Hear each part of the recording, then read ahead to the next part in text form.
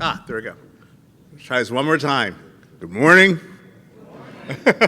Thank everyone for being here. Thank you, staff, for putting all of this together. I know this takes a lot on you to get all of the papers together, get all the information together, get the room set and everything, and I just thank you so much for all that you do. Thank you, board members, for being here. My remarks are going to be extremely brief because I want us to be able to just dive right in today. I only have one request today, and the request is, well, there are two things. One, keep an open mind, and two, listen. Again, I'm going to say it again. One, keep an open mind, and two, listen. And listen to hear, not to react. We're on a great trajectory. That's a hard word to say this early in the morning. We have great resources in this room today to help us walk through some of these things. We're on the right path, and I thank all of you for being here, and let's have a great day with open minds and listening. Thank you. Awesome. Good morning. My comments will also be brief. I'm excited to see everyone. I think every opportunity we have to be in a room together is an opportunity to learn from one another and to deepen our partnership as it relates to our work across the district. I echo Mr. Moss in my sentiment that we are headed in the right direction. We have had hurdles and challenges, but we are a resilient organization, and we continue to head towards our destination, which is excellence for our students each and every day. I also encourage everyone to have an open mind. Let's learn from each other's perspectives. The agenda today was designed for us to have an opportunity to really step back and go deep on topics instead of having many topics. As you can see from the agenda, we only have 3.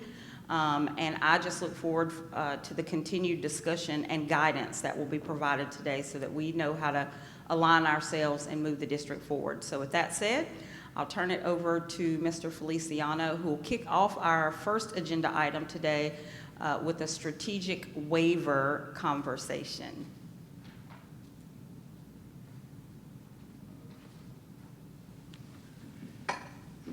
All right, thank you, Madam Superintendent, and good morning to everyone. I'm certainly excited to talk about our SWIS status and where we are. This is a presentation for information and awareness for the board as we go down this journey. For some of you, you may be familiar with the SWIS, the Strategic Waiver School System. For the new board members, we're going to bring you up to speed on what that is and where we are today and how we're going to move forward. In addition to SWIS, you may also hear G-SWIS. There are 2 different acronyms that are floating around out there. Sorry about that, but that's the Georgia Strategic Waiver School System for G-SWIS. So a little bit of background information on that. In 2015, we started working on the Georgia flexibility and waiver options. There were 3 options that were provided to Georgia districts. One was a charter system. Originally, it was called IE Square, but then during the process, the name was changed to Strategic Waiver School System. And then the third was a traditional school system or status quo, where the district could no longer request waivers from state statutes or school board rules. Going through the entire process, in the end, the board adopted the Strategic Waiver School System that provided limited flexibility for meeting performance requirements. So looking at Georgia, so where does Georgia stand overall as far as its flexibility option? You can see there that 73% of the districts in Georgia selected the Strategic Waiver School System.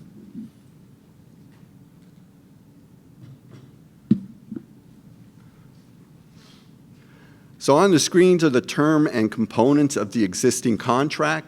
The original contract term was from 2016 to 2021. The baseline year was 2015 to 2016. The primary accountability measure for the schools was the CCRPI single score. The accountability formula that you heard yesterday we talked extensively about was CCRPI scored by 3% of the gap between their base score and 100. So in essence, in general, a school had to meet 3 of the 5 performance contracts that were established. And then as you can see all the way to the right, what we did internally is we created a matrix. We calculated the formula, the targets for every single year of the contract term, and we provided this information to the board and also for the schools, so they knew what targets they had to hit. The next 2 slides are the flexibilities, or the active flexibilities that we have in place. Back then in 2015, when we were looking at the flexibility option, obviously this was something new to districts across Georgia. One of the things that we're very good at is being compliant. So we stick to the bumper guards that the state board rule sets or state law sets, and we don't deviate from them. Then all of a sudden, that option was available. So we had to go through an education process to figure out, 1, how to interpret the law, and then 2, how do we maximize or use the waiver of that law to benefit our students and our staff in providing flexibility. So in the end, what we did is we cast a wide net because these waivers had to be within the contract. So we cast a wide net with the intent of, as we go through the contract period, we can take advantage of some of these waivers that we put in place. And we have. We have taken advantage of some of these waivers in place. Class size was one prior to the strategic waiver that every year we would go to the state and we would request a waiver. So initially when we were looking at this, we did not want to give up that waiver. Now what does that mean for us is, like, if you have a class that exceeds the state's requirement by 1 student, then we're required to break up that class into 2. And what that does not only disrupts the existing class, but then where do you get the teacher from? You want a certified teacher in the middle of the school year to be able to take over that second part of the class. And that's not an easy class to fill. So you wind up with a substitute in there, and it affects the quality of teaching and learning. So we wanted, right now what we have in place is +4, so the class size can exceed up to 4 of what the state requirement is set at. Another one that we waive that we use is direct classroom expenditure. That says that 65% of the earned funds needs to be spent within the classroom. It's good in concept, but when you apply it today, you're thinking about social workers, you're thinking about coaches, you're thinking about academic coaches, you're thinking about our technicians. All those serve directly to the school, but are not counted within the 65% rule. So as a solution, what the district has been doing, or were doing prior to the waiver, is they were carving people and placing them at every single school. So a person that can work, let's say, for Family and Student Services would be allocated 10% in this school, 10% in this school, so they'd be spread out through all the schools, and it was just a nightmare trying to manage a system where you couldn't run reports, because if you look at Family and Student Services, there'd be 3 staff members because everyone else was allocated to the schools, even though the services that they provide are school-related. So it was more of a bureaucracy issue. And then waiving that, then we can collapse all those accounts centrally. They belong to Family and Student Services. It was natural to run reports, see all the allocated resources to the department, and it was better run that way. So that was one of the advantages we took advantage of. Same thing with categorical allotments.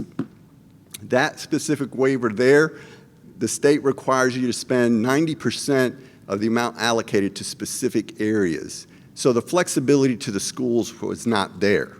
They had to spend the funds there. we wanted to provide schools with flexibility so they can move funds around as the needs of the schools required. So that was one of the good things we did with that specific waiver. Salary schedule requirements, we waived that, and Ramon was very excited to waive that state requirement. One of the challenges we experienced was with CTAE in trying to get industry personnel to handle some of the courses, and the state caps how many years of experience we can provide to those personnel that want to transition from the industry to teaching. So for example, one of the areas that I recall that was very difficult for us to hire was in welding, trying to get a welding teacher. Well, they make a lot of money.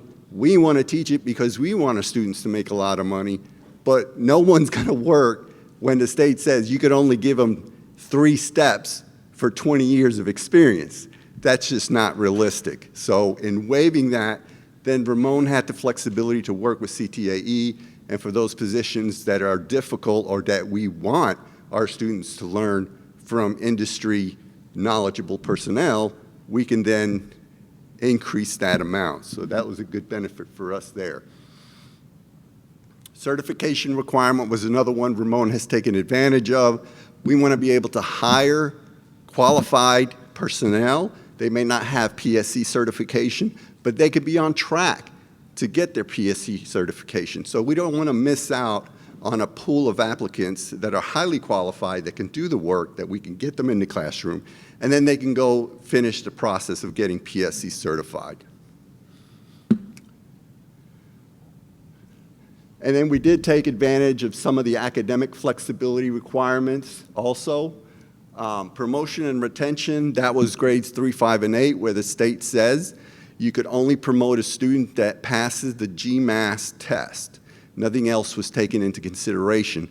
The local administration wanted to take advantage of all looking at other factors in making that determination on to promote or retain a student. So we waived that particular requirement there. Enrollment of students in schools in which not originally assigned, we were doing that, and it was a duplicate process for us because we have administrative placement, and we've had that for several years. And what this did is create an entire new process that paralleled our administrative process. So it was duplicate, and we had to then allocate resources to run the whole process. So in essence, by waiving it, we still have the administrative process in place. It still looks at seat placements. If there's seats available at a school, a family can still apply through the administrative process for placement in that school. School day, school year for students and employees, that is one we did waive, and we have taken advantage of that particular waiver, perhaps not strategically, but it has helped us in situations where we've had to shut down for emergencies within a given year for multiple days, and we've used that waiver not to have to meet the state requirement. Another situation we've used it was for graduation. We had to hold graduation before the last day of the school year, so we took advantage of that waiver and we were able to accomplish that.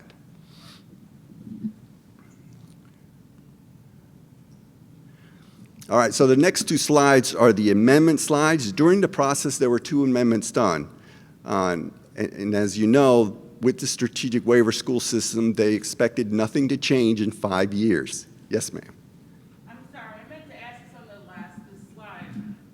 When we moved our graduations, I was just curious, we were able to do it because of this waiver, but was another part of the process our challenge in the time that we could get the facility that we needed? Yes, ma'am. Okay, because we used to have it a little bit later. Yes, ma'am. And it was, one, because the kids had not finished, and also because we were fighting with SCAD for the facility.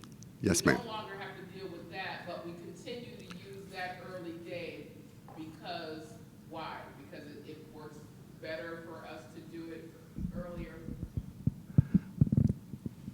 So what we ended up doing is when they first started using in-market arena, there were some conversations about who would be utilizing it as well, and that was the best initial date, and it worked for us. So when we started, we just continued along that path, because our seniors had finished all requirements, everything So with that thank you. With that conversation with them, that first initial time we used the arena, we just continued along that path.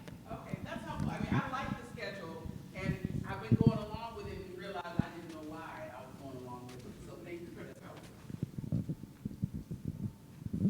All right, like I said, there were two amendments that were done to the contract term, the original contract term. One was because the indicators within the contract had to be modified, and in doing so, we were no longer comparable to previous years. So 2 base years had to be created.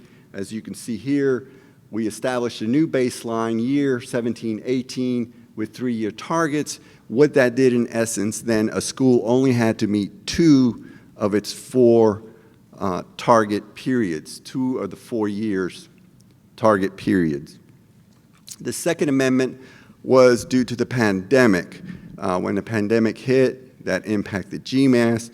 Because GMAS was impacted, that impacted CCRPI, because a lot of indicators are dependent on GMAS. So when that was suspended, what the Georgia Department of Education did is they extended the existing contract for 2 additional years. That was their solution to that.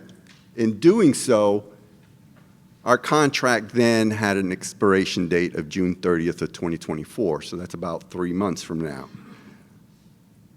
And then in 2023, the Georgia Department of Education eliminated the single score of CCRPI, thus performance contracts are null and void, so pretty much, for all the Swiss districts in Georgia.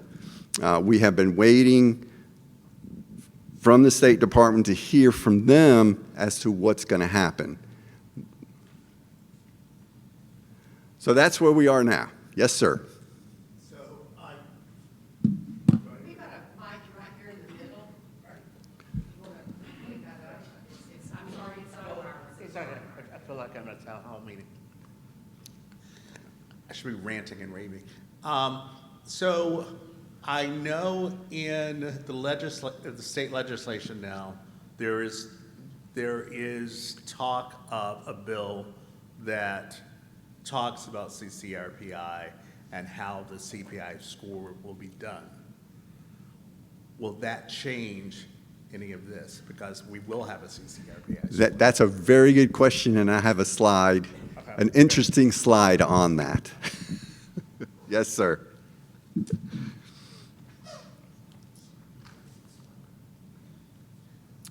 All right, so the administration is currently going through the 6-year performance application process. We're going to apply for a 6-year contract that will start next school year. The flexibility components, once again, Georgia Department of Education saying, all right, you got 3 categories of flexibility component: academics, human resources, and financial. One of the things that's different from before than today's process, before Georgia districts, Swiss districts took advantage around 120 waivers. Now what the state has done is has said, no, we're going to tell you what we approve as being waivers. So there's about 50 now that they have approved for us to choose from. So that's the list we work from. This is the performance measure you were referencing to.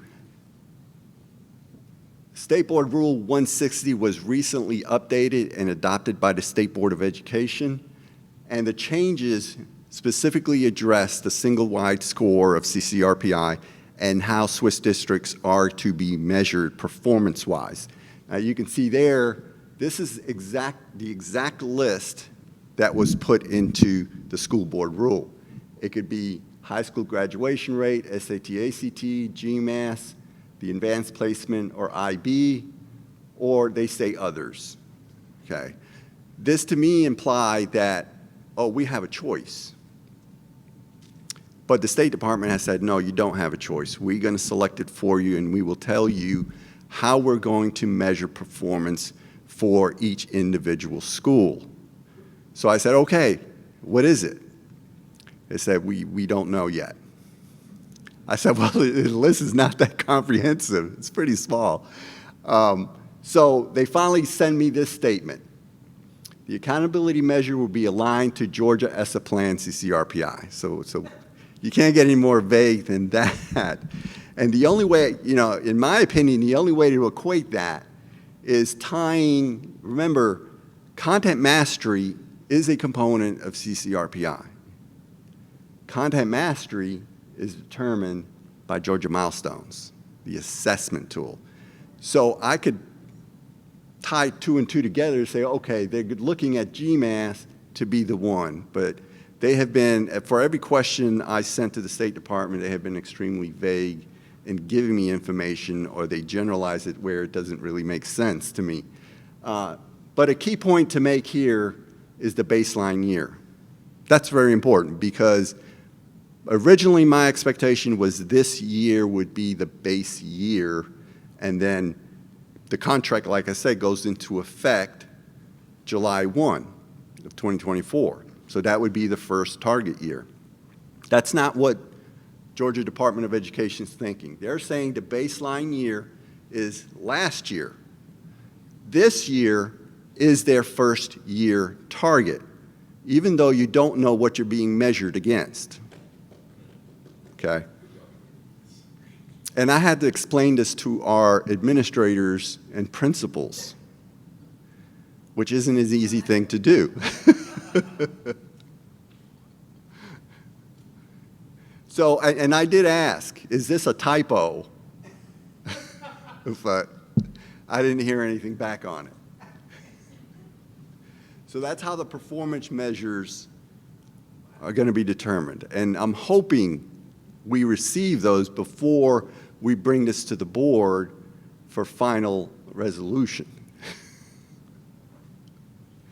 All right, let's talk about interventions. Yes, sir. Make sure every time you bring it to us, that you remind us and you remind the community that we weren't told what year was going to be the baseline, and we still have guidelines as to what we are being measured on, even though we have asked. Can you just remind so that, because we're going to assess you.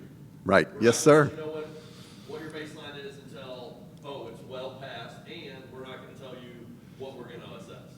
Correct. Until the year's over, and then we'll say what data you need to pull out. I guess what's going to happen. Yeah. Yes, sir. Well, from a policy perspective, when we were talking about what kind of district we wanted to be 5, 6, 7 years ago, part of the discussion was some districts limit how many of their kids take the SAT or ACT. Some are more expansive. Some limit who takes AP and IB and who takes the test. Some are more expansive. And I think our discussion 6, 7 years ago was we want to push rigor and opportunity. We're going to let more kids take the tests, take the courses, even if they get a 1 or a 2, or they don't end up taking the test. And I think we knew back then it would bring down our scores and our ratings, but the policy discussion was more people to participate. So as we're going through this process again, I think we need to revisit that. And to David's point about, let the public know what our policy choices are, if that's where we want to be as a board, and we know that the impact could be our overall scores are a little lower, there are trade-offs there. So as we go through this process, we just need to keep that in mind as well. Yes, sir. All right, we're going to talk about interventions and sanctions. So as you know, in the existing contract, there were interventions and sanctions in place. So we paid particular attention moving forward what those interventions and sanctions are going to be on the new contract period. So specifically on School Board Rule 165-1-.33, this is the intervention that they have in place. The SIP is the School Improvement Plan. So the School Improvement Plan typically was required on Title I schools, but the administration expanded it to require all schools to have school improvement plans. As part of that, they may need a needs assessment. So they do a needs assessment to identify areas to target. And then that would be put into the school improvement plan. The school improvement plans are reviewed by central administration, by academic affairs, and they sign off on them for each of the schools. So that was standard practice. As you can see here, there's no way we're going to follow this. Okay, it's not, to us, it's not aggressive enough. It doesn't provide us the opportunity to get involved sooner before the situation escalates to 3 or the 4th year of the contract period. So internally, we're going to have our own matrix that we're going to design to say, if you miss first and second year, these are the interventions that are going to occur. So we're not going to wait, for direct school management and professional development on the 3rd or 4th year. So we'll plan to do that sooner than that. And then obviously the 5th year, they say state consequences will apply. We do not want to reach that point. So the acronym has changed from non-title schools, because they used to have a SAP, School Accountability Plan, and then the Title I schools had SIP, School Right. Improvement Plan, so now everybody's SIP, not SAP. Everybody's sipping. Everybody's sipping. School improvement plans. Well, the district was SIP, or DIP, District Improvement Plan, just as a side note. Okay, so continuing on interventions here, okay, on State Board rule, this is also listed there for schools that are performing at the lowest 5% in Georgia. Okay, those are the turnaround eligible schools. So this is still there, and this is still an option for the State Department to intervene, approach the superintendent, provide her with a contract, and say, these are the things you have to do. And if you don't do them, we're going to revoke your Swiss contract for the entire district.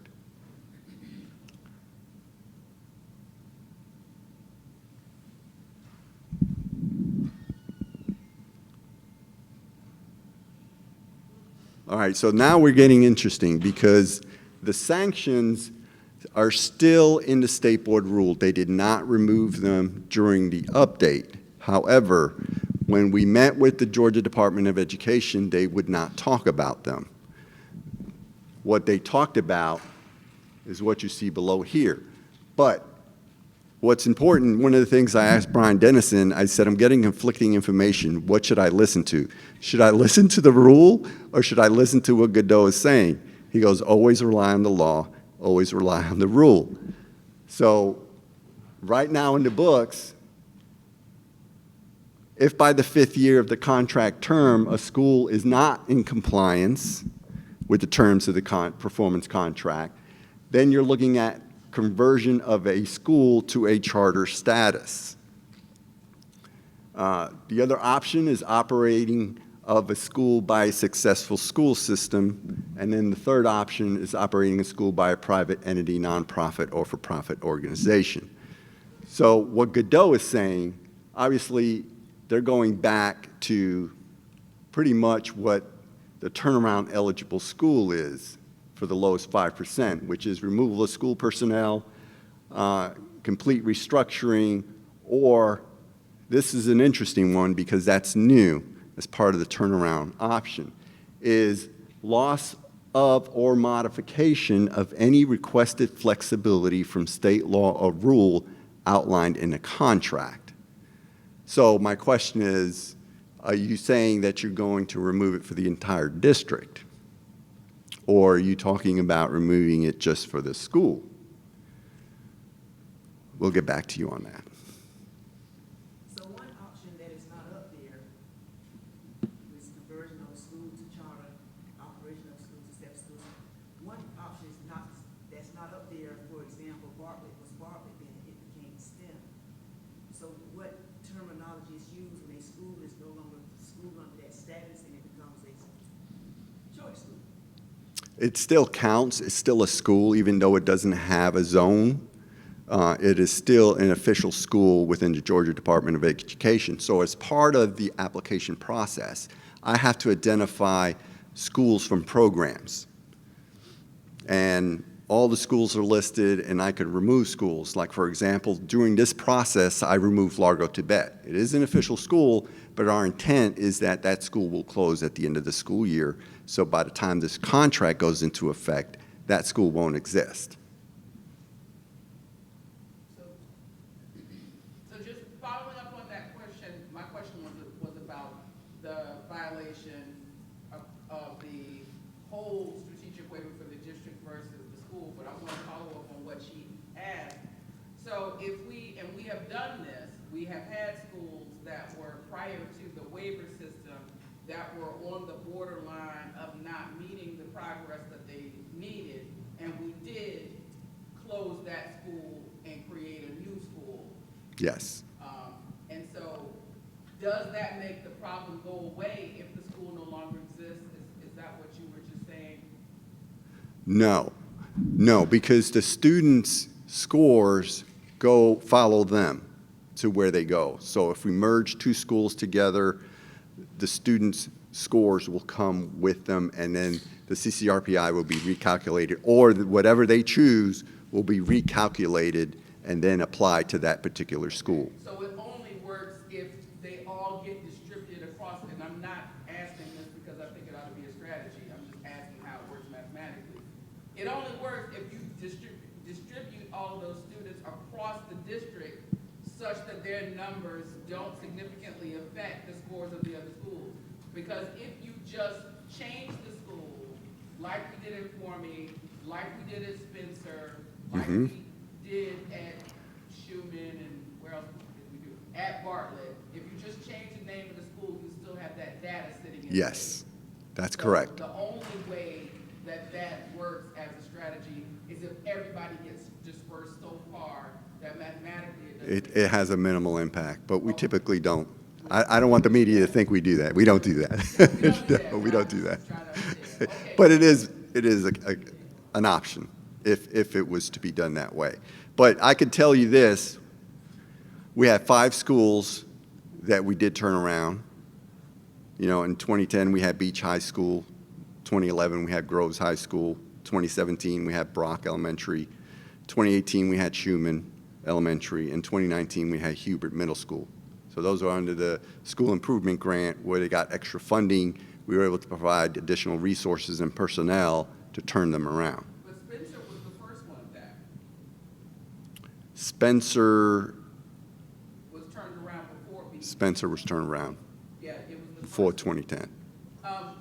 But my question is about the sanctions that we get. So are you saying that you got a non-answer from the state about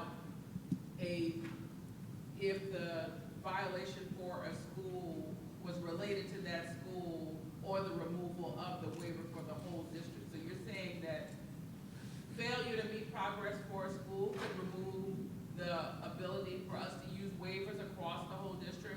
That's what it looks like. Okay, that's what they're saying. But that is, Back to you on. right, they have not responded to me on that, but if you look at it, you can interpret it that way, Okay, thank you. because it's a new entry. New entry in what? The loss or modification is a new entry in 20-2-80, about the law that is attached to 160? Or they're just saying it? Yes. It's not in the actual law, because I'm looking up the case text, and it's only the things at the top are in the. Yes. So in school board rule, I don't believe I saw this statement. Yeah, that statement's not in, but that's what they're saying. That's what they're saying. Okay. That is what they're saying. All right, so this is our timeline, where we are today, right here. Board retreat presentation. We are going to release, you have with you the attachment A. Interesting enough, during the process of going through this, we were not able to holistically print out everything so we can take an overall view of what we're submitting.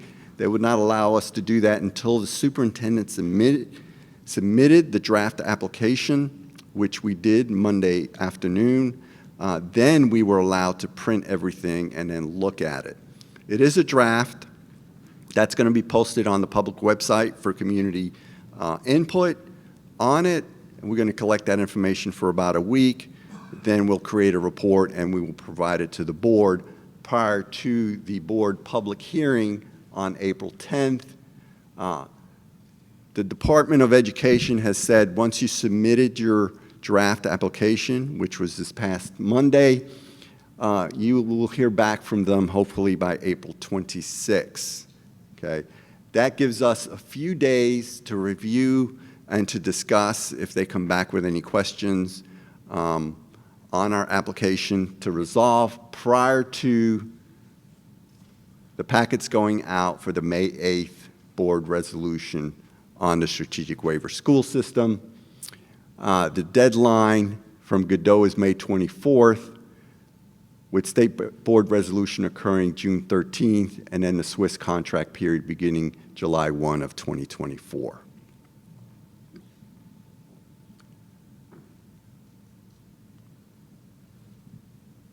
Yes, sir. All right, so I'm looking at draft contract, not final. The third point, are they saying that normally we would have customer service and hygiene in the cafeterias for school lunch, and we would be teaching? All right, so. For waiver not to teach etiquette? So the instruction on social graces and etiquette, that one in particular, that's a new one because I didn't see that in previous, options. For some reason, they listed it, and I had a discussion with the academic affairs team specifically on this. I also talked to food and nutrition staff because the statute references the lunchroom providing those services. So I said, do you provide this? How do you do that? Because I know the lunch period is very tight. They move them in, they move them out.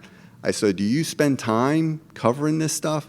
She goes, we do the basics as far as hygiene and health, but as far as etiquette and social graces, they don't cover that. So are there schools that do? Not that I'm aware of. We would have to extend the lunch period. Well, just a side note, I think it, no, we can't. But I would like to see us work with outside organizations, whatever, to provide those services before our kids graduate, because when they go out into the world, they need that. Absolutely. Yes, sir.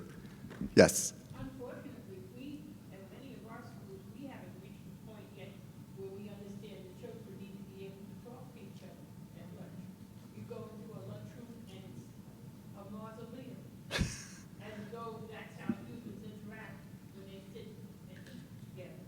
So we have a long way to go in terms of making sure our leadership understands that silence is not always golden. That's not what we want. Right. And that goes back to culture and climate. Yes, sir. That's a conversation that I have with parents all the time about silent lunch, and I understand, and a lot of schools will have silent lunches because if the children are allowed to talk to each other, which is great, they will talk the entire lunch and not eat. And that is one of the few meals that some of our children will get. So the way that we are working to ensure that they eat is to make portions of the lunch period be silent so that they will focus on consuming the food that we have prepared for them. It is an unfortunate negative thing to not allow social interaction, but if it means that that child eats today, I'm okay with that. I'm sure we're smart enough to figure out how to make both of those things work. We'll teach them to make sure they eat, that they also can talk to each other and become human characters and not robots. I see it too many places and at too many different levels. You think, oh, just over here. No, it's in too many places. So we've got to work on it. When we're smart, we can do it. Yes, ma'am. Yes. On the issue of etiquette training, a lot of our partner organizations do this, and we survey our partner organizations and see what they are doing in these spaces so that we can have more awareness of what they're doing. Because I know of 3 right now that I know offer this kind of activity for our students. I think we're- Yes, ma'am. Well, I know we're like experts on that. I think there's a lot of other things in here we probably need to be talking about. But it is possible to do it within our current system. Charles Ellis does a beautiful job of it. They teach it when they're little, and it's intentional. And it's, so, you know, I think that, and I know that because of my children going to school there, but it is possible. It doesn't have to be an add-on. It doesn't have to be done in the classroom. I mean, it doesn't have to be done in the cafeteria. It can be done when you're going to lunch. These are the things to remember. Like, like just, anyways, way too much time on it. The statute doesn't demand it, the statute just says that there may be included, so I don't even, you know.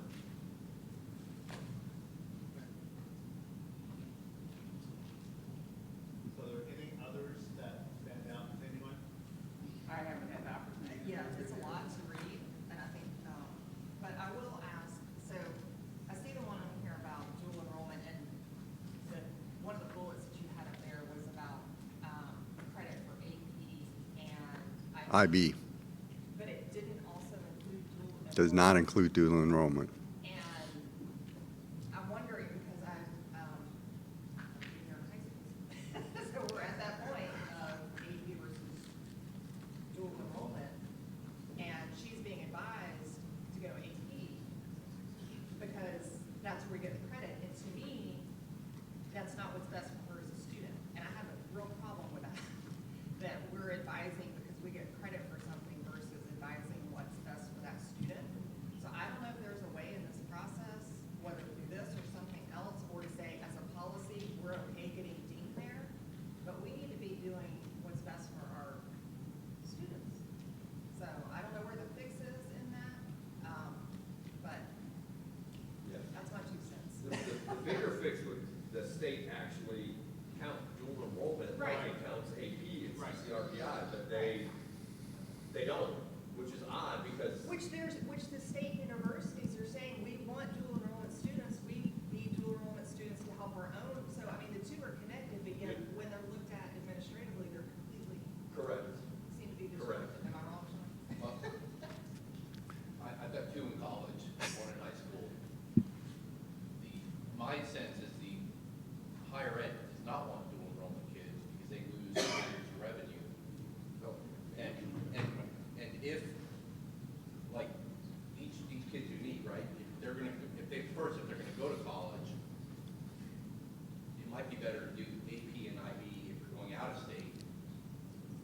Because a lot of colleges out of the state don't care as much about dual enrollment. Let me rephrase that. Colleges give credit differently for AP, IB, and dual enrollment. So a lot of it depends on where do you want to go, what do you want to do. I'm not sure there's right guidance for across the board. It's unique to each person. But to your point about how do we get scored, there are many areas where we have to decide, are we going to do what's right for the district as a whole or try to maximize our schools, right? And that's, we have to make those policy decisions on many things, not just on there.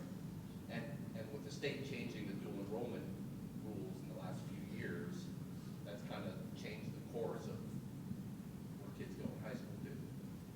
They do actually, so the public institutions want all of our dual enrollment students, because they get to count them in their full-time head count, Absolutely. which is crazy that the state allows Georgia Southern to count a student dual enrollment full-time year, and then the school system gets to count them as a full-time head count too, so they're getting counted double, which is great for both institutions, but it's interesting then that on our score sheet, they don't want to count those scores the same way as we count AP to get CCRPI scores. But do they want them when they're in high school still doing a dual enrollment? Yes. Or- Yeah, They that's what need those body. But post-high school is They need them. They want both. both because they get, it's like, so like when somebody is a junior in high school and is here taking classes, they might as well be, they're coded the same as a first-year college student. They're a number, they are part of the enrollment. They are not a separate, they're, I mean, on a spreadsheet they might be separate, but when the state allocates money, unless it changed this past year, when the state allocates money, those students are part of Georgia Southern's Yeah, that first ask to 10 the days. state for how much money they get,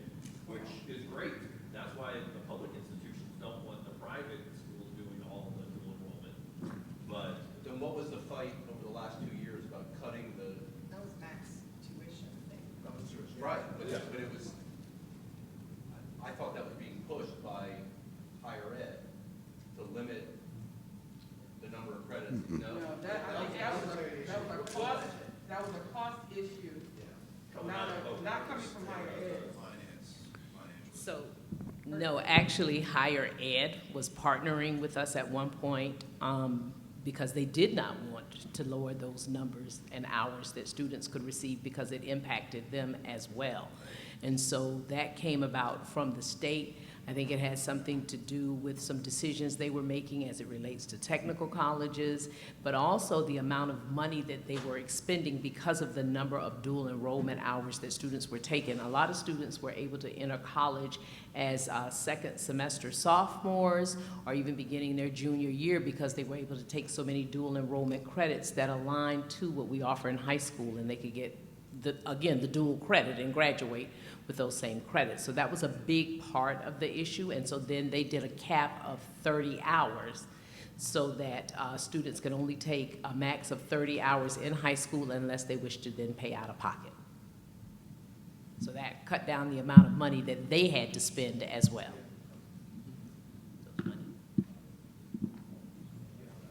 And as to the point with AP, very different curriculum. When you start talking about AP as dual enrollment is contingent upon the college, whereas AP tends to be a more standardized national curriculum. And so depending on where the student wants to attend school, that plays a big factor into the advisement as to whether I tell you dual enrollment is better or advanced placement is better.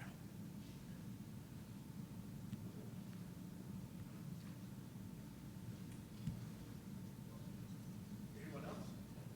No, just kind of a point of order about the feedback that you want to get on these documents in this conversation. Are you trying to get the majority of it here in this room or following up? Because what needed to be consumed at the time that we got it did not allow Of me course, to. of course. So, yeah, and I'm gonna make an assumption. I'm gonna make an assumption that we're doing this presentation today to have this discussion, but we still have time to read this on our own to discuss before we vote on it. And I'll just add a point of clarity. Really, for me, this discussion, I know we've kind of started diving into individual waivers. We've always had these waivers. We've had them. We just haven't leveraged all of them. The real issue that I really wanted and hope that would resonate with this group is, and also couples on the presentation we had yesterday in BAC, when we have a low-performing school and when we see a school trending in that pattern, we are going to have an early intervention to make sure we don't find ourselves in a situation where we lose the opportunity to leverage these waivers. And so for me, it's more about awareness and us having the courage to act proactively when we see things. And that has political implications, that has community implications when you start talking about closing schools and changing personnel. We can't wait till the 5th year. When we see things happening in year 2, year 1, we have to make a move. The waivers, we've had those. We've been operating under waivers. That's my understanding. Yes, ma'am. We don't leverage all of them fully. So that was my biggest piece here, is that we have to have a proactive approach, and we already have a handful of schools that we can name today that we could potentially in a year or 2 from now find ourselves having a different discussion. Michael, then, Mr. Grabowski. All right, so going back to the timeline. And speak up, guys. Okay, going back to the timeline.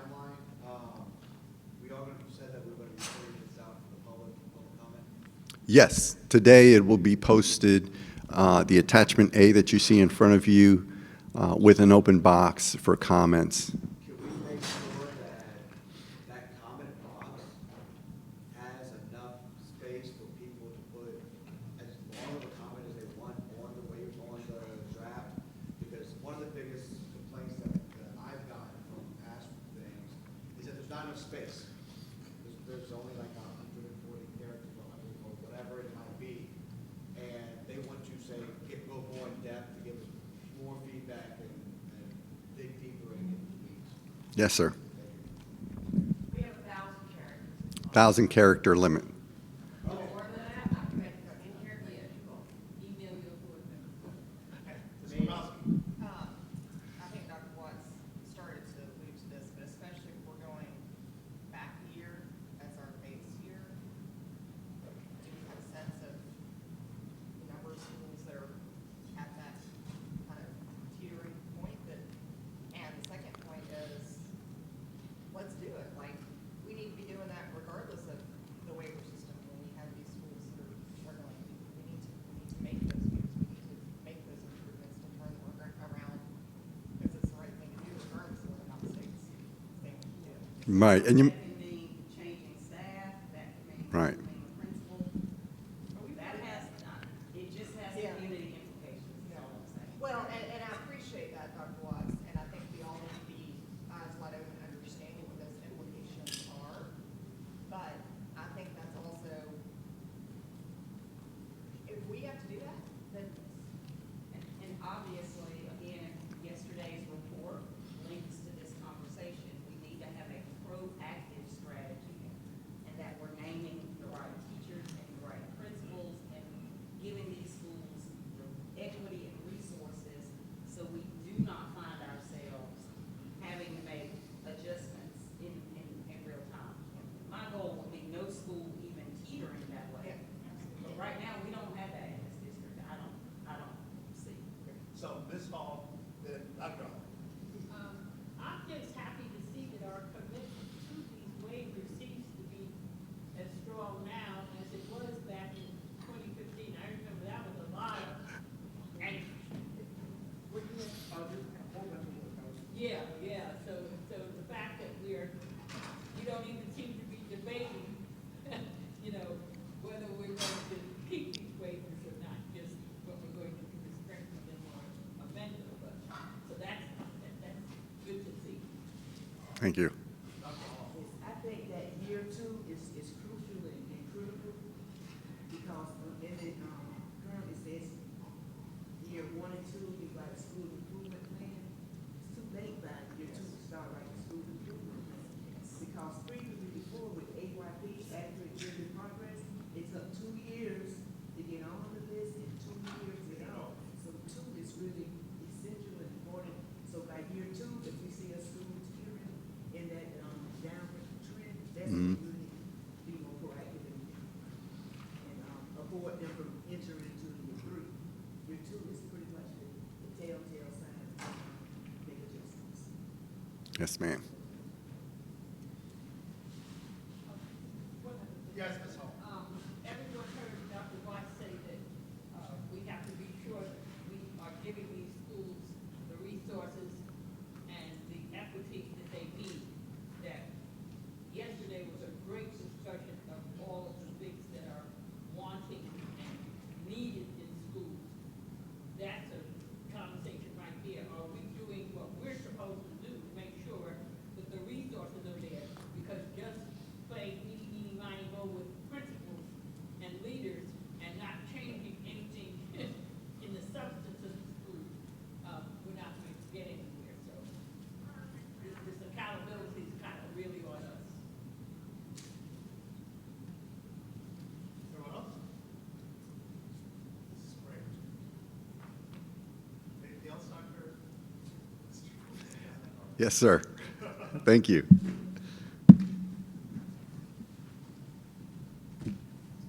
That's it. Oh, man, so much. Great. Guys, we can go into the next, or we can take a break. Wiggle break? Little break. 5-minute break. We need a heater. I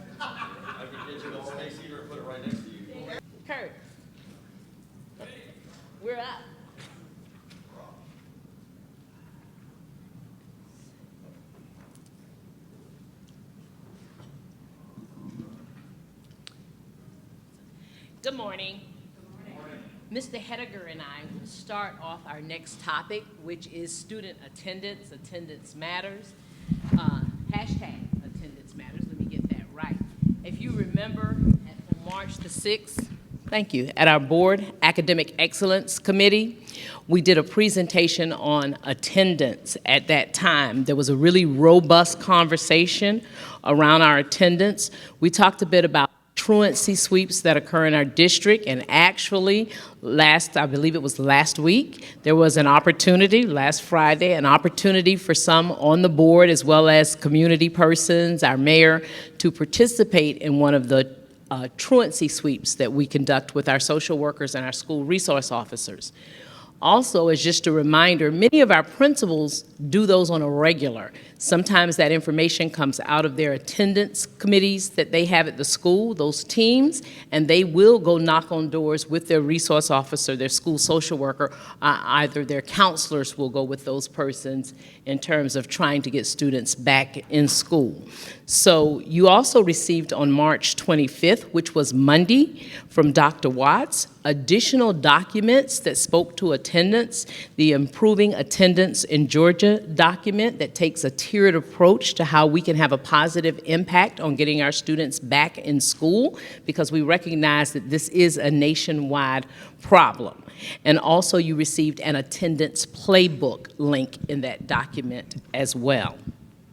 You asked us for some very specific information, and you should have received a superintendent's note that really dug down into that information. It took a deep dive into some specific things as it relates to attendance and its correlation to our students' academic performance. And so, if you have that document, if you do not, I will kind of highlight some points. Yes, I will highlight some points for you. When Dr. May and her team did that analysis of the data, they learned that the third graders that were absent less than 10% of days enrolled outperformed those that were absent more than that 10% of days enrolled by 24.2 points on the GMAS in ELA content mastery and 26.7 points in content mastery in the area of math. And then for all of our students that tested, students that were absent less than 10% of the days enrolled outperformed those that were absent more than 10% by 17.5 points in ELA in content mastery and 25.4 points in content mastery as it relates to mathematics. And so we also provided you with the OSS data that was requested in relation to attendance. And at the very back of that report, on the last page, figure 4, she included that data. And what was really telling was the data for our middle schools and our high schools. So, and we also are concerned, there's a gap, of course, with our elementary, but our middle and high really jumped out as well. And so if you look at the chart, students that are absent less than 10% of days enrolled, that had among those with one or more OSS days, we have 57%. That number jumps for students that have out-of-school suspensions in our middle grades to 80%. So we definitely see that when students are suspended, they are in greater danger of actually being in that threshold of absent more than 10% of the days that they are actually enrolled in school, is what this data shows. The difference for our high schools is 20% and 62%, and then in our elementary level, 61% and 78%. So OSS is truly having a negative impact on our students as it relates to them being suspended. When they're suspended, then they typically go over the threshold of being absent more than 10% of the days that they're on roll. Just clarification, so when they're suspended, are they're not sent to alternative school when they're suspended, they're sent when they're expelled? Yes, sir. We're speaking of out-of-school suspension on a temporary basis. If they were long-term suspended or expelled, that means that they attend the alternative school if they meet the criteria. Oh, I'm sorry. So since OSS has such a negative impact, do you think we need to be more creative and provide more ISS opportunities for students? So yes, and if you look, this data actually, so I pulled up another report, which was our weighted suspension report from our discipline, because that also tells whether or not our schools are working to reduce those days. And we do see actually some improvement at our middle and high school as it relates to our weighted suspension rate, which means that they have plans in place. They're working to utilize different strategies to reduce the number of OSS days. We see an uptick more in our elementary schools, but it's very slight because those days were already very minimal. And so with our middle and high schools, a lot of work has been done this year to look at what are some alternatives, but we still have a ways to go as it relates to that. Mm-hmm. Ms. Paul Oliver, I definitely agree that if we could do something about the OSS, it would be helpful. But I'm not pleased at all with the ISS situation either, because usually a para supervises the behavior for the day, but the instructional day is lost as far, you might come in with your assignment, but the instructional day is lost. So if we're going to overdo the system, let's see how we can upgrade the ISS experience so that actually something meaningful gets done, because it's those same 6 hours that are gone. 1 minute. I think if we were to hold that, we would see there wouldn't be much of a difference in what the kids are getting at home or sitting in that ISS class. Thank you. I just have a question, and this is, I don't know, Dr. Mason. On the second page or the third page of the memo, it seems that the all tested grades data, is that correct? It seems backwards. The bottom chart for students who are absent less than 10%,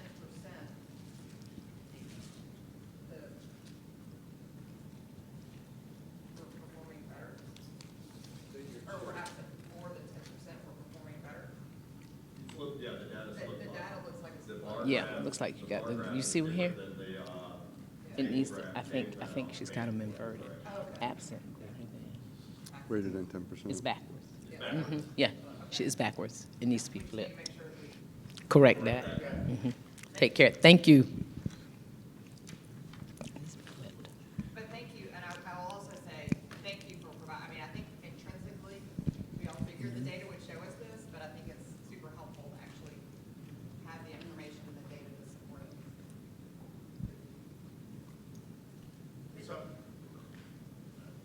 Well, it's not a smoking gun though, because. Right.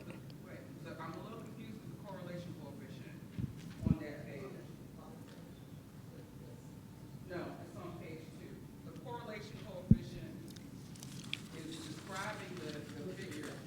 No, the correlation coefficient is R squared, 0.05. R is 0.22. The R squared shouldn't, I don't understand how you got an R squared of 0.05 from a correlation of 0.22. All right, so we're diving deep into statistical analysis on the graph that is on there. We would need a psychometric statistician if we wanted to go into determining the correlation and the p-value and all that information. So I think the end result here, when you look at it, in figure 1, is there a correlation at all when we're looking at the Lexile score of third grade students versus their attendance? And there is a slight correlation to indicate that there is, based on student scoring.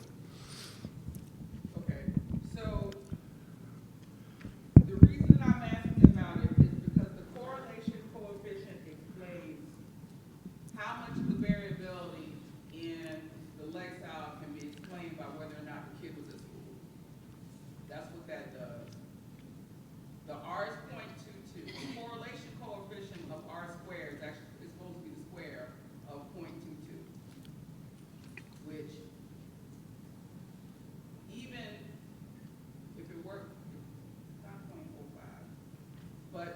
it's very small, which means there are a lot of other things that explain that lifestyle other than the attendance. The next sentence, I'm following you. And yeah, the R squared, they rounded, is .0484. Okay, so it is low, so they. But I think she literally said that next sentence is what made it a little bit more palatable. Okay. Is that, yeah, there's significance because there's so many data points, but that the impact is probably, is that, That's what, yeah, That- what we're saying is making it more important than what these data are actually saying. That's, our conversation is conveying a greater level of importance than is actually shown here. That's, yes. yeah, because there's probably so many other factors, like you said, that we're never gonna be able to tease out. Okay. Can we be conversational or should we raise our hand? Deanna and I will talk. We're conversational. We can be conversational. Well, That's the difference. because Bernadette, the thing is, the children who come to school say everything. See, if we could say every third grade child has perfect attendance, we know their score is going to be good. Then, we can say, okay, we can put all our marbles in this hat of perfect attendance. But I wonder if we can find out, or if you already know, how many of those kids who do come to school as they should, but still, you see, there's still such a great vast number of those that I don't want us to be, like you said, encouraged that if we can solve this attendance thing, that we're gonna be home free. Yeah.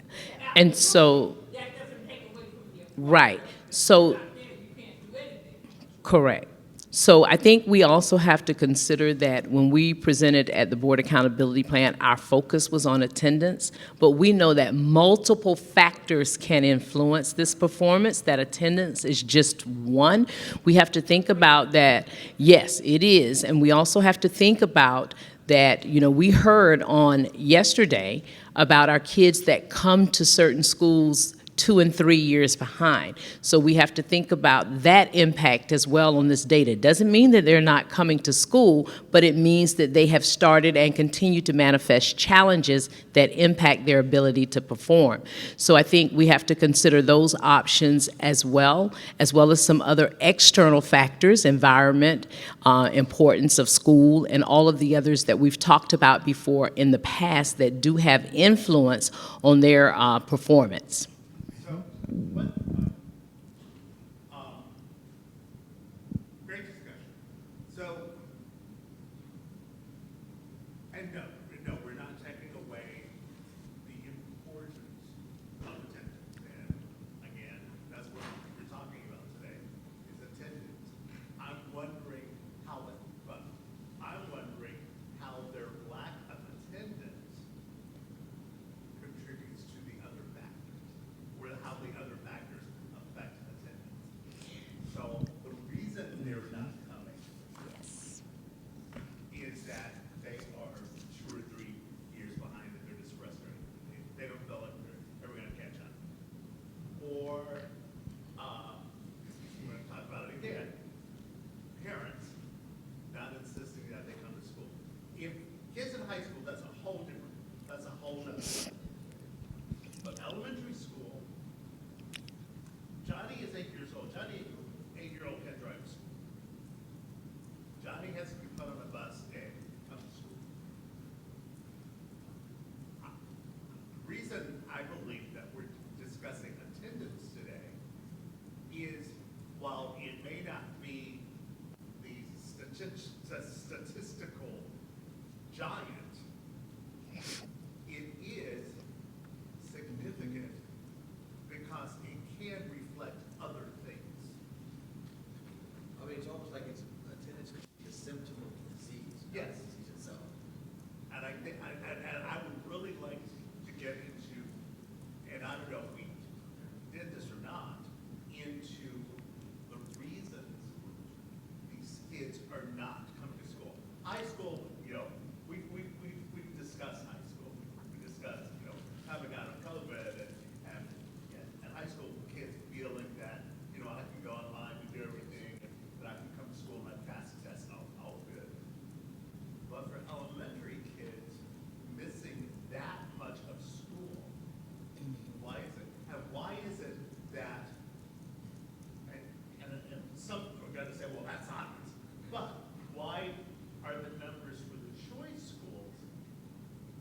than as a regular school?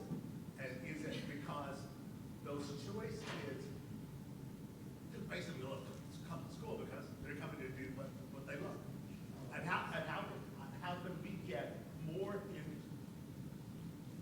into all of our schools that love for coming to school and having things that make kids want to come to school? I'd like to comment on that. I also want to say, yeah, I did get distracted by the shiny object, which was the figure on attendance. And want to get more kind of discussion around what you want, what the staff wants me to see in figure 4 on the OSS, because I'm still not real clear on how we're interpreting that and OSS and attendance. So I want to get back to that. But I think that there are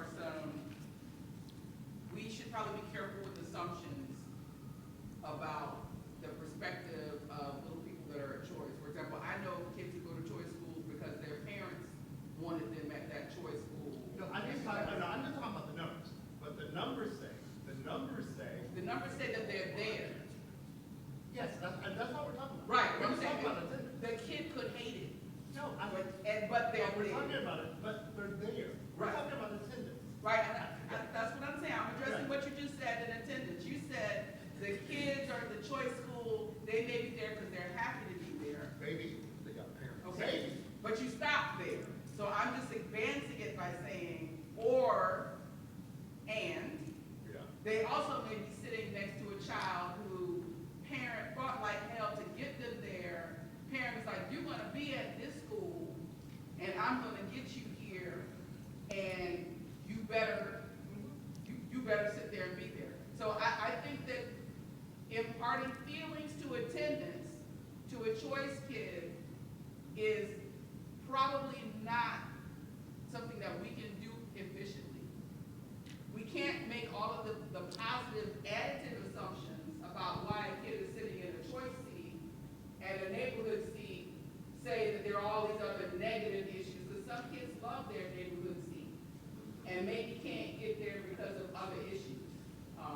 Or maybe there are parents who are not valuing attendance, or attendance is inconvenienced because of the constellation of other issues that are affecting their lives. And so, that affects it. Two things. Why don't we ask the caregivers of the kids with high attendance absence problems, what are the challenges? Let's cut to the chase. We might get some percentage of them to respond. Number two, if you recall a board meeting a few months ago, our teacher of the year noted some kids in transportation. That's a challenge. Now, those are mostly choice kids. Third, we've had ongoing discussions about bell times, and we've moved elementary bell times later and later, starting at like 9:30. And I know some parents who have told me my fourth grader stayed home because I had to go to work already, and I was relying on grandma or something for the kid themselves to walk down to the bus stop, and their alarm didn't go off or something. So there's a constellation of different issues. I still think transportation is a core problem. I guess our bell times are a core problem, and that is related to transportation. They're stretched out so much because we have less drivers and buses. But let's go to the source instead of speculating as to what the challenges are. Let's ask directly. Tell us why, and we're trying to help. We're not trying to punish. And I will say, last week, because I participated in the attendance weeks in the homes that we went into, we did ask that question. When we were able to speak with parents, I don't know that data is gathered anywhere. I don't know what the after-action review or what the trends and patterns were, because I didn't get to participate in the after of that work. I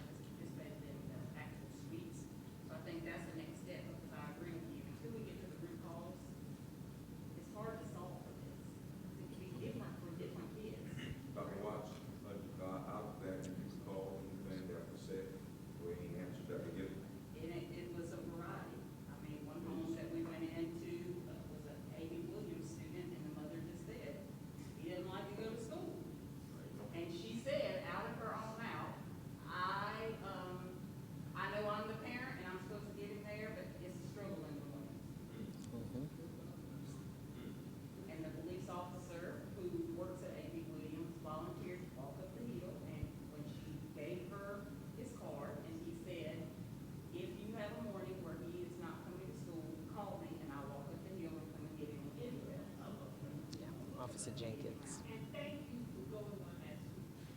That was very courageous for you and the campus police.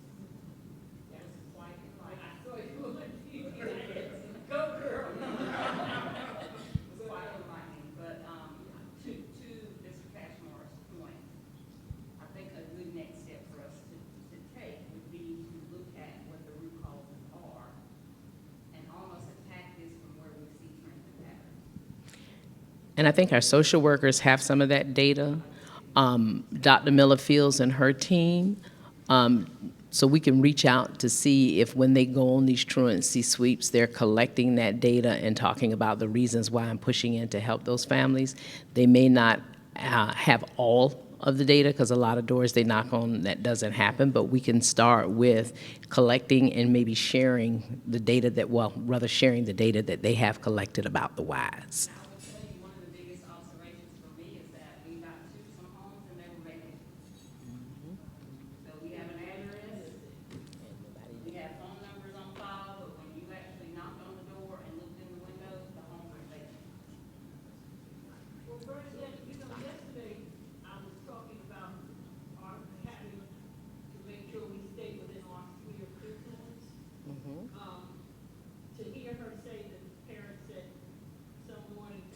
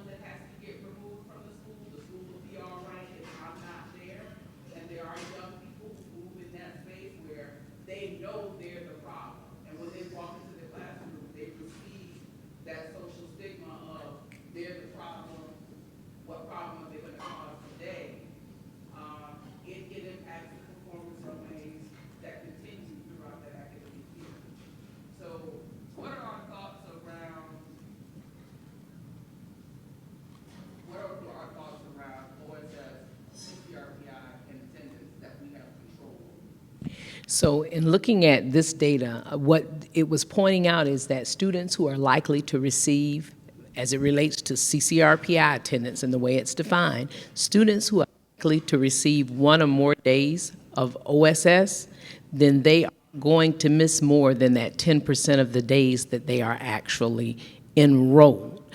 And so we do have a code of conduct committee. There was a lot of work done. I think there's still additional work to be done. I think part of why we're seeing our numbers start to decrease in that area, as evidenced by our discipline report, especially in our secondary schools, is because we've really been working with our deans and our administrators to lean more towards restorative practices. Now, have we completely made that shift? No, we have not. And there are some times as a high school principal when you're going to have to go the other direction. It just is, for the safety of everyone in the school. But we can look at some of those things that we are doing that would actually maybe we take a more restorative approach.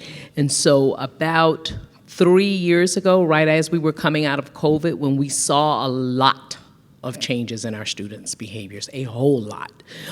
We took a restorative practices approach and went into training our assistant principals, our deans, and our counselors. We've partnered with Jill Cheeks, Shirlisa Prelo have been wonderful from the Mediation Center in supporting us in that area, but we need more persons in the building trained on how to actually implement those practices with students and how to actually conduct what we call restorative circles or give consequences that are aligned with restoring and repairing the relationship, or sometimes just understanding you need to make amends. It may not mean that the relationship moves further. You may have damaged it so that it can't be repaired in that sense, but you can move forward and exist in harmony, so to speak. So a lot of work is going into that, and I think more needs to go into training them on how to use our schools and our school leaders and personnel in our school, how to take the restorative approach as opposed to the punitive.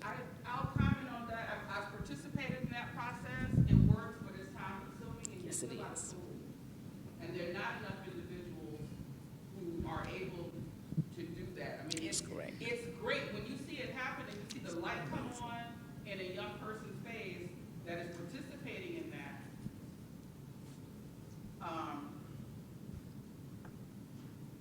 Roger, I'm gonna ask you what you think about what you just heard. Because your body language just stopped me. I mean, I had an idea, and I'm like, your body language was like really, I just wanted to engage you. Okay. I'm listening. Yes, and my body language is indicating that. Yes. So here's my concern. And this conversation has been going on nationwide for years. Carrot stick, carrot stick, carrot stick. I believe that we have swung to the extreme of carrot. And what concerns me are the kids, not only yours. Yes, I'm very concerned about those kids. I'm also concerned about the other kids in that school. You know, one of the biggest, I think one of the biggest issues we have now is bullying. Yes. So if I'm a child that's being bullied and nothing happens to the kids that are bullying me, and those kids get to remain in the school, my life is hell. You know, how is that fair to me?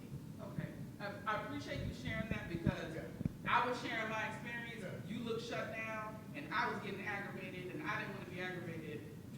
So I wanted to understand. No, I mean, we are here all day, and you said listen and be open and all that, and so that's why I shut down my negative reaction to be able to receive where you were, because I was saying I have participated in these activities, and your face was saying I don't support that, and so for me that was a rejection of my experience, and I needed to sit in I that. will watch my body language. I need. Guys, But I thought. So, I get what you're saying. I don't have a poker face. Okay. That's why I don't play poker. So we're good. So understand, if you see that reaction, it is not a personal thing. It is how I'm processing and how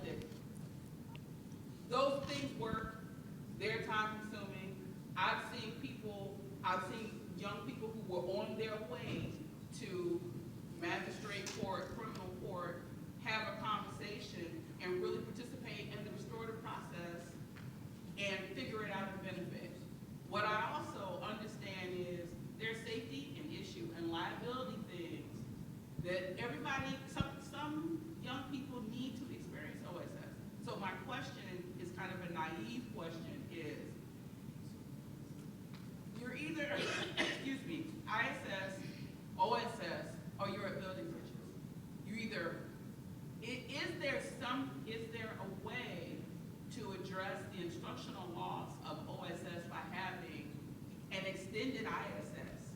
Your 30-day, you in this room with better controls, supervised instruction, basically mini building bridges at your school, so that you're not gone and you're learning, but you're also not in the population of students to experience the behavior that level code of conduct offense mandates.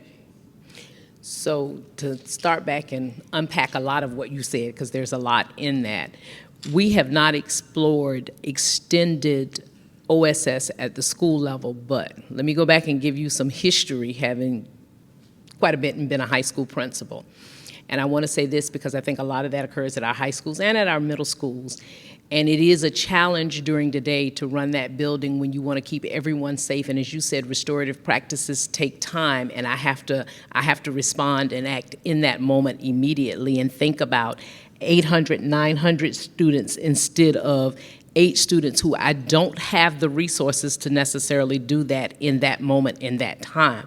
So our principals do work really hard, and they have to try to do a balancing act, and they look at data, but at the end of the day, if I have to look at CCRPI data and I have to look at my school safety, I'm going over this way with my school safety every single time, having sat in that seat. And so while we would love to do restorative practices all the time, as you said, it's not always going to behoove me because of the situation. The other part of that is that we have explored and had opportunities. We used to have evening school in our high schools and some of our middle schools. And some of our kids that were experiencing more challenges for a period of time, we had teachers that we had on work agreement that literally conducted classes after school was out. I had kids that would report to school like at 4th block. This was years ago, but they would come to school at 4th block. Well, everybody's getting ready to get out pretty much, but we've got them contained in one class, and when the bell rings, they don't move. And then I had math, science, social studies teachers that actually taught in the evening. I think we piloted many years ago when we did the turnaround at Beach, I believe is where we started that. And then we were able to expand that to other high schools. So those students had an opportunity to receive instruction from a certified teacher in that area, but they came at a time that was more conducive to them. Now that took parents, we had contracts, we had mentors for them, and there were a whole lot of other pieces that went into that. And we transitioned many of them back into the school day, and many of them wanted to stay in evening school because we also utilized it. Some kids found, hey, this is a great opportunity. I can work during the day, come to school. And so we did that. We also did flexible scheduling. As I said, they may have came in at 4th period or 3rd period because there were certain classes I could not get them in evening school because of staffing and because of numbers. So that was one option. We also looked at recovery options for them on Saturday. That is no longer an option provided by the state. On our most recent conversation, we kind of dug into that. The state has shared with us that's no longer an option because we would have certified teachers in place to teach classes on those dates.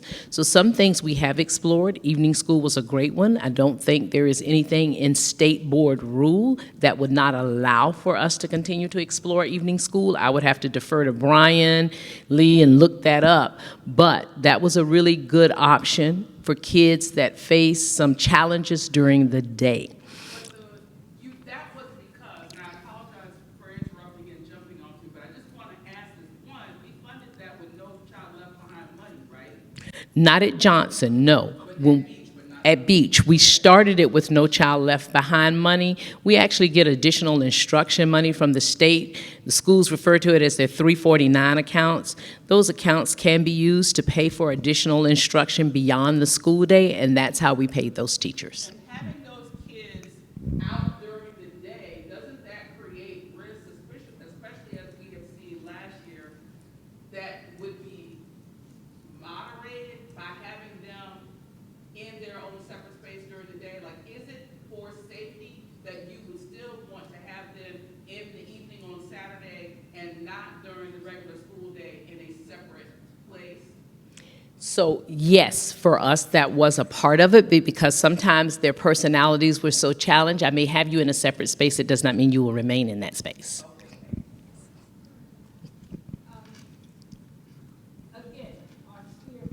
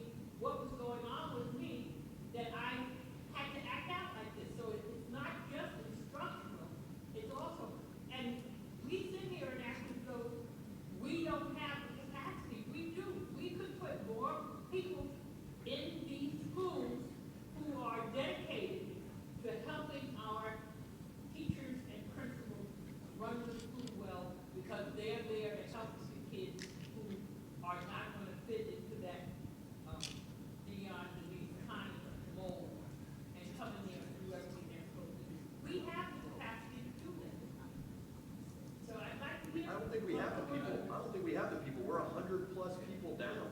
Like, we're trying to hire people and we can't hire them. We can't hire, we're down hiring certified staff. We're down We're everywhere. talking, I'm talking about people who are good with kids, like Mr., our guy who was there in accountability yesterday, the coach. I'm talking about people who are not certified, they don't have to have college degrees, all they have to do is pass our safety protocols to be around our kids, come into the schools and be there to help the 10% of kids who make 90% of the school, a problem. Because that's all we're dealing with. Sean? Well, that, and I don't have an opinion on this discussion, because I don't have enough data, but number one, what comes to mind is, I don't know if we have the capacity to do this. ISS, is it teachers with the substantive knowledge in the room helping kids catch up? Or is it somebody, babysitting is the wrong word, but an adult present in the room to say, hey, go do your homework?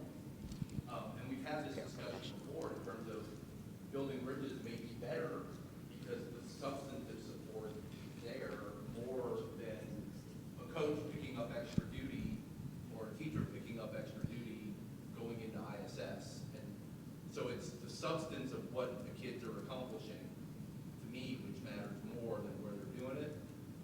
But I think we need more data on that. The second question I had going back to this attendance topic is with kids who have attendance issues, what do we do about their extracurriculars? Do we pull them from them? Do we say if you're a continued attendance issue, you can't play basketball, you can't play football, you're off the band, you're off the robotics team? That is practice room. Those are the kids that are typically in school.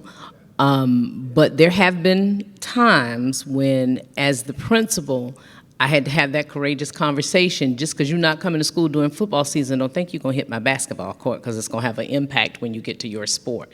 So I've had to have those courageous conversations, but we tend to not have attendance problems from those students. But I do know, I have personal experience with at least one that was an attendance challenge.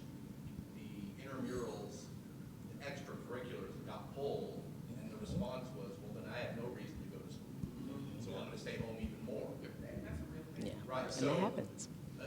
Again, I think we go back to, let's identify the root causes, the majority of the root causes, and see, and then decide what policy changes, if any, do we need to make, number one. Number two, what do we need to ask the state to do? Because the other thing we've talked about a lot, and for some reason I'm going back to transportation a lot today, is middle and high school, other states allow exceptions to license requirements to allow carpooling in schools. We have to go ask for transportation waivers. We've now got these small buses. So I'm going back to what are the root causes? Let's figure out, this is the biggest root cause that impacts 30% of our attendance issues. Let's tackle that first, and then go from there. Dr. Yes, I was gonna just say this earlier, to piggyback on what you said earlier about the root causes and surveying parents, simply because transportation isn't always the answer, because if you listen to Ms. Gillens, she said that the majority of her students were walkers. The neighborhood schools, the majority of the students walk to school, so transportation is not, in some cases, the issue, but surveying, like you said, to find out the root cause. And I just like to personally say that I was a child, you're looking at a child who hated school. I integrated a school in 1965. I was bullied, I was picked on, I was called some things I cannot repeat here. But that's not how the story ends, because I had a 7th grade teacher who changed my life.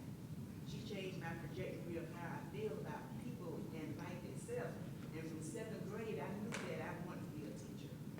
So that plays a big impact on attendance as well, that child's teacher is.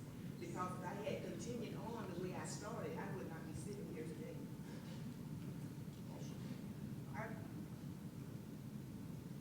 Thank you. I really am interested in the root cause answer.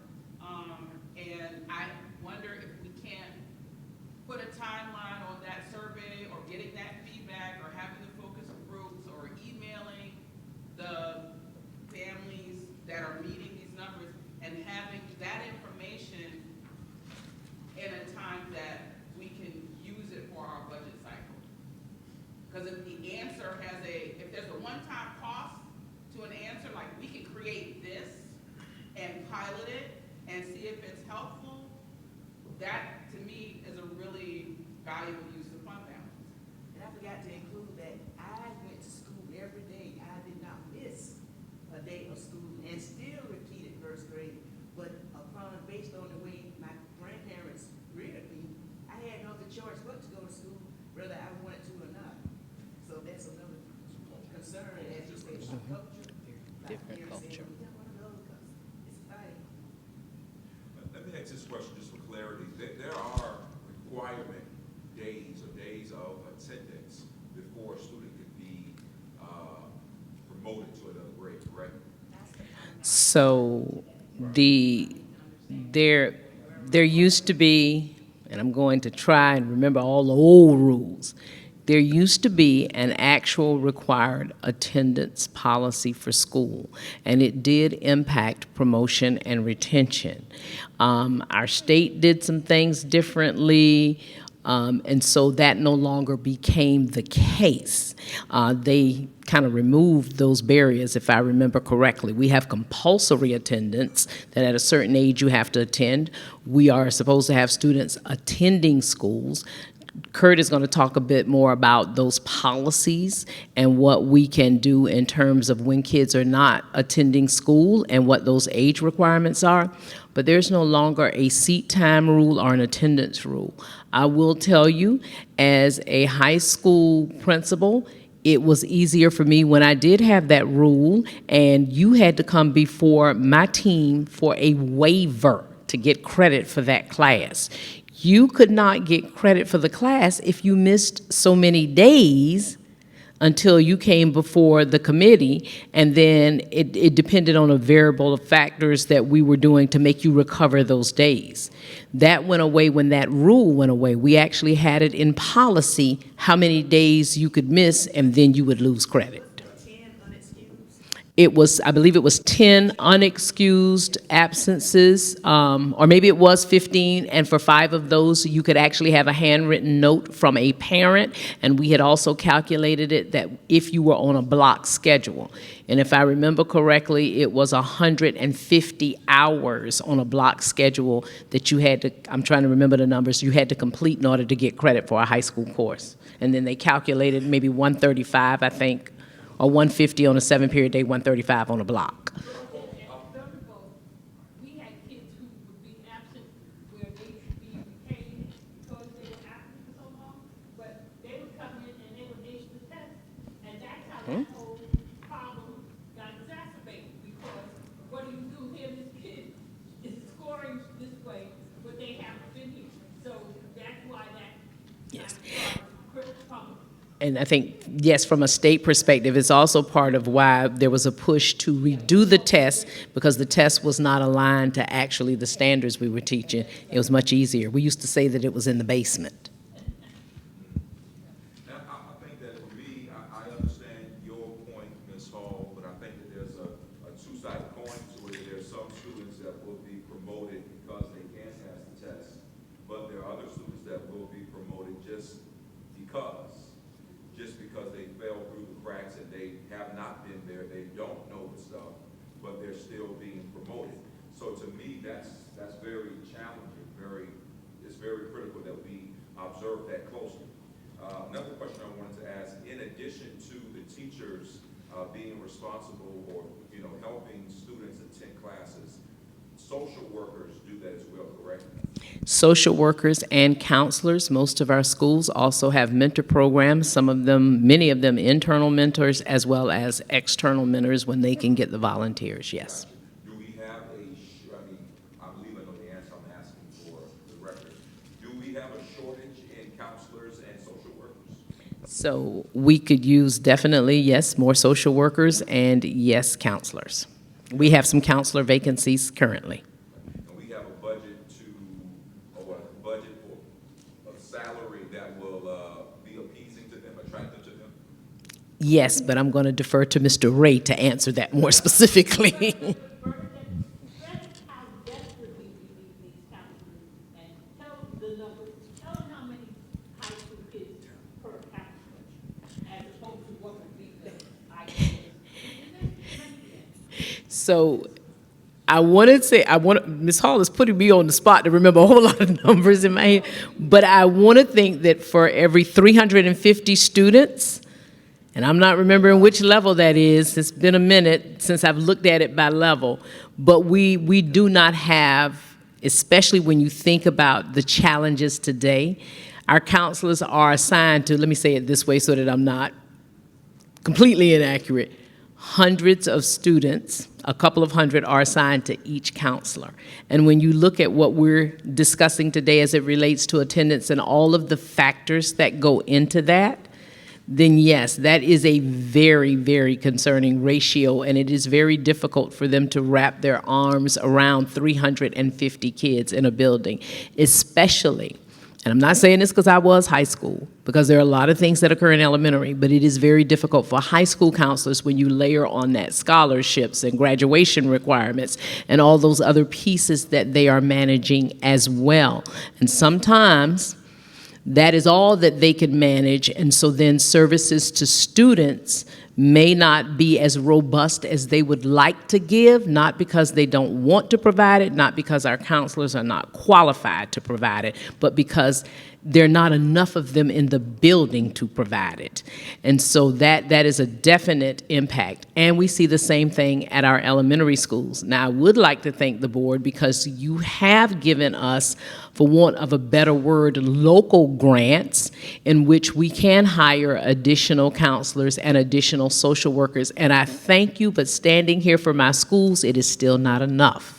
But I also have to balance that with telling you these are difficult positions to fill.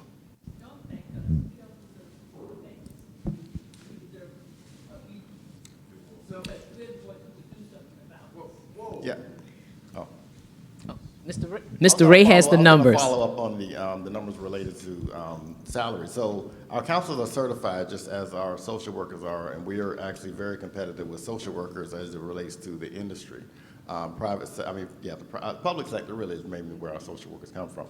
But we're competitive there. They're on a teacher scale just like social workers are, just like our school speech language pathologists are. So they're all on that scale, and that scale is competitive. But again, that whole scale, when you think about it, I know Mr. Kachmar has always said we need to be the 10th largest. You know, we still hover around, and you'll see other reports about the 19th or 18th in the state. So we still have work to do on the certified side. We will have a compensation study next year that relates more specifically to certified, and we can kind of get some grasp around it. But we are competitive. We don't usually have counselors that are not coming here related to salary. Now, as it relates to the number of counselors per school, it depends. The formula has about one for every 600 at elementary. At high school, it's one for every 450, and then it's kind of in between where it comes to middle school and K-8. So that's how our counseling allotment is done, and that's really done out of Mr. Jackson's office as far as the allotments. What about social workers? Social workers, I think we have 23, 25. I think it's 25. But that's gone up because we They had serve less in until we clusters. had that school safety issue that the board approved additional social workers. So now we're up to 25. But that's still, if you can do the math on that as far as how the number that they support. State funds 14 social workers. Oh, wow. And the state only funds 14 Yeah, of the those. state- For the entire district and the state. For the entire and the district. state funds about 14, I believe. Yeah, we get state funding for 14. The board has approved additional, so we actually have 25. In addition, there are some schools that have their own social worker. There are a few that elected through that board grant to select a social worker. I will say that prior to, I think, maybe 5 years ago, when the board went to 25, I want to say we were at 16 or 17 at that point. We get that handout each year when we recognize social workers, and it has all the pictures of the social workers in it. That's 100% of everybody we have for the district. Yes. Dr. Black said she needed to know her guardrails around something, and I didn't hear. So if you have, Mr. Kachmar, you stuck true to your word. You didn't grill me, but you didn't share that statement with everyone. So if you are through with me at this point, I would like to turn it over to Mr. Hediger. He's going to go quickly through your book. I think her piece comes after ours. That's why I was giving it. She has some specifics. The superintendent has some specific do-outs that she wants from this conversation and this engagement that she's assigned to us. We just hadn't got to her slide. She was going to give you your task. I did get an inquiry from Mr. Smith, so I wanted to make sure I explained the range for our social workers. Our social workers, pretty much all of our social workers and counselors start with a master's degree. So the minimum that you'd have, they'd be making is about $52,314, and then the maximum is, let me make sure I get this right. The maximum is, that we would have on staff is about $96,608. Okay, so, go ahead, Sean. Are we gonna be able to comment on this, or? Yes, sir. We will give plenty of dialogue for the board. We're actually ahead of schedule, so, but I do see there's activity back there for some great food from the Blue Tie Catering Group, so we won't let that distract us just yet. But yes, we do have a opportunity for the board on 3 specific items that the superintendent would like to get some feedback from you on. Overachievers here, you've already dove into some of those, but we do have an opportunity as we conclude this one portion on the policy side of life. I did want to remind the board, though, that your legislative priorities that you adopted, you focused on school social workers as a priority. In fact, the narratives that we put in front of the state legislation was that we have 25 school social workers for a student population of 35,000. The state funds 14 of those positions. So we are asking for the state to support that in a little more of a robust way because of the value that we know of the social workers. There is a recommended ratio of school social workers of 1 to every 250 students. If you do our math, we're at 1 to every 1,394 students. So the recommended ratio for school social workers, which comes from the National Association of School Social Workers, is 1 in every 250 students.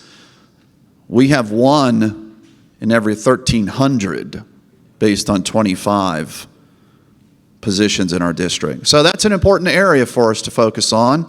And of course, as we're getting into budget season, maybe later in the day, and we talk about budget priorities, this could come up again, who knows. But student attendance obviously has a very wide scoping layer of impact and components that influence it.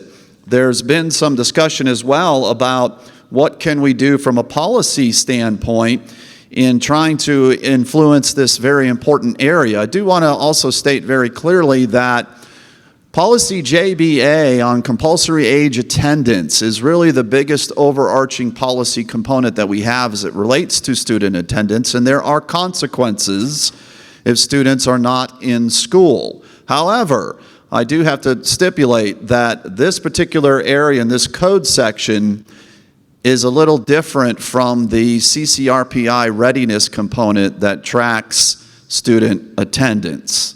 So this is the law on the legal side of it that leads down the road to truant, which we don't want. So they're clearly related because when you start getting students that are truant, they're naturally hitting the trigger point on that CCRPI component, which we don't want to have that. Interestingly, there are a number of other policies that the board has in place that refer to student attendance. I do want to call out, though, under the policy JBA, compulsory age attendance, the language is very clear in stating that attendance at school is the responsibility of the parent and guardian, Mr. Moss, as you have said. So that is enumerated in our policy, and it's also stipulated in the state law that is compulsory, that drives compulsory age attendance. So when a child becomes to the point where they're missing enough school and it's deemed truant, then yes, there are consequences for that. In fact, it reads very clearly that after a student accumulates 10 days of unexcused absent and is deemed to be truant, And after required parent notices, etc., school social worker may file charges in juvenile and/or state court against the student and/or parent. So again, there are some heavy consequences. As we all saw and talked about earlier, Dr. Watts attended the truancy sweep, which was held on this past Friday. The district tries to do about 4 of those a year to stay engaged. One of the things that is targeted on that, not only are students that are in the truant component, but are leaning toward they could be truant. So those knocks on those doors are really important. One of the things that you may have seen, as the superintendent already talked about, which is part of our big challenge, is many of the families weren't home on those knocks. And there are a whole host of reasons why. But the law is very clear in what it says when it comes to attendance and when you get down the road of truancy and the level of consequences. I did want to call out that, and you have this sheet was provided Monday, and it provides a crosswalk to referenced policies that the board currently has. Policy IHE-R, which is promotion and retention, there is a mention of attendance requirements by grade level, which could have an impact on promotion or retention. Interestingly, that language is specifically called up by the Chatham County Committee on Truancy and School Climate, which the school district is engaged in with county officials and city officials. And that's also in this packet as well at the end, because that's a really important piece. It's a really important asset in our toolbox as we continue to work with families on truancy. So promotion and retention could have an impact. We also notice that on the regulation that's tied to student achievement, the board does have a policy on student achievement, where attendance is also referenced in ensuring students successfully complete these requirements for graduation. So attendance is looked at as well. I know Ms. Ball Oliver already talked about seat time, for example, and that's one of the do-outs on the last thing we want the board to look at as we quickly go through some of the policy-related matters. IGB speaks to a student support team, and it also calls out attendance problems. One of the things that we talked about on Friday when we did the truancy sweep, and we had a media brief beforehand, was the district's local data team that looks at student attendance, and it's looked at from a district standpoint, but we have school administrators on that team. Ms. Joanna Brooks of Windsor Forest High School, for example, is on that team and does great work in looking at the data. But there are policies that talk about the student support teams, and attendance problems is called out as well. School council. School council is mentioned in the policy that we have on how school council operates and what school councils can do and how they work with the school districts in providing guidance and recommendations. Well, attendance is one of the components that is mentioned in there that a school council could also look at. So there's another toolkit for us. I mentioned earlier on the committee, the Truancy Climate and School Protocol Committee for School Climate and Truancy. This again is driven and by state law. It's required to be had in counties in Georgia. And of course, we have one here. This group has been meeting and doing some good work. They recently revised their protocol document and adopted it in committee on March 8th, I believe it was. And that document is available for your viewing as well. A couple of things to really point out on that is some of the work that they're doing, as I already said, pulls directly language from our policies. But that committee, through the juvenile court system, works with the school district, and it was mentioned earlier about pulling data and getting to root cause. One of the things that this committee has committed to is working with the school district and doing survey mechanisms and engaging with our school council or school social workers in finding out what some of those root causes are. So I did notice that in that protocol document, they talk about surveying school counselors. We'll be working closely with Dr. Miller-Field's office to try and get that more robust to ensure that we are reaching all of the individuals and look at getting a review of that data as quickly as possible. I do notice in there that the committee talks about a cycle of review. They talk about actually reviewing it as late as September, which is, you know, a number of months down the road. So, but we'll work with them and trying to get information like that sooner than later. But it also begs the conditions of, as a policy matter, things that we can do locally that require some of these things. So the board has a whole host of policies that are aligned directly to student attendance, and there are varying consequences for it as well. You have that information in front of you. So I'd like to advance now to the final slide of the day, which will provide you more opportunity for discussion and one more forward, please. Oops, that's backwards, forwards. There you go. So we talked about policy impacts. Just again, this is open discussion and ideas and concepts about what the board thinks as a governance team, how the policies that are currently written, could they be strengthened? Could they be changed in some way? We talk about seat time. Does the board as a governance body support a requirement for seat time? We do have a waiver for seat time, and there are ways that we can consider using it more creatively or not. And the big one, I think, is remote learning. And you'll see as you get into, especially with the high school kids that have figured out, I'm going to graduate, I don't need to put all my effort into that test, and if I miss school, I can get my work done remotely. How do we track that from an attendance standpoint? And how do we overcome the negative impact it has on the CCRPI readiness component that is tracking that as well? So this is that opportunity, Mr. Kachmar, as I pass it back to the board for that additional dialogue and conversation as we will take some notes and additional thoughts on how we can overcome this and ensure that, A, we're not getting dinged on that CCRPI component, but more importantly, that students are being reached in the proper way, an effective way, and that we account for the many nuances that really influence this very complicated topic. I guess the question becomes whether or not we implement the policy that we currently have in place. You heard her use words like could and may. It's not shall. There's a difference in those words. And as he was going through those, some of the questions I had were how many students actually get referred to the district attorney?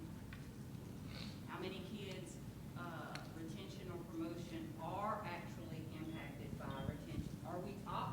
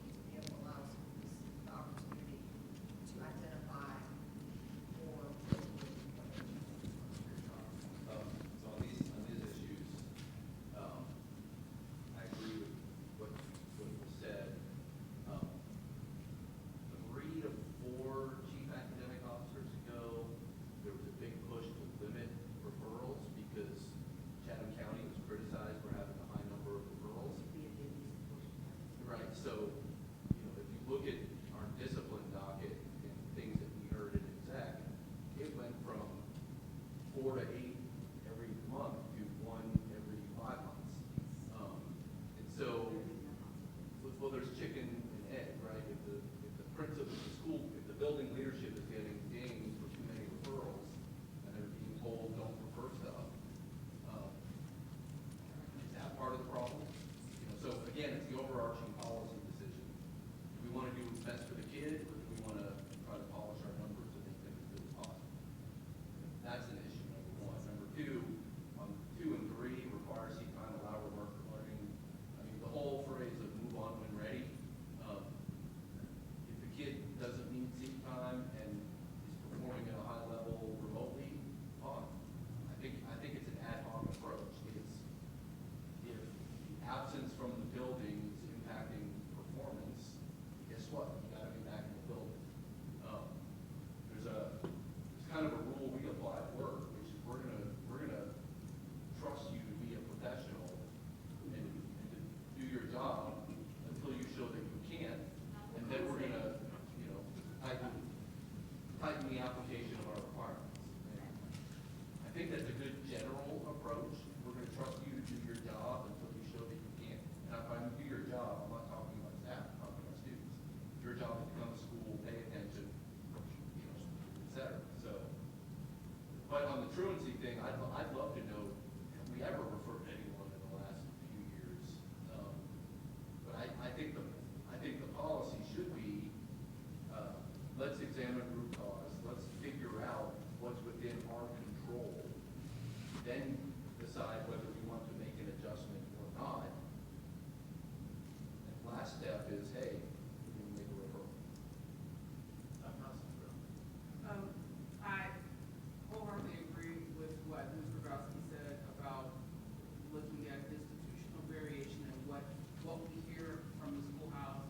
In hearing that, I also wondered, you know, how do we validate opinion? How do we decide what feedback we think is meritorious and we're going to follow and what we discard? Because we do that sometimes. But we need to make sure when we're listening that we are hearing and using and not discarding things that don't sound like what we expect, but that we actually hear what we're hearing from the different schools. I did have the question about, are we actually, you know, arresting or filing charges against people because of truancy? And the answer, when I was coming back from getting my teachers back in the room, I asked Mr. Holiday, do we do that? He says, we have, but the paperwork is challenging.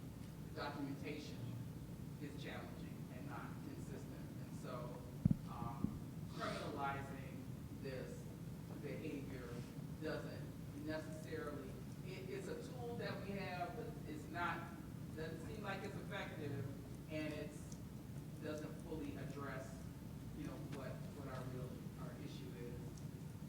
On the remote learning as credit for attendance, I think that students, since the pandemic, I think seat time is valuable because we're able to impart some things necessary for student growth that they need, even if they don't recognize it. Even if they don't know what they're getting from being in that seat, whether it's the influence of that second grade teacher on Dr. Howard Hall, on how she saw the world, whether it's being in a place where there's boundaries, and you have a home where there's not boundaries, whatever it is, there's some value to that seat time.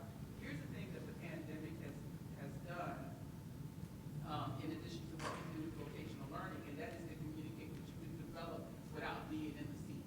So we're giving mixed messages to students. We're saying, hey, you can go home virtual, and some students do better virtual than they do in the seat. Then you also said, well, you know, you can do vocational training, you can be at school for part of the day, and then be somewhere else for another part of the day. And so some young people see all of these options and start devaluing the seat time and attendance because they're seeing, I'm just getting the training, I can get the training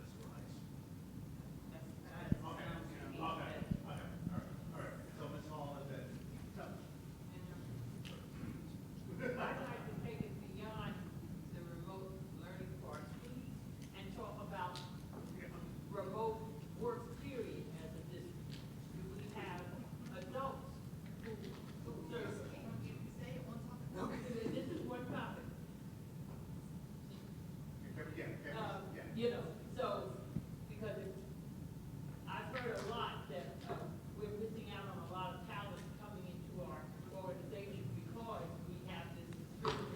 We do not have, we do not have a, we do not have a remote. As we're discussing this, I'd like us to begin thinking about that also. But, a hybrid seems like it would be a wonderful thing. If we can get the research right and get the operations of it right, then a hybrid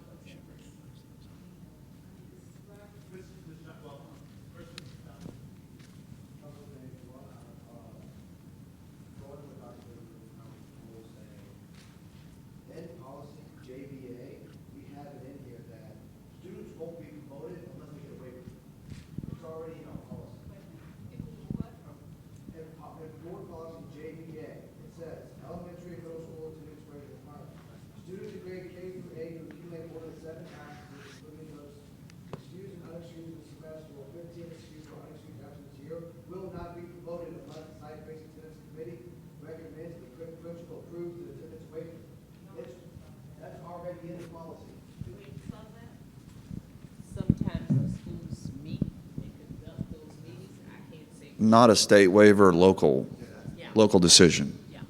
That's local, so I'm not sure to what level of consistency that it's done. And we also have high schools in here as well. In policy, it's already there. This was, last review, last that revised everything was April of last year. But that's why I raised my hand. It's our data that affect how hard we can apply a policy. So when looking at our audit committee meeting and you look at the student records and the issues we have with the accuracy of some of those student data, you can't draw a hard line when this parent comes in and says, wait a minute, I didn't get any notification that that wasn't an excuse absent. I didn't get a notification that y'all lost the doctor's form that I brought in.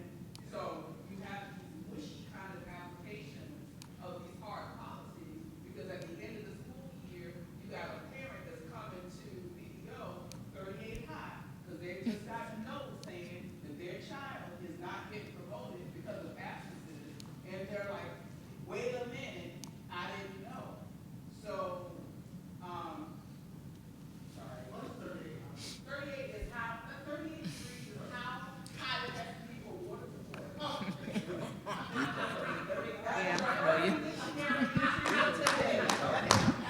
So a parent calls hot as boiling water because they are finding out that there are parameters that they failed to meet that they were never notified of.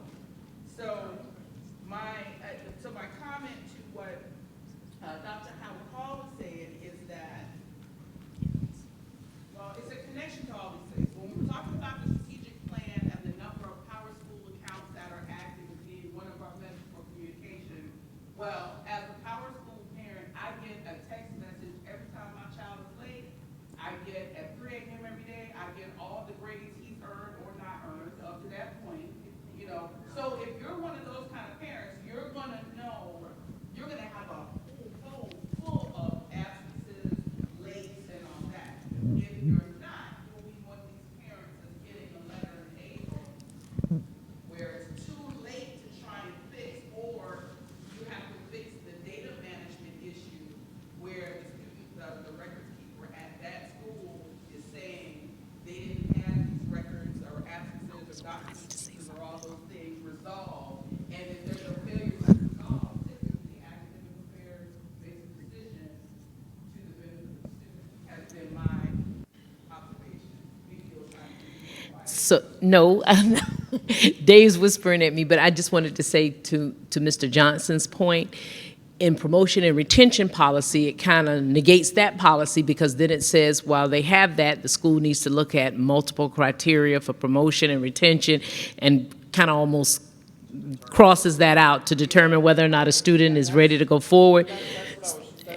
And so that's what, yes, so they kind of conflict. Because we were aware of these issues. Ish- Came to a head at one point, and that's why the promotion policy Got to that. Mm-hmm. was because we had lots of promotion challenges in a few years that were related to attendance, but there were these other things that were happening.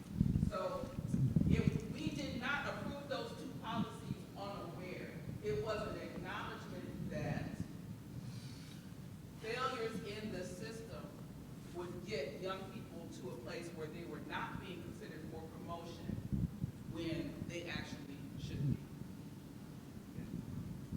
One of the things I do want to clarify for the board is that every day we do attendance call-outs. So when the teachers take roll call, we have it automated where the system calls the number in the student's record to notify that your child has been absent.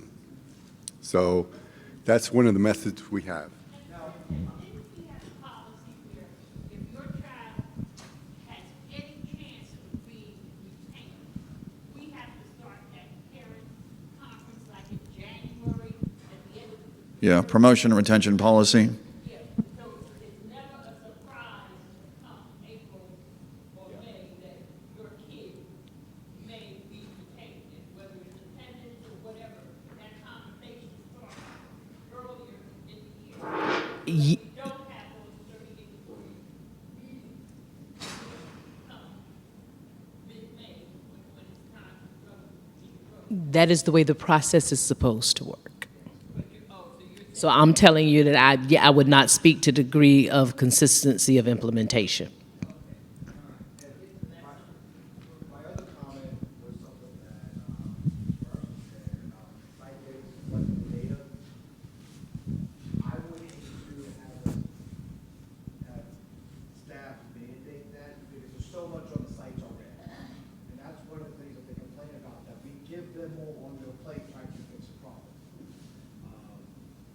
So I think, I don't know, there needs to be a balance. Tell me what you mean. You said Okay, having site-based collect about the root causes of attendance issues. Oh, okay. Because we already have the site-based and teachers, I mean, that's something that we talked about yesterday. And it's one of those things that, if we come in, if they come with a follow about, like they said, attendance is a problem at my school. Okay, well, then you need to do this.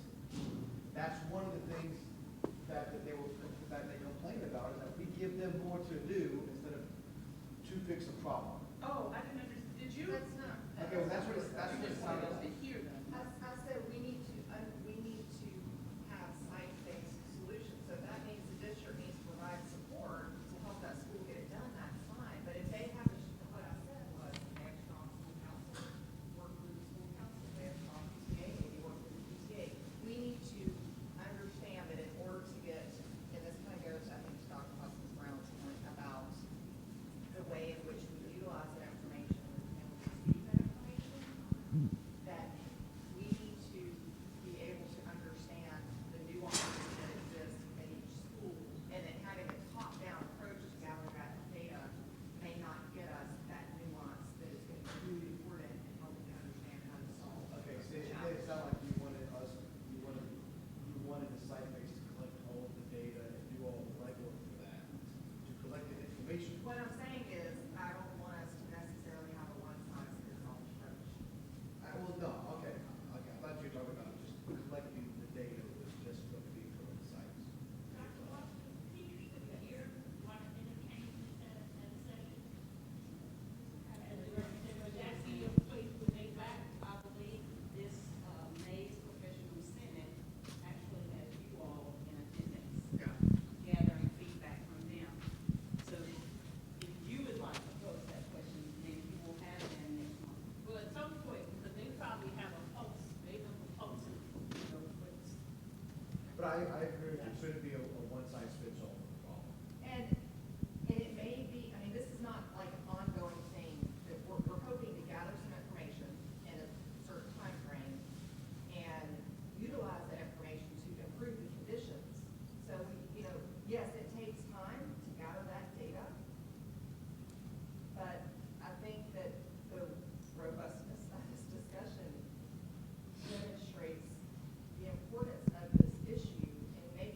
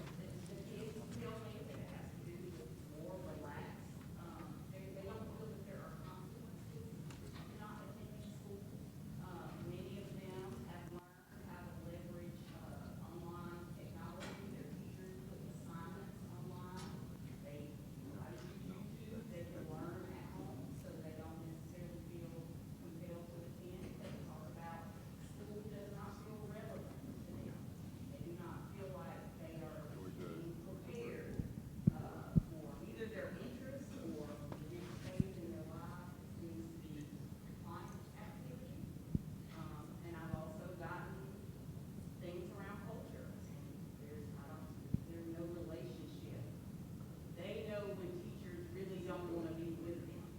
And they can see it from the moment that they walk in the door. Those are the things that students are telling me. Now, as a part of that, I also, as a caveat, I think that a lot of times when I do student senate, I'm given a certain group of kids. So I would not.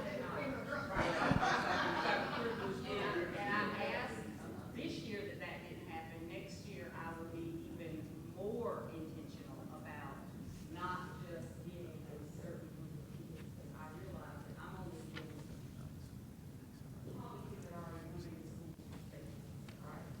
Well, and I would also think that you're talking a little bit about, and this is kind of very different method of education, where my friend in North Carolina is a teacher.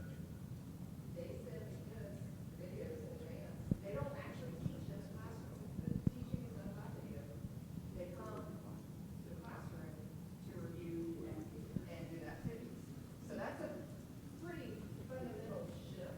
And I guess I'm just curious from Dr. Watson, like, do we see some really transformational practices that, you know, would feed into, because I think we're looking at it very much through this one silo and understanding, I think, the bigger picture of what you're hearing, what your recommendations are that we need to consider as we're evaluating policy. To me, that's what would be helpful so that we're kind of keeping that future forward. Yes, I think this does present us an opportunity to reimagine what education looks like. And many of us tend to look at it through a very traditional school calendar is 10 months. The school day is 8 to 3. And if that's the model, that's the model. If that's the model we choose to have, I don't know that that is the model for the future. I don't know that that is the model for the engagement that we want with a new kind of kid. They're kind of family. And a new kind of family. Because, you know, I know of families that take their kids out of school and they do travel and their kids work a lot during that travel and, you know, and some will do it for an extended amount of time and their kids are excelling in school.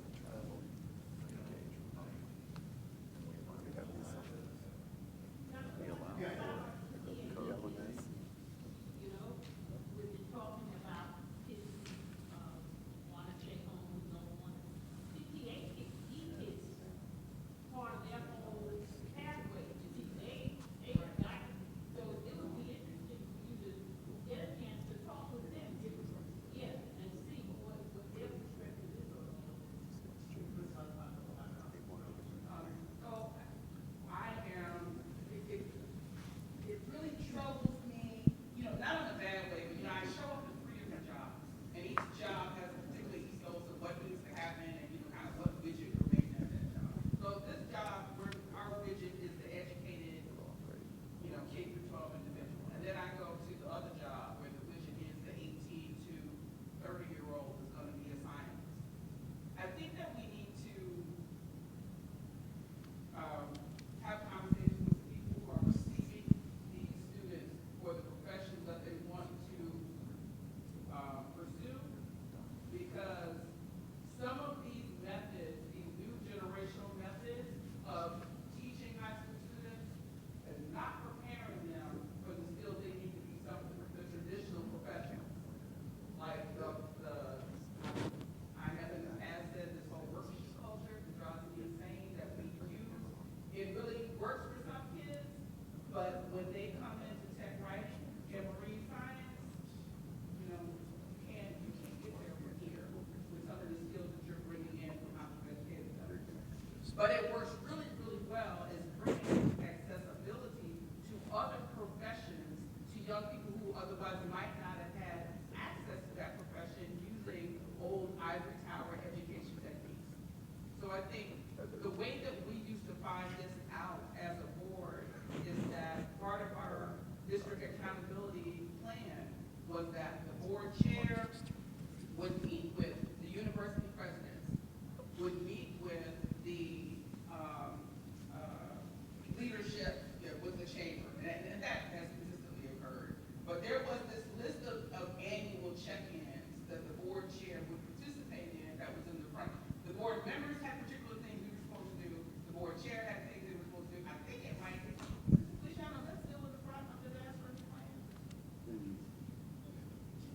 Okay, maybe. So if it's not, okay. With the exception of yeah. That's great. Okay, so I will be interested in hearing what they say, because when that was established prior to my coming on the board, my understanding when becoming board accountability chair was that that was how the board found out from Fort Stewart, from Hunter, from the universities, from the chamber, from the ports, what they needed. And then the chair would relay that to the board members so we would know, as we're talking about this stuff, are we making the next set, are we making the next work? And so some of the things that we do that make me do generation education, as a board member, I'm gonna say, oh yeah, I love that, because that's gonna create the lawyer of tomorrow, the policy analyst of tomorrow. But I'm gonna tell you, as a marine scientist, some of the stuff don't work. Some of the old traditional methods are some of the ones that bring in the competencies that we need to see in our profession. And so those are the ways that I'm going to be looking at these considerations. What workforce are you building? And how are we creating those mechanisms for all the kids that are going to go into those different? Were you talking about the Coastal Georgia Indicators Coalition? I am not. No? Okay, we misunderstood then. All right. The research on remote learning, but that's something else Stanford has to do. I think we need more, we need research. What have other places, like what Denise was saying about North Carolina. If that really worked there, you know, do we replicate that here? You know, is it working, you know? We do a little of here, we don't even know about the problem yet. But like all of my kids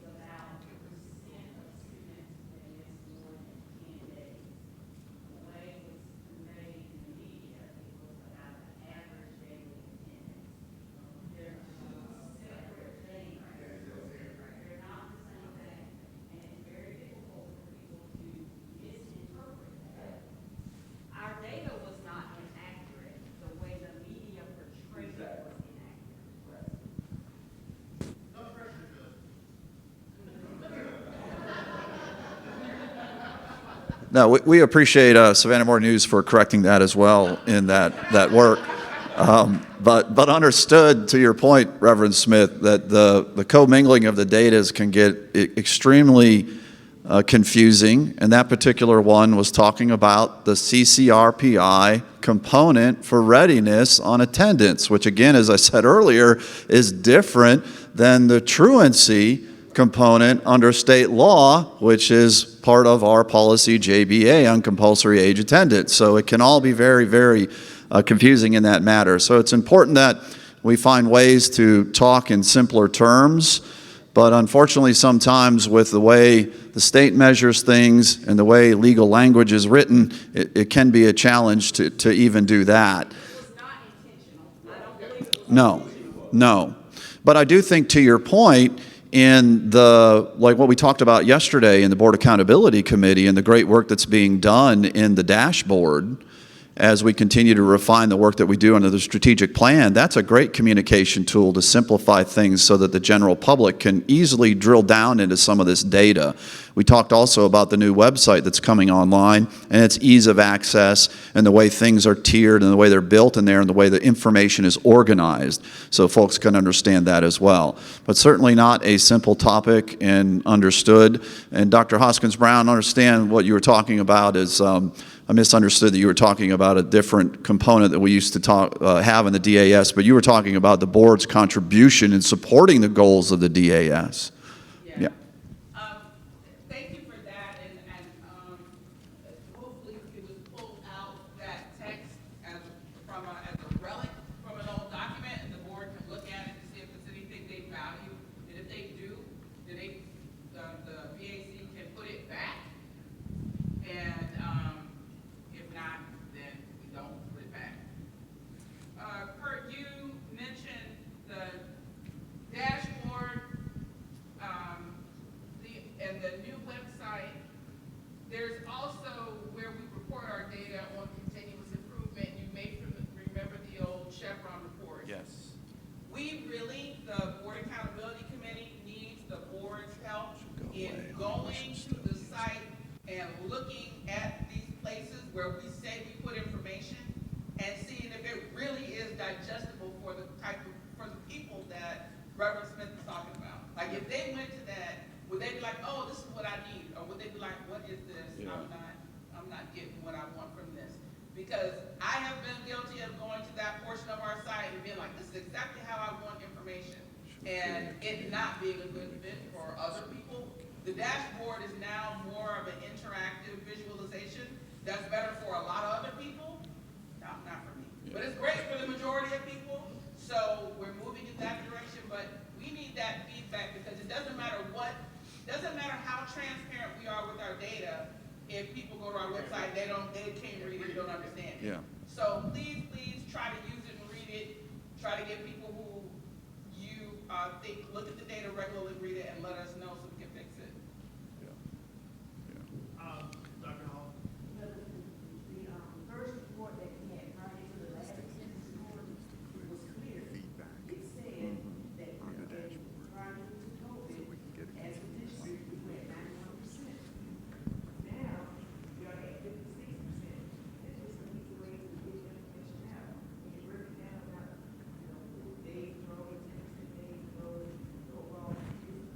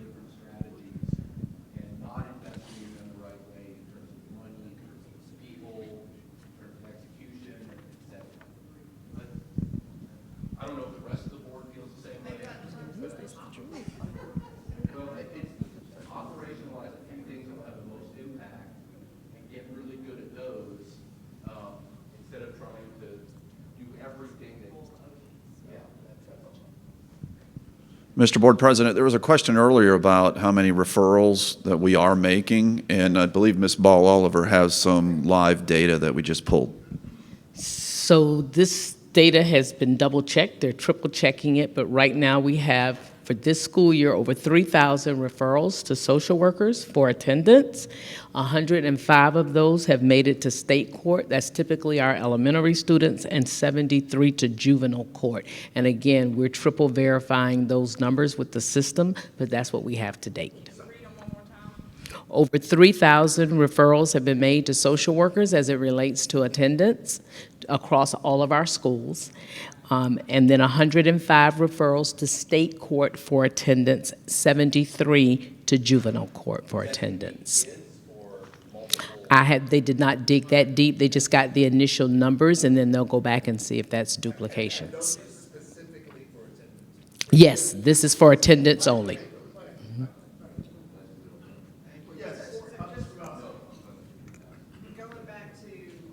And when I say 3,000 referrals to social workers, that's how many they've collected from schools to go out and visit and to get involved in.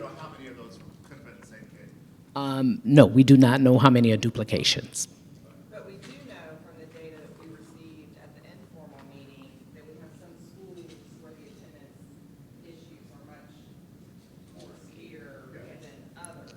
Yes. So going back to what Mr. Johnson was raising earlier about like maybe those are the schools that we can start with assistance from the district level to be able to look kind of with a focused lens at our most challenging ones first, and then to really be able to get what like I was saying too, we are focusing enough time and energy on to make a difference. Yes, Mr. Brown.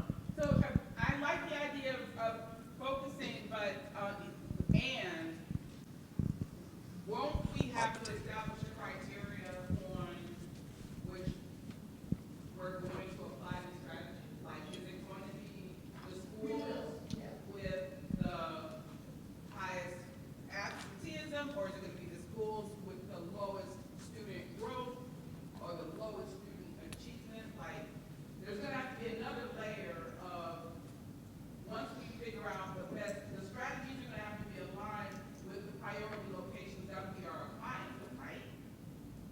Right.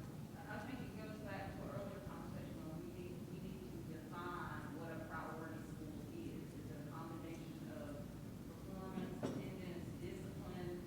Is it something else? But yes, I agree. We have to identify the schools and then cater our solutions to the common factor across that school while honoring individual school nuance. I have a putting, I have a school that has the best attendance rate, Garrison, and then I have a school that has high, the most problems. And it's so informative to go to these different meetings and hear what the different problems, you know, and perspectives are. So while we're looking at why Savannah High has so much trouble, I do want to also, I'm trying to find out what is happening at Garrison. What, you know, we see some things, and of course, okay, it's a choice school, it's this, that. Why is the attendance rate so wonderful there? I'd like to hear from the positive side of things. You know, what, you know, yeah, good, well, because their parents want them to be the yeah, they want you, so, you know. So, Kurt, how we doing? Time to break? About 2 minutes, so final comments on the topic would be great. So, Dr. Watts, what would you like from us? I think I've got some direction for me to move on. All right. All right. So Mr. Feliciano is bringing up the agenda. We're getting ready for lunch. I did want the board to know that we have a surprise dial-in this afternoon at 12:30 from the Georgia School Board Association, and they were willing to dial in and just talk to the board generally on good governance and also the value of their recognition programs and the value of being named quality or exemplary board and answer any questions the board may have. So that'll be a listen and learn.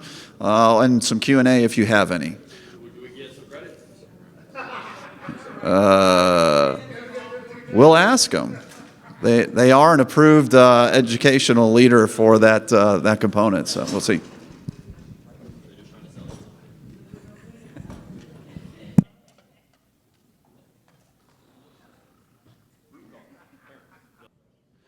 All right, Ms. Crow, how are you today? We see you on the giant screen.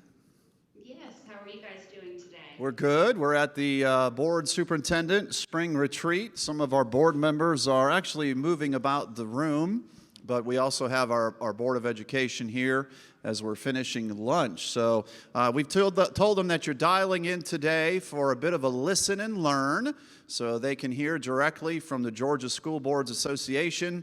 The retreat today has talked about a number of topics. We're getting ready to talk next about the FY25 budget development process. But having our GSBA friends here to talk a little bit about the value and importance of board governance. And specifically, we wanted to hear as well about your recognition program and the value of being named a quality board or an exemplary board. So I'm going to turn the floor over to you now so that you can do introductions and share some information. And if the board has any questions, I'll bring the microphone to them so you can hear. Okay. Thank you. Thank you, Kurt. Thank you. Well, good afternoon, everybody. My name is Lee Crow. I am the program manager over our conferences and events and other programs here at the Georgia School Boards Association. Online with us today is also Tony Arasi. He is a retiree from GSBA, but also a consultant with us. And then we have Dr. Samuel King, who is our Director of Board Development and Superintendent Searches. So we thank you guys for the opportunity just to chat with y'all for a few minutes. I understand there's some interest about our board recognition program that we are opening soon. And so just wanted to take a few minutes to talk about that. The program has been around for quite a number of years, but is modeled off of our 8 domains for standards of effective governance, those that were established by the State Board of Education back in 2011.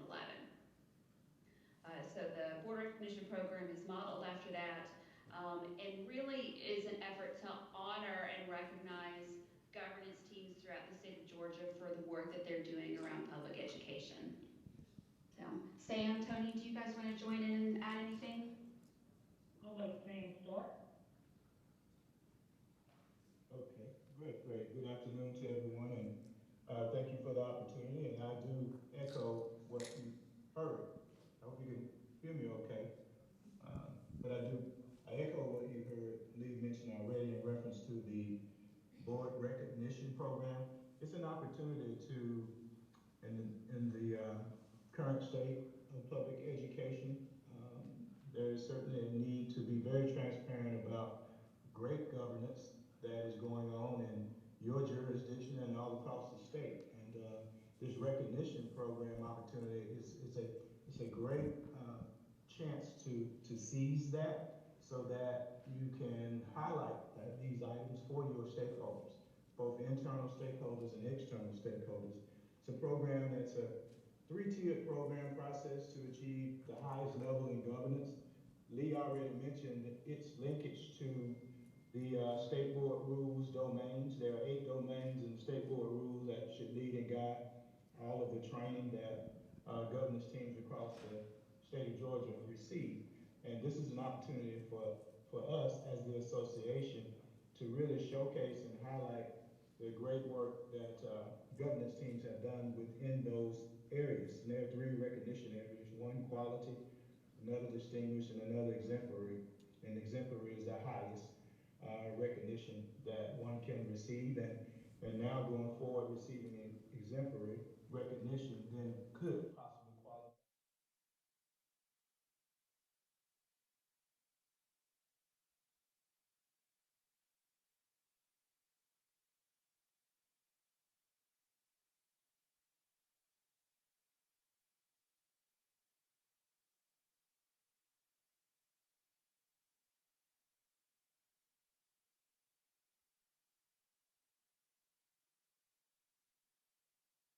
Community relations, policy development, financial governance, as well as ethics, and all those things are covered and the work that's done. And State Board of Education developed those standards for governance that form the foundation for GSBA's awards and for our entire recognition program. So I'll pause there and let Tony jump in from there. Yeah, thank you, Sam, Lee, and excited to for us to spend a few minutes with you today. Couple of things to think about. We know you're one of the larger districts in the state. You have kids from different communities coming together in your schools. You're one of the largest boards in the state. And what can you do to continue to try to meet the complex needs you do as a large district, and also a team that has to be finely tuned and work together and do so with a larger governance team than many others do? Sam and Lee have mentioned some of the very positive things about boards achieving and striving to achieve this. The other piece is we know you expect your principals every day and every year to try to improve what's going on in their schools. And this is a way for you to actually take some high-level processes, standards, and governance best practices, and you striving to meet those. And you're setting an example for your principals in the schools that what you're expecting of them, you as a board are doing. The criteria in our board recognition program, this is the Georgia School Boards Association program, but Sam will tell you, Sam works as a facilitator and a trainer for superintendents all around the state. Our criteria are national level standards. When you talk about high level strategic planning and working with the community, doing a self-assessment, and then also having the community involved in that, superintendent evaluation based on data and what's actually going on in the schools, among some other things. These are national standards you could strive for and achieve, and each year try to do even better than them. And that's what many of our boards have found to be very valuable with our program.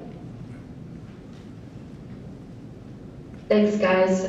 Something else I'll add to that is, as the largest advocates for your public schools in your community, this is really a great way to show them that you are practicing good governance. It's an example that you can set, like Tony said, for the rest of your district, and just let your community know that you are working hard for your students every day, and you're implementing these best practices, making sure that you guys are working hard and everyone in your district is working hard for the students in your community. So it's a really great way to recognize that.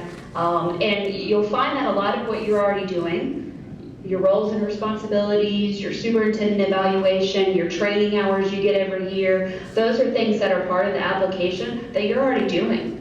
And so this just is a really great way to highlight the districts and the governance teams and the work that they're doing.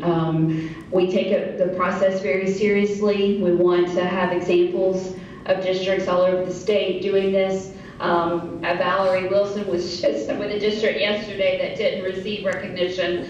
And because we take it seriously, we want it to be a very respected process that highlights the work that y'all are doing. Great. Anybody have any questions? Yes, any questions of the board? Dr. Hoskins-Brown, I'll give you the microphone so they can hear you. Thank you very much, and thank you for being present during our retreat. This is a rarely introspective time for us looking at our work, so it's strategically really a good time to hear from you and get encouraged to participate in the recognition process. We have participated in years past. We've been pretty consistent in our composition as a board over the decade that I've been on it. We're competitive. We have high personal and high professional standards, and participating in the recognition process allows us to demonstrate that through the time that we spend working on ourselves. So I have two questions, well, a question and a comment. The question is, has participation in this program declined across the state in the last few years? Like I know we used to do it every year and we don't do it every year now. Is that a pattern that you've seen as an organization? Actually, quite the opposite. We've seen growth in the program over the past couple of years, and we've seen growth in districts who maybe applied for quality 2 years ago who are now at the exemplary level. Not that you have to do each three in tandem, but they have worked hard to build up their best practices, and so they were able, we had, I think, 7 districts this past year receive exemplary status for the first time who may have been a distinguished or quality board before. But we recognize about 80 districts. Okay. All over the state. Yeah, Lee, if I could add, thank you. One important piece to this, before Sam and Lee joined GSBA, and I was coordinating this, and I remember coming down and presenting the award that Mr. Buck was the chairman then a couple of times, and I can tell you it's a much more rigorous process now. In those days, our criteria, we were just starting out. The criteria was not as rigorous, was not as robust. That was just as we were starting and trying to find our way with the program. Each year, we tweak it, and under Valerie's leadership, Sam, Lee, and others in board development, it's not a giveaway. We just don't recognize somebody because they applied. It's a very rigorous process. And each year we have continued to raise the bar on it. So the numbers Lee mentioned to you at the same time that we're raising the bar is pretty significant, and that tells you how districts are seeing the value and what it's bringing to them by going through the process. Thank you, Tony. I really appreciate that perspective and the context of how the program has grown over the years. My comment I think is now turned into a question, and that is, we have conversations about the variety of board training that is available for us to meet our annual obligation. And so tell me how you see the alignment of the offerings for our professional improvement each year connect to the qualities that make boards reach that exemplary level. Are there conversations or considerations about how you all are growing us as well as how we are growing ourselves? Because we are very hungry for different types of training, and I normally don't have this opportunity to talk to you, so since I do, I'm putting it out there. My friend is over here looking at me like, yeah, thank you for asking. So we're excited about applying. We have the photo of the last time we received this award in our office. It's very prominent in our minds that we want this recognition, but I also wanted to ask that question, and thank you for receiving it. Yes, I'll comment on that. I appreciate that question and appreciate your interest in taking on the task of performing as a high-level governance team. And along that same line, what we do consists of customizing any training for governance teams. So if we consider Savannah Chatham, for example, we won't just show up and facilitate a conversation. Step one for the process, in order to customize it, is that we ask for a pre-planning session that typically would consist of your superintendent, and your board leadership would be your board chair or designee. So, and during that pre-planning session, typically on Zoom or whatever virtual feature we will use, we will have a conversation with you about what your goals are and where you are in implementation of your goals and strategies at that particular time. and what topics are of interest to you at that particular time. And as we have that conversation, we then, from that, agree on the goals of the training session that we'll do when we come to you to do what we call whole board governance training, which could be a 3-hour session, and sometimes it's in a 6-hour retreat format, but it's customized. So while we will produce a virtual catalog at least annually each year, that catalog highlights different areas that we are poised to present information to governance teams around to prepare them for the work that they have to do. But that's not an end-all be-all. That's a guide for the 180 school boards across the state. We feel like the power and the real benefit in what we do is really with that customizing process when we're able to connect with the superintendent and the board chair at the same time and or designees from the board to have a conversation around the things that you really have going on there in Savannah, Chatham, and what will interest you and what will be a relevant, pertinent discussion for you if we were to build a training for that purpose. So we feel we're really excited for an opportunity to do that with you, as it could run the gamut from where you are implementing your strategic plan to continuing to exercise a strong recognition for roles and responsibilities, to what you have going on with your connection with board and community relations, a number of things. But all of the rollout will consist of those bullets and those tenets of what you need to happen there at home, and always deal with your particular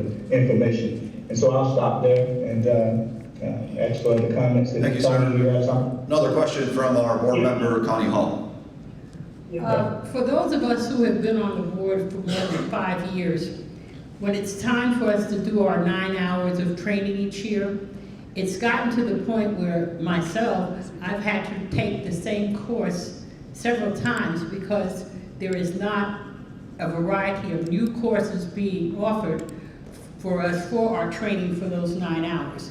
And I was just wondering what we could do to make sure that we open that curriculum catalog to more experiences for board members, so that we're not always just taking superintendent school board relationship, budget, you know, that we get ethics. Ethics. We get the same thing every year. We need some more opportunities. I'm sorry, are you referring just to the online courses? Yes. Okay. Really, no, not just the online, the catalog, period. I'm saying that we have a very sparse choice in what we're able to learn differently from what we learned the last year or the year before that.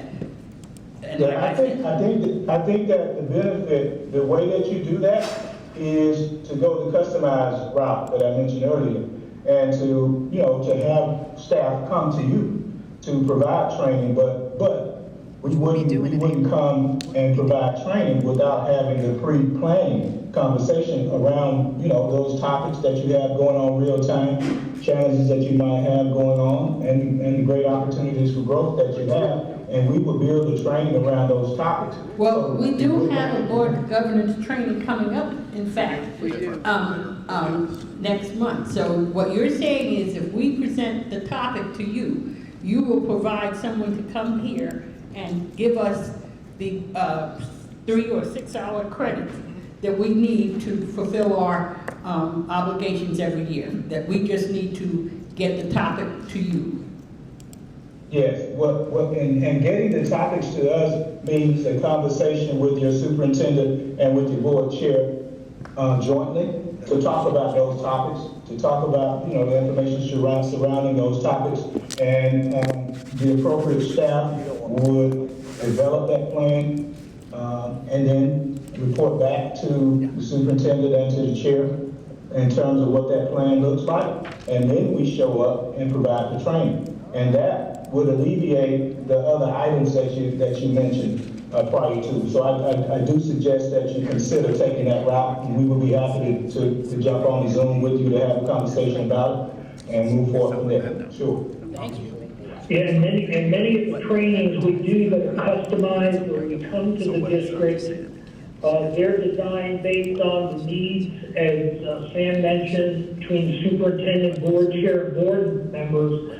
But someone asked earlier about linking it to this recognition program. I'm still on the training staff, and within the last few months, we had a board that wanted GSBA up to, as part of the customized training, actually lead them through a self-assessment. Another board wanted to redo the superintendent evaluation instrument. And I know Sam has done this, Donna Hinton, and many of the other trainers. That could be a piece of it. Where are you on your strategic plan? That could be a piece of it. We help develop or revise board norms.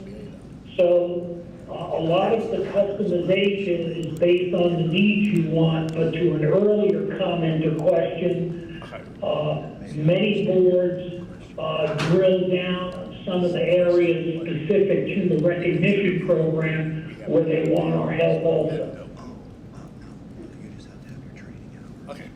Well, and I would just also like to add, in terms of our regional events and our pre-conference workshops, when we are developing the catalog annually that Dr. King mentioned, we are focusing on topics that we hear from our members that they're interested in learning more about, topics that are top of mind, just in general, to board members all over the country, different areas that may be of importance to them. We really try to bring content, customized content to those pre-conference workshops that we do at the conference in Savannah. As far as our online courses go, we are actually revamping those. Those will roll out in January of 2025, so we'll be expanding on the content for those as well. Okay, any other questions from our board? Okay, fantastic dialogue today. We appreciate our Georgia School Board Association members dialing in here on our retreat. And final comment, Lee? Oh, thank you guys so much for your time. I know you guys are working hard, and we appreciate all that you do for our public school kids. So thank y'all very, very much. Thank you. Thanks for being here. Take care. Take care. Bye-bye. Okay, Kurt, will you please explain to everyone what we're doing? Yes, so of course, as the board is aware, April the 24th, right after the Finance Committee meeting, we do have a whole board governance training scheduled for the board. That was based on the list of providers, which we get from the Georgia Department of Education, that says these are qualified providers that a board could use for training or whole board governance training so that you get the credit for those hours. Now, GSBA is also listed in that list of providers. So we're not using GSBA because the folks that were available on that day was a different set of providers. But they were able to address the survey that we had sent out on things that the board was interested in. There were several topics there that they could address. So you will get credit for those training hours on that day. Suffice to say, it's not to say that if the board wanted to hold another whole board governance training session, you could do that, and we could take a page out of the book that was just discussed here, where we do a pre-planning meeting with them and customize it a little bit more as well. But we're on the books now for that meeting in April to get credit. How many hours of credit will 3 hours.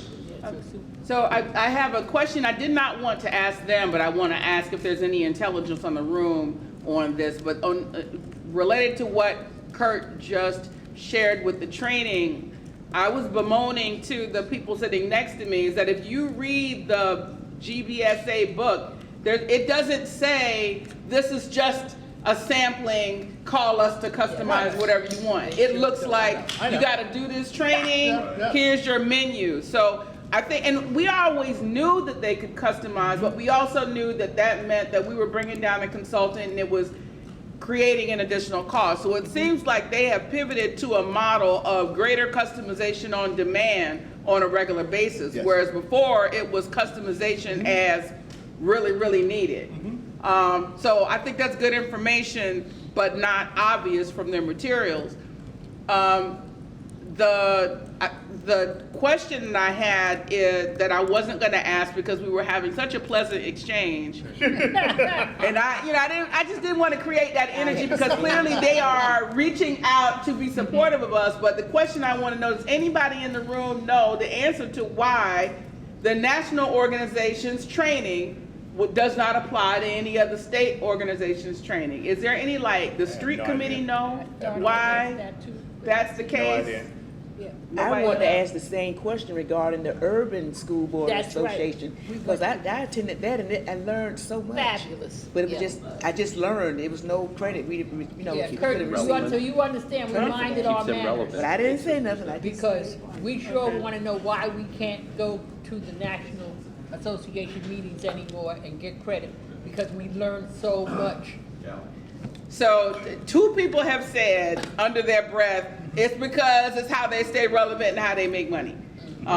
Which, okay, but seems like Who they're... would want to sabotage the... Yeah, that we all were feeling good and singing Kumbaya, so I didn't want to create that, but I was just wondering if we had some information on it. And maybe that's something that as you communicate with them, Mr. Moss, to say that there are things we have learned at CUBE, the Council for Urban Boards of Education, the National School Board Association, that we thought were beneficial that we do not see appear in the Georgia catalog. So I do know that they disassociated with the National Association. So that, yeah, we know that, but we so, can't why. So, well, And we, I think that's basic politics 101. Yeah, But, okay. Well, maybe that's the diplomatic way to say it. Yeah. We see some things in that catalog, or we have learned things in that catalog in the past that have been really beneficial. Would you consider diversifying? Yes, so why don't you find some of those things?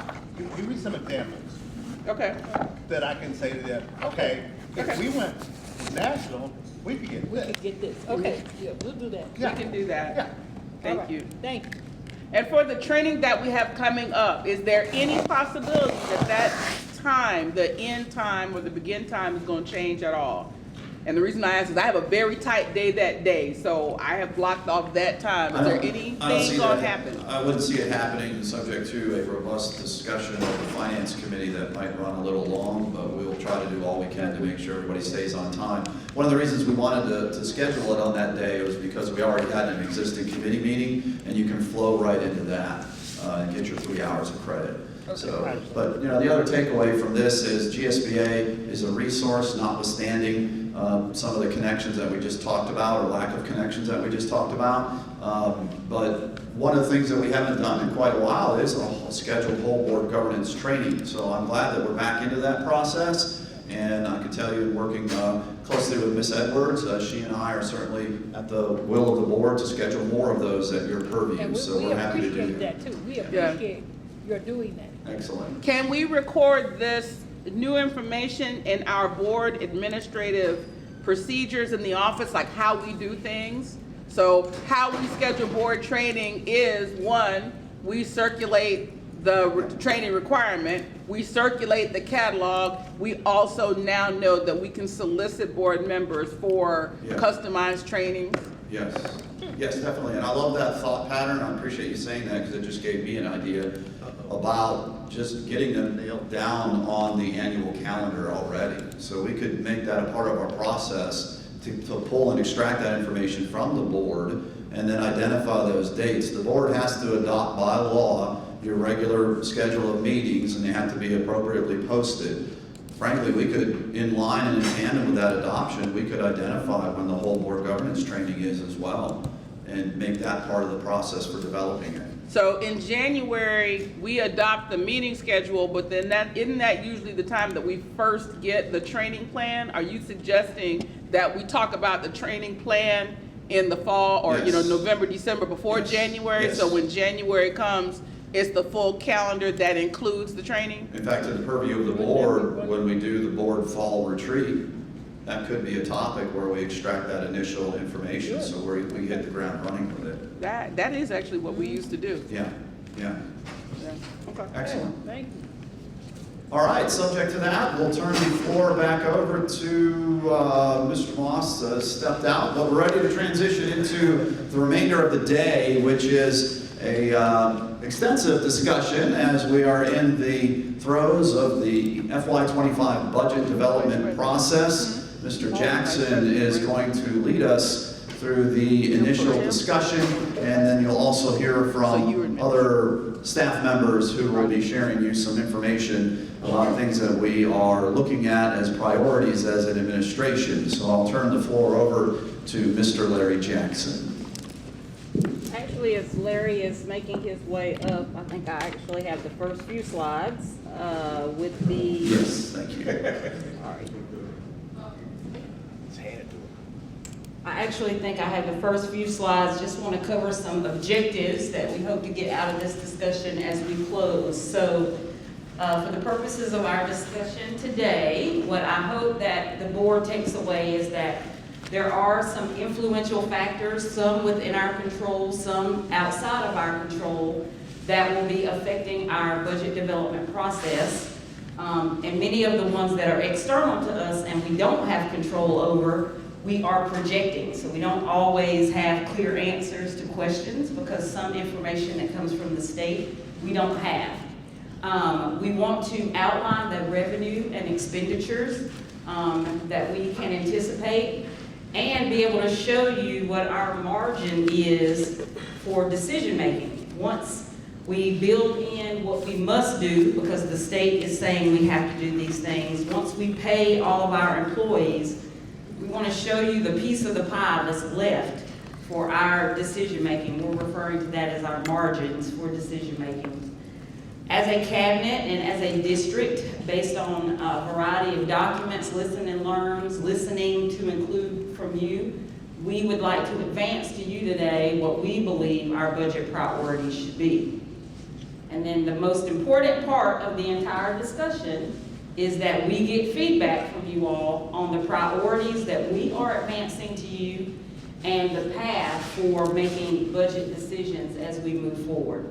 So that's what we hope to get accomplished today. This is basically our visual to demonstrate the push and pull that we have to balancing a budget.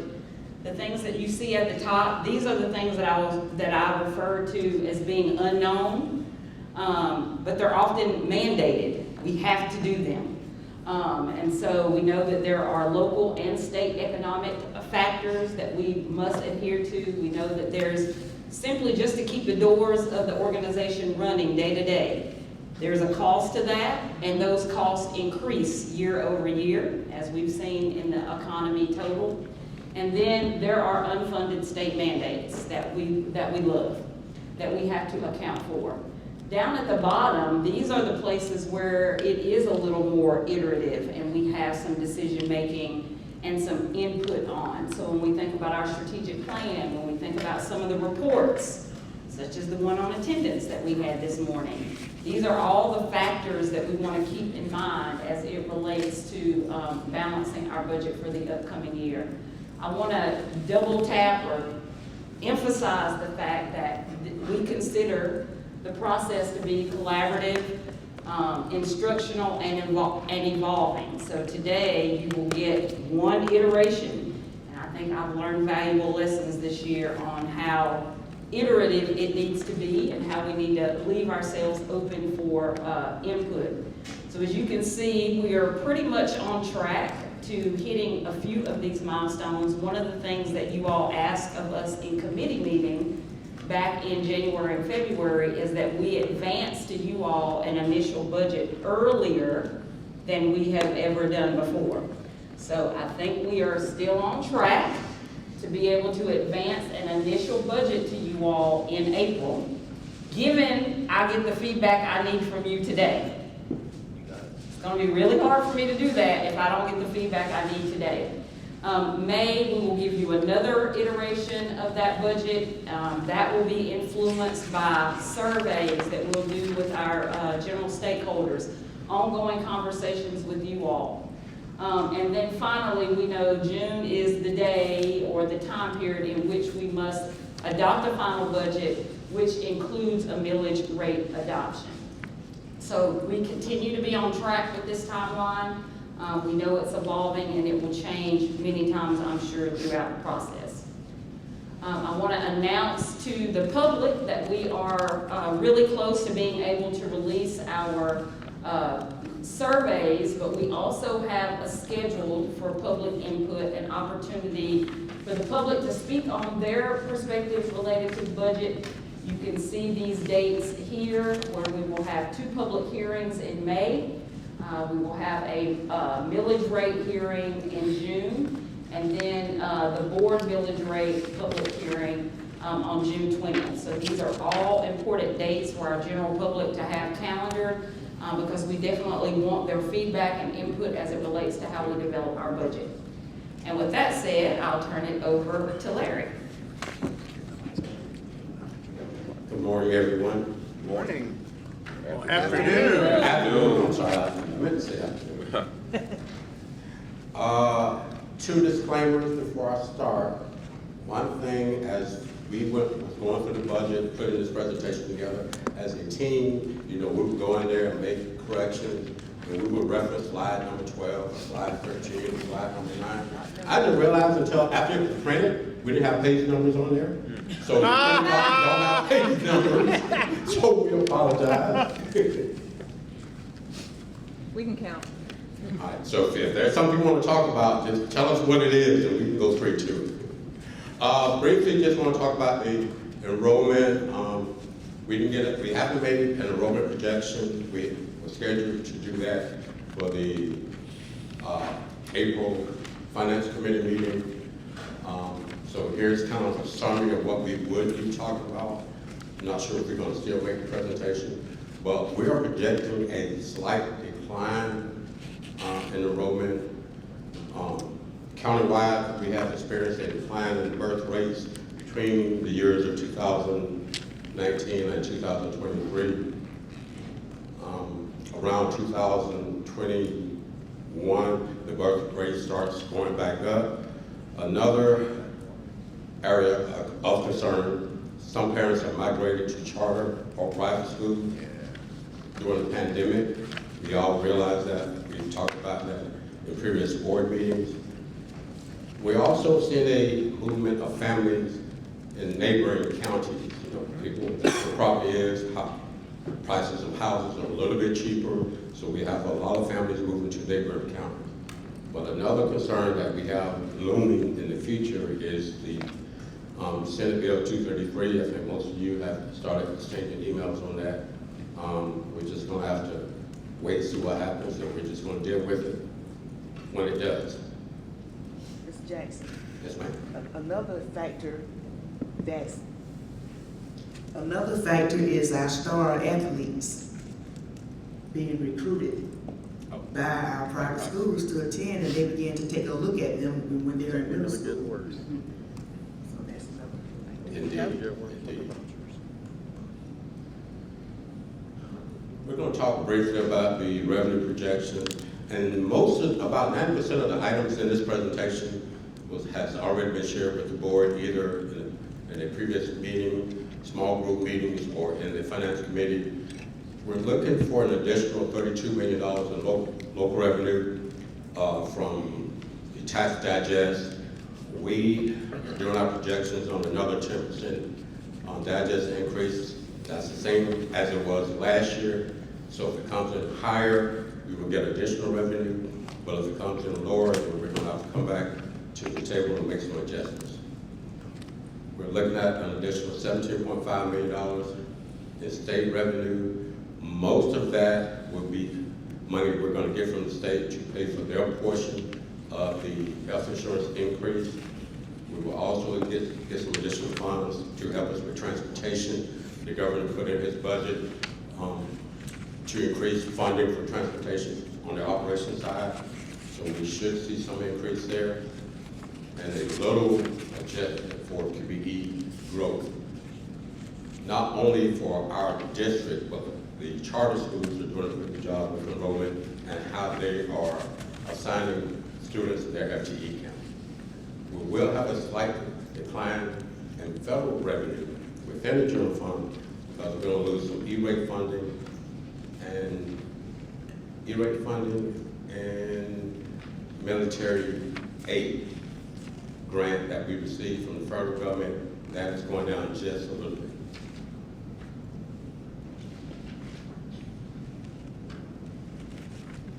What I'm showing on this slide is just, I tried to pick some of the major dollar items that were changed in the general fund budget for next year.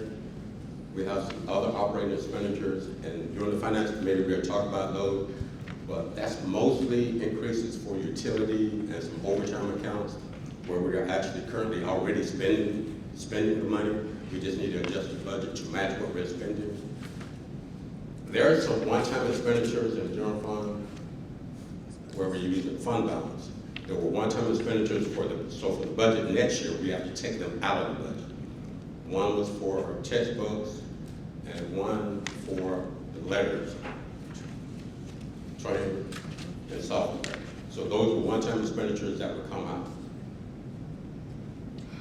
What the board has approved for next year is a one-time expenditure, the second year of the textbook purchase. I was just gonna ask, on the letters training, I know we're doing some of the train the trainer, we have our own staff available. Is there not, so we don't have any other additional expenses associated with that would continue on with the letters? Yes, if not mistaken, we pay for everything up front, so it would take place over the next 2 years. Yes, we Okay. pay for everything up front, and it's a 2-year training. Okay. Thank you. So would it stop after 2 years when you have new teachers being hired that needs the letters training? How would we? We actually are getting our teachers certified to be training trainers, and so they'll be able to provide the training at that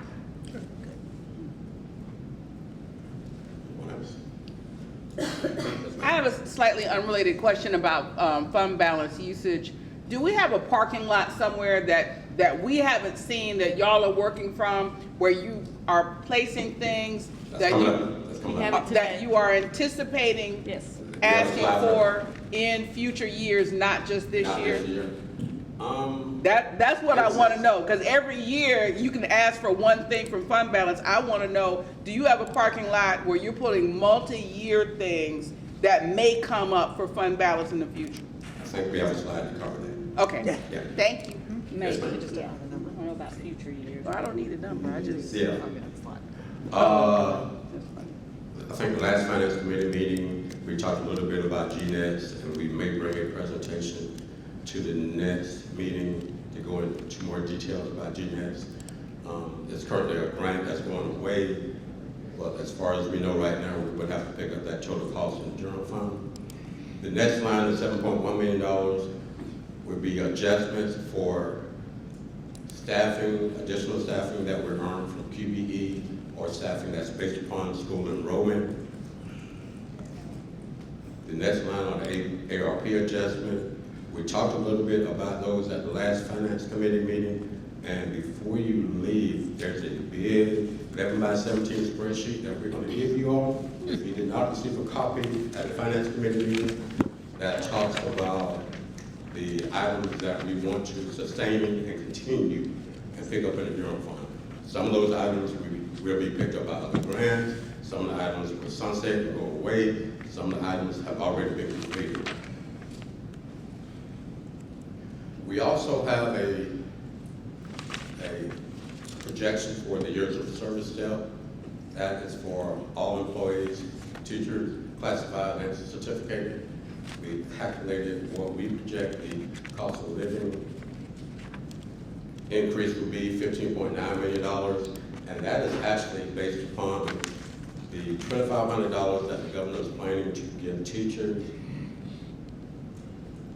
And we also talked about during finance committee meeting the increase for state health insurance. That's going to cost the district about $10.4 million. Can I clarify something on the QBE and enrollment staffing? So is that, you've got QBE up there, but is that the shortage that we don't get from the state to cover the positions? Is that what that means? Yeah. We got a slide on It's that. a combination of things. Okay. That is. But I'd like to put shortage next to that. Yeah. But the QBE staffing, Right. when we get allocation sheets from the states, there's a number of positions that we earn for particular programs. So for instance, gifted, special ed, CTAE, that's what's included in this number. But we should get additional revenue from the state to pay portions of it, not all of the additional staffing.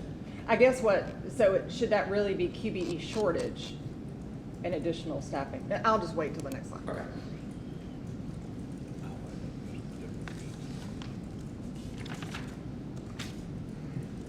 In this slide, we talk a little bit about the COLA. As we mentioned in the Finance Committee meeting, the 5.5% COLA is what we're recommending for FY25, which comes to about $15.9 million. That's based upon the $2,500 increase that the governor has put in his budget. $2,500 for our average first-year teacher comes out to about 5.5%. So we use that number across the board for all staff. So of that, we expect the state to fund $9 million of that, and locally, we would have to pick up the tab for $6.9 million.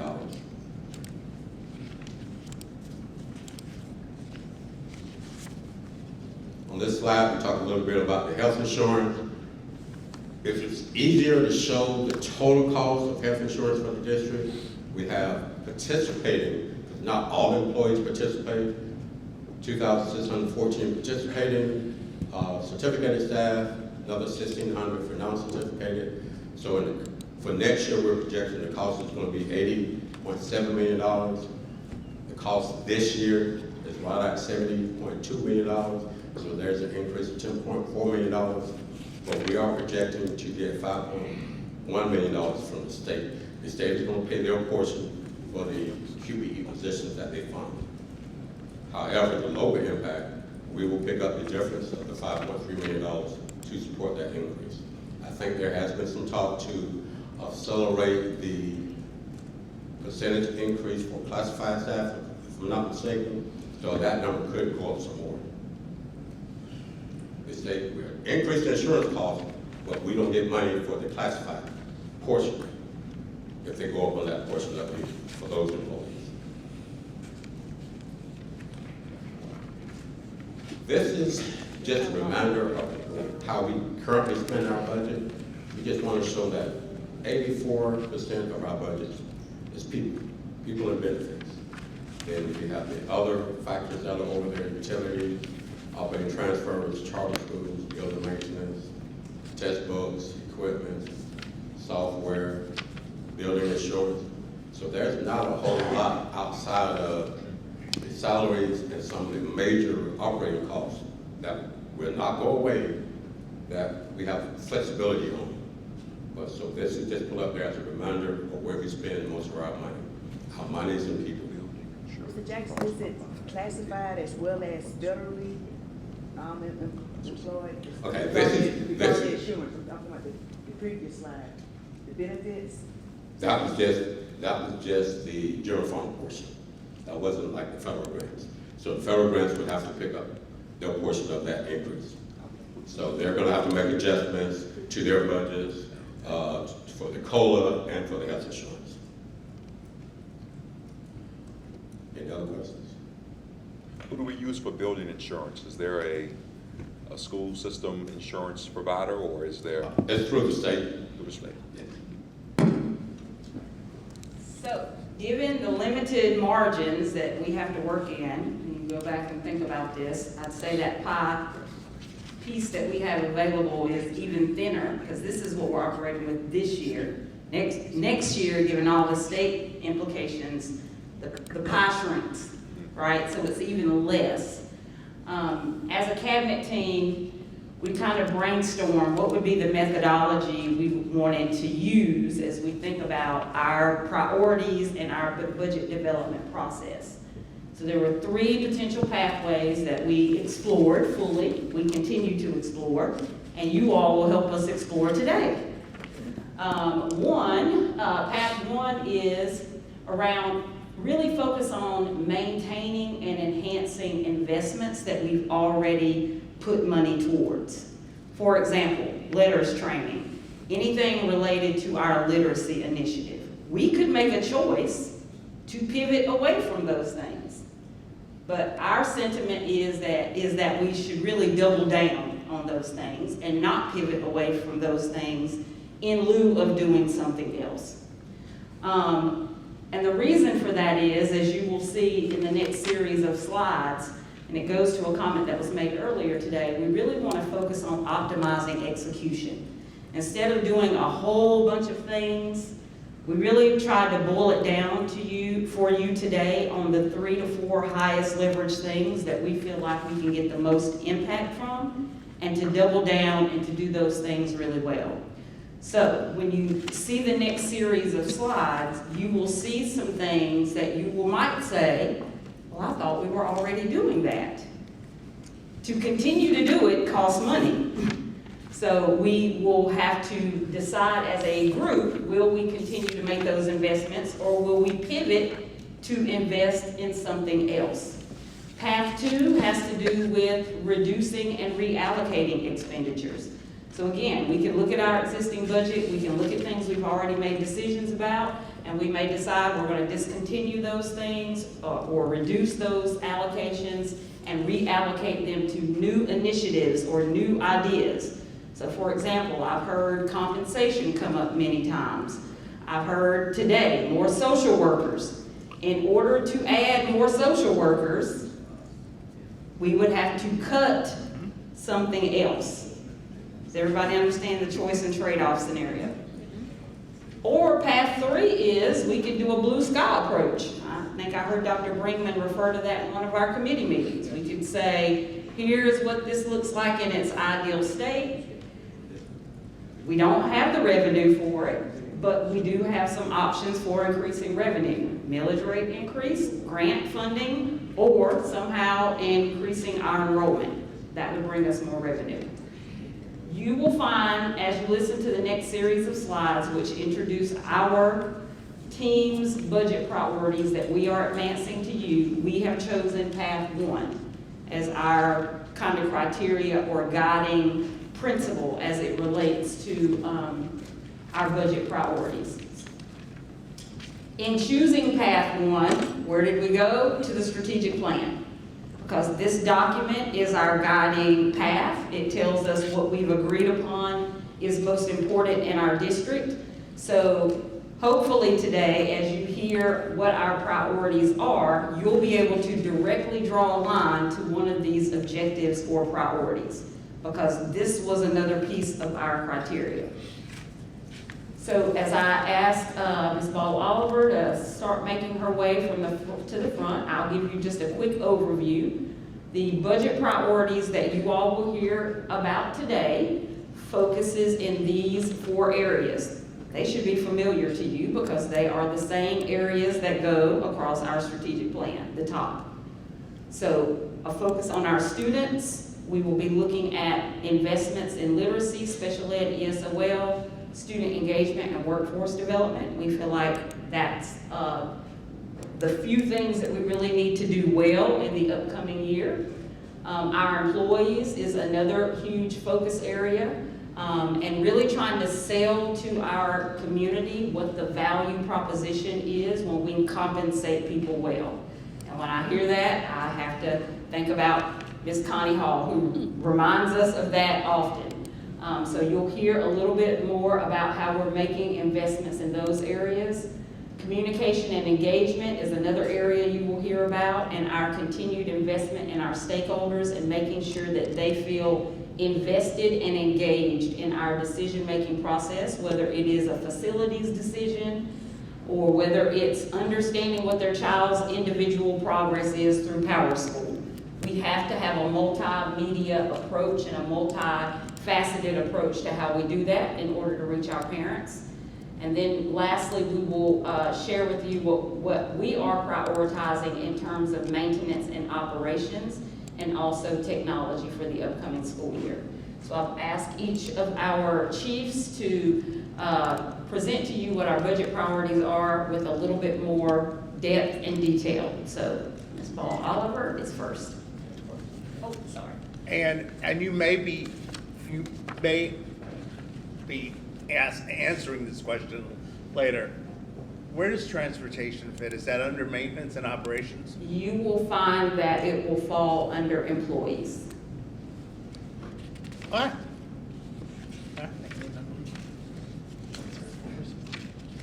Okay, as Dr. Watt shared with you, we were committed to our North Star, which is literacy. So our first strategic priority are our students, and the performance objective is advanced proficiency in literacy and numeracy through high-quality instruction and support for diverse learners. That gets to the crux of learning for all of our students in the district.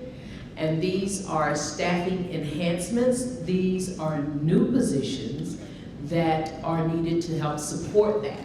A director of our English as a second language department, 13 new English as second language teachers for our English learners. And if you remember, as a part of phase 1, we no longer have hubs for these areas, but those students have been rezoned to their attendance zone schools. But in order for us to accomplish that and allow those babies to attend school in their neighborhood schools, we have to have teachers to support that need. The funding formula for that is 1 to 42. So for every 42 English learner students, you earn 1 position. So we are committed to making sure those babies have the opportunity to attend school in their attendance zone schools. And so we will have to fund teachers to support that, as well as you will see paraprofessionals also to help in that area. 36 positions for our GNETS program. We've mentioned this, we've talked about it throughout the year. That grant is going away. These are some of our neediest babies that attend Coastal Georgia Academy currently, and we will have to assume that cost. That is not to say that we will not get FTE funding at a later time. We are not sure what that funding formula will be, how much that will be, but we will, moving forward, have to maintain that program and those 36 positions. This is for the elementary program, elementary and middle program that will be an Out of Hope K-8 next year, as well as maintaining the program at Jenkins High School for our 9 through 12 students. Bernadette, could you, off the top of your head, do you know what the enrollment in our GNETS program is approximately?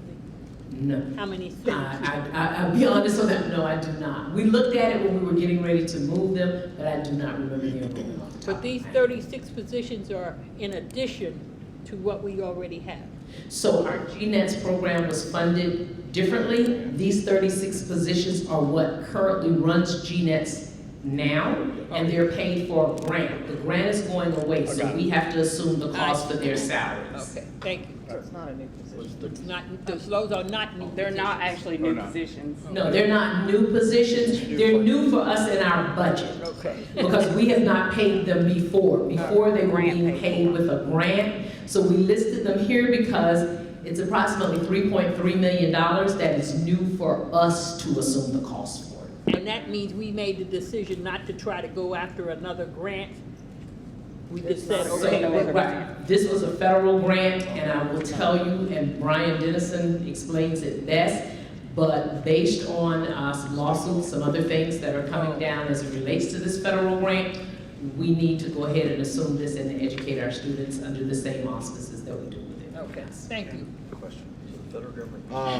So the 13 ESOL teachers that we are adding, we're gonna be paying for that out of our funds, our general fund. Correct. With the hope that next year we'll get state funding for that with the FTEs for those teachers. So we may get some additional funding, but please keep in mind it's a 1 to 42 ratio, so you have to have 42 students for every teacher that you get. That's So what we are hoping to get funding. we may get some additional funding. We may not, because if the number does not grow, then we'll stay where we are, but we have to have teachers in the various circles. Yeah, we'll fund it, we're gonna fund it now and hoping that we'll get state funding later. Yes, Okay. based on the enrollment of those students. So, on the ESOL teachers, because as one of our principals shared with us at their presentation, we have several languages. So are all of these 13 ESOL teachers, are they only English and Spanish, or are they? So there's no requirement for them to have a second language. The state actually has a different certification, and it is actually the approach and the practices that they use in the classroom with the students. It's to help students who are emerging English learners regardless of what their home language is. It could be any language. However, the 4 bilingual liaisons do need to speak. So some, right now, the 2 that, so we're high, so under the maintain, yes. They're actually interviewing for 2 others. The 2 that have been hired, yes, they do speak Spanish. No, I'm saying, do they speak anything other than Spanish? Yes, I think they have 1 that might speak another language other than Spanish. Because I think we have 26 They're trying to. candidates. Yes. We do. So the formula for earning positions, you said was 42. Had we completely populated all the positions that we earned based on the number of students who were English language learners prior to this year? So no, because we have some vacancies. Okay, and that's because of the demand for that talent? Okay. So yes, what it does is our teachers have to go for a specific add-on to their certification.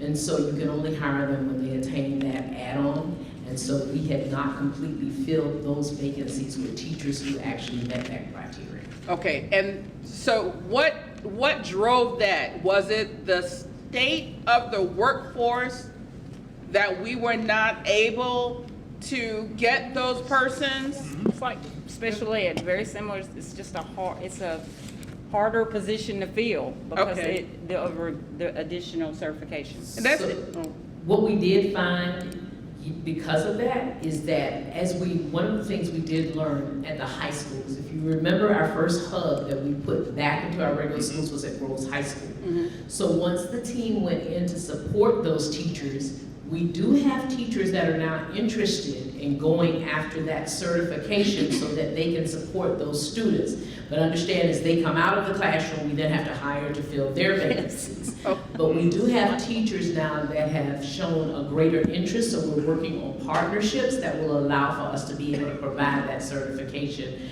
I think it's 3 courses that they have to take in terms of getting that additional certification. That's helpful. I wanted to get the why we were doing this out in the conversation, because if you're just out in the viewing public and you see this as a budget priority when it hadn't been talked about at any time, it looks like, oh, if I go to a board meeting and I jump up and down, I'm going to get 6.9 million added to whatever is my concern.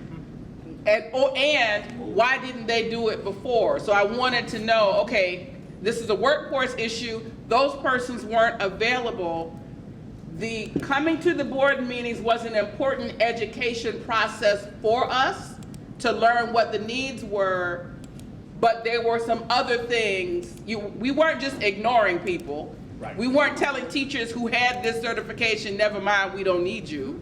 You know, so I just wanted to make sure that the conversation was more developed, because it could appear that way, and I didn't think that was entirely the case. So absolutely, to your point, we do not have these teachers, and we will have to actually work to help support getting those that are interested certified, because we don't have this pool of teachers that hold that certification. And so we actually are developing programs to help in this area, much like what we've done to get teachers and with our gifted and so forth. Thank you. And so under maintained here as well, in terms of our staffing enhancements here, we're looking at maintaining our 4 bilingual liaisons. 2 of those positions have been filled. They are about to interview for the 2 vacancies that remain. And then our coordinator of ESOL. These positions that were being maintained were approved by the board for this fiscal year's budget. Brenda, the liaisons, are those, I know this is under students, but are those liaisons working with families? Like, who are they liaising between? So they're in the schools, and they work with teachers, and they work with families. You're going to hear Kurt mention them again when he talks about community engagement and our work with families as well, but they also work with our staff. So that's why we kind of have them tapped in both places. They just happen to fall under this department, so we kind of own them in academic affairs, but you'll hear him speak of them as well as it relates to community engagement. I think it's also important to note that a lot of the work an ESOL teacher does actually has benefit across students. Right.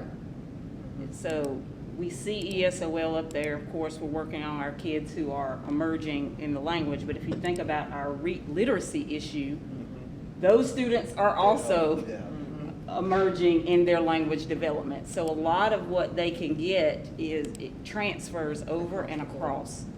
So they're enhanced benefits.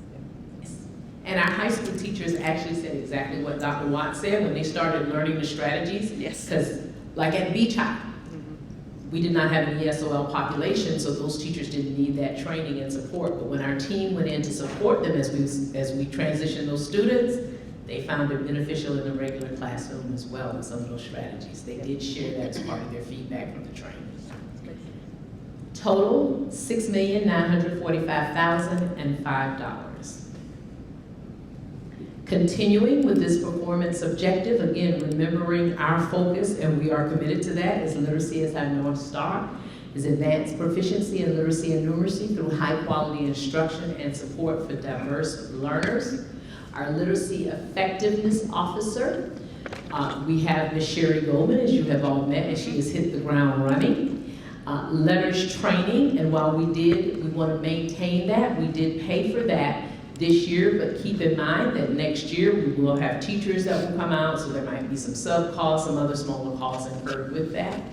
And then also our K-12 textbook adoption that was approved, that was $21 million, and we are actually in the process of submitting those purchases now. And then we have our 6 literacy specialists for a total of $24,639,000. How many of the literacy specialists have we hired? Have we had all? 3. 3? Okay. Good job.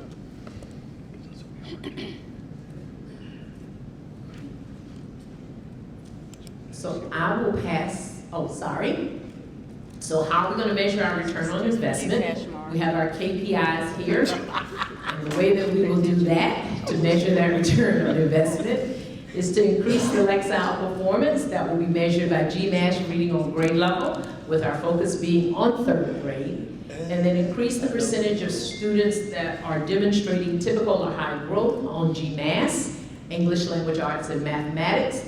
And again, that's as measured by the student growth percentile reports. And increase the percentage of students that are demonstrating typical or high growth on GMAS, English, Language Arts, and Mathematics for English learners and students with disability subgroups. Ms. Hall, Dr. Hall. As part of what Dr. Watts mentioned earlier, she said to maintain and double down. Do we have any plans to doubling down on paraprofessionals? And the reason why I asked, we went out to the Delaware tour, every class, grades K through 5th, had a full-time para. Excuse me, I couldn't hear you. I said every class, grades K through 5th, had a full-time para who also received training. And it had a serious impact, a significant impact on their success. Not pre-K, but pre-K, K through 5th grade had a para in the classroom. K through 5. You got Connie. K through 5. So the only. Can you say that again for Connie?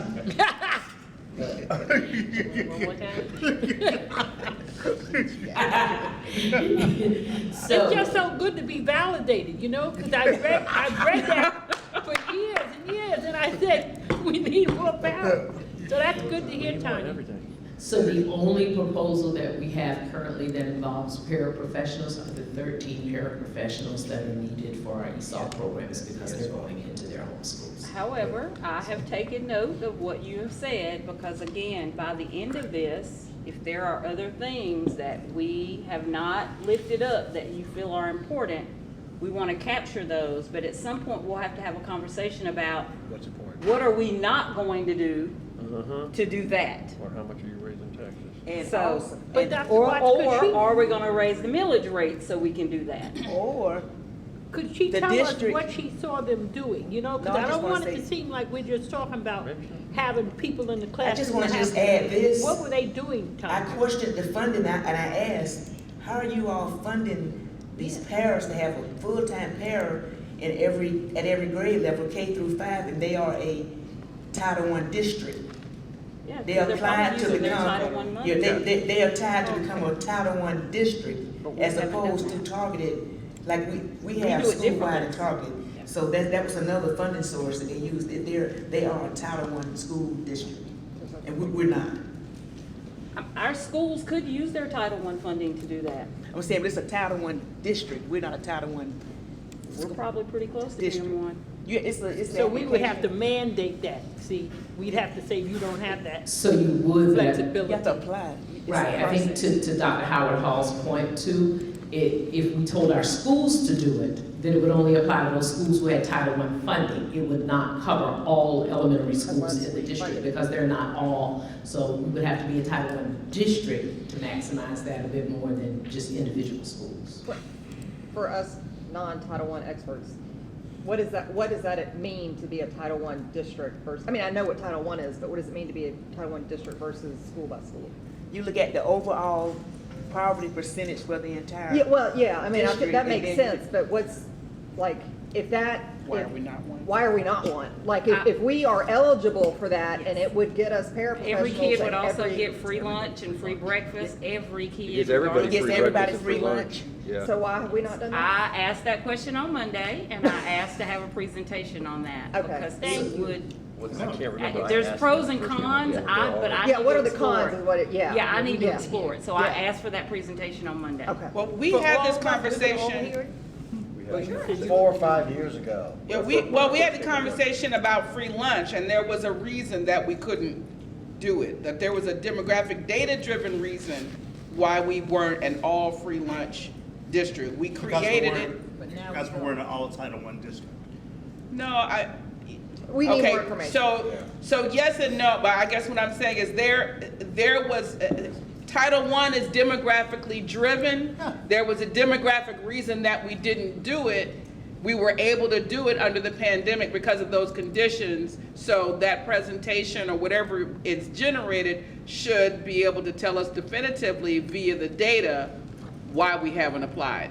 Because it's not just because we don't have the category. The category is driven by data. Maybe our data were not sufficient to do it My years ago, understanding is we but could, not but now. we chose not to. I think there's additional information that goes Yeah. with that. I would recommend that you have the presentation. Yes. Because there were other factors to include on the side of school nutrition that impacted that. And Ms. Sukonic, I know, was working to pull together a lot of information, but she needs to do that in coordination with school nutrition to give you the actual facts. The facts of why we didn't go Title I district. Well, and to give you the pros and cons of what it means to do both, if in fact that's a feasible option for us. Okay.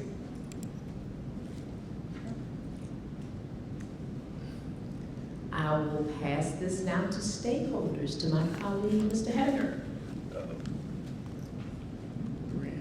Thank you, Ms. Ball. Oliver, the superintendent, did charge us to continue to research that discussion on the eligibility provision for district-wide free lunch. One of the things that did come up was the basis on that was derived from government assistance programs.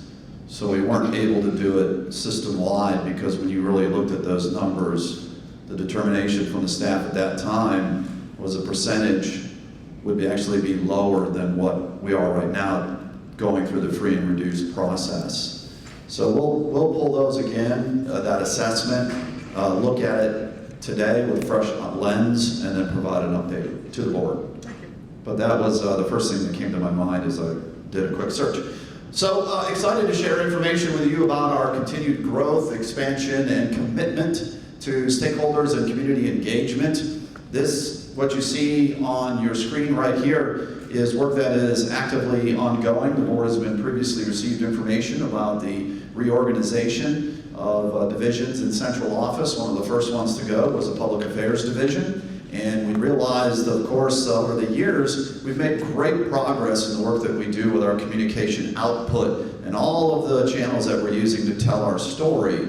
Undoubtedly, though, as you get around the community, you will always hear those that say, I didn't know about it, or why didn't I know about it, or how do I do this? So that really gets into the bigger narrative about reach, broad reach, and impact.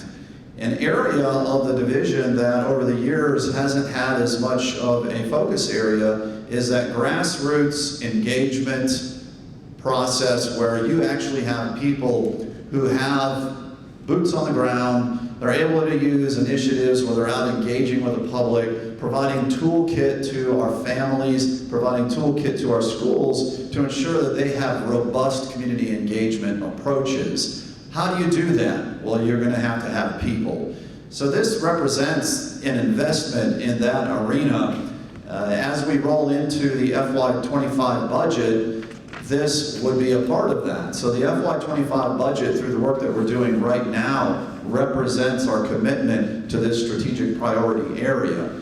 So the staffing enhancements under the new positions are an executive director of engagement and outreach. That's that engagement, direct engagement and outreach arm of the division. We also are looking at a communications director of brand and marketing. So public education is a little different in the world of advertising because there are legislation, state rules, finance guidance that says monies utilized and revenues that have been brought in must be utilized for educational purpose of students. So that makes it a little challenging to go and do a really cool, slick advertising campaign. But it doesn't stop us from investing and sharing information in very creative ways. So the guys in the concepts of brand and marketing and identity absolutely 100% apply to our agency. And this is really important as we're going through the continued work and the refinement of the strategic plan, which, as we know, is TWF 2026. In another year, we're going to be looking at the next phase of the strategic plan. And this will be the first real 5-year strategic plan under the ownership of Dr. Watts. That communication output is going to be so critical for us in the next iteration and growth and trajectory of the school district. Part of the reason I say that's so important is because you've heard us talk about culture and climate in the strategic plan and what that means. We all know that bad culture in an agency can tear it apart no matter what great things are going on. So we recognize that in our work and our engagement and our outreach, we have to be thinking that way all the time. Well, again, it takes people to do that. So the work of the brand and marketing has a certain sense of overlap with our outreach. The video services specialist is a position that we're very excited about. It's one that in our division for many years, we've tried to do it in certain ways through multitasking or outsourcing, and that becomes a challenge. Having a dedicated person who has those technical skills and the ability to do that and do productions through that visual engaging communication point in that video production piece is going to really be helpful for us. So those are the 3 new positions. The existing position that we maintain is a parent community engagement liaison. Now this is a position that has been in the communications arena for some time. We've had some folks that have been in that position and that have moved on, and they're at schools continuing to contribute to the work of the school district, but they came through communications. We never eliminated the position. It was always a vacancy. In fact, there was a time I was looking at potentially changing that job description and getting it more to a production-based communication side of the house. But I'm glad we didn't do that, because as Dr. Watts came in and we looked at the reorganization and we realized the side of the house in public affairs and the outreach and engagement piece needs to be bolstered. Communications has really been a focus more on output and production, but that engagement, person-to-person interaction, and those strategies that you do to engage parents, community, volunteers, business partners is still absolutely critical to us. So that position remains, and that is representative of the double down effect, if you will, where we are talking about maintaining that, and this represents that commitment in the budget of FY25. So you can see a relatively small number when you look at the big picture of things, a $500,000 investment in this particular area based on these positions that we're excited to roll in and continue to focus on FY25. What happened with the grant writing position? There were always a vacancy for Yes. the grant writer, and that's an important. Yes, so the grant writing position has moved around a little bit. We've actually had it in the area of data and accountability for a time. Now it really falls into strategy and innovation. So Stacey Taylor will celebrate the honor of those grant opportunities for the school district. But we will say that the value of doing that as a revenue source, and you saw the 3 paths there, one of them is increased revenue. So where are we going to get more revenue?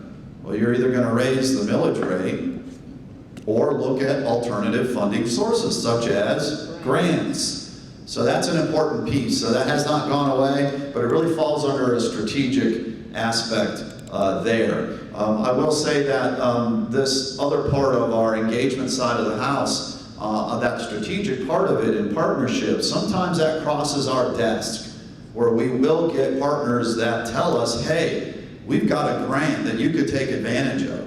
So if we're going out in the community and we're working with a new business partner and we see a strategic partnership where we can connect them district level through our Office of College and Career Readiness. Many of you know Mr. Clyde Newton, that's his focus area. Mr. Newton is part of our public affairs team on that outreach side of the house. Oftentimes, he will run into folks that will tell us about grant opportunities. So we make sure that the appropriate individuals in the district know about that, and having that grant writer position in our area of strategy and innovation is critical. Ms. Hall? Mr. Hediger, that's what I was referring to earlier when we were talking about virtual positions. Yes. There might be a genius somewhere with grant writing who wants to work virtually, who might live in Washington, D.C. Yeah. And I would let them. But you see, yeah, that's what I'm saying. Our need to change our ideas about, you know, who can work for us and what they have to have. Yeah, certainly depending on the work that's being done, the walls of the structure should not slow you down from being able to make those achievable goals. So I like that idea about the role of the grant writer, but I think thinking about them even more broadly as a person who is key to development is valuable. Oftentimes, I am on large grants where folks want to bring in the school district, and it's difficult to find that connector. Who should someone be talking to write in an appropriate component that would make the district a subawardee? And usually I connect them directly to the superintendent, but the superintendent does a lot. So having someone who is also a resource to help connect and maybe build that component that could be worth $1 million on an application would be good. And I think that's important. This was not why I raised my hand, but it's connected to what you were talking about. The other reason that kind of role is important is because right now, under the Infrastructure Reduction Act money that's coming out, and the Justice 40 component under the Biden administration, 40% of federal funding should be reaching marginalized communities, and that's largely part of our demographic. So there are grant monies out now that are not going to be out again, and we need someone who is sitting in a place to be receptive and be able to address it. I was going for something much smaller when I raised my hand, and that is the fact that we've done an excellent, I can't claim it, I just watch it. You and your team have done an excellent job of growing talent in this area. Ms. Odom is wonderful. Isaiah is wonderful.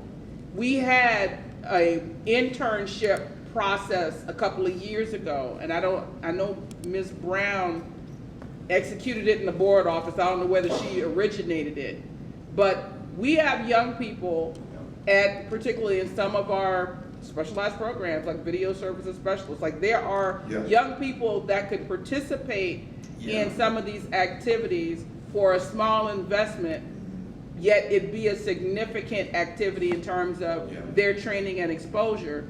So units that have the ability to receive those students, like I would be happy for this to go up to 6,000 even, 600,000 even, if that little bit extra could create internal apprenticeships Yes. for our students Yes.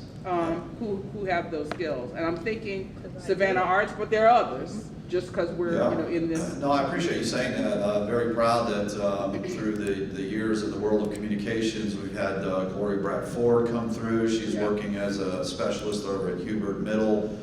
Ms. Brittany Odom come through. She's working as a specialist at A.B. Williams. Isaiah, he came in as an intern for us, and it didn't take long for us to realize we needed to hire him up because he does great work. He's got a very high ceiling. Stacy Jennings, Sheila Blanco, the whole team, we've always talked about that expanded video presence that we have.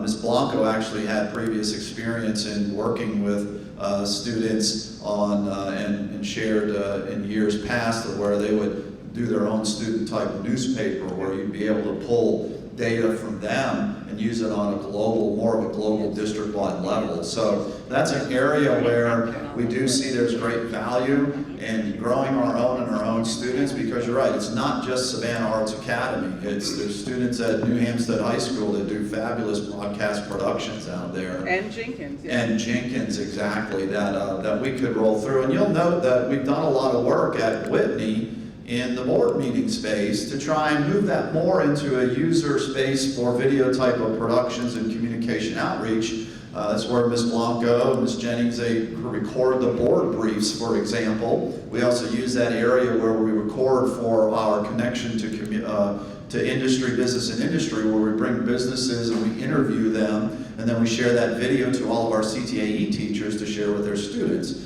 So we're able to do that right now in Whitney, and our goal is to continue to enhance that and to grow that so that we have more broadcast capability production skills in that room, and that video specialist person will play a big role in that. So any area where that can be appropriate, not necessarily this one, but any area where student development can be a part of the activity and still not a very significant change in the dollar amount will demonstrate leveraging and investment and building entrepreneurship and CTAE in our students in ways that I think we've done in the past and should continue in the future.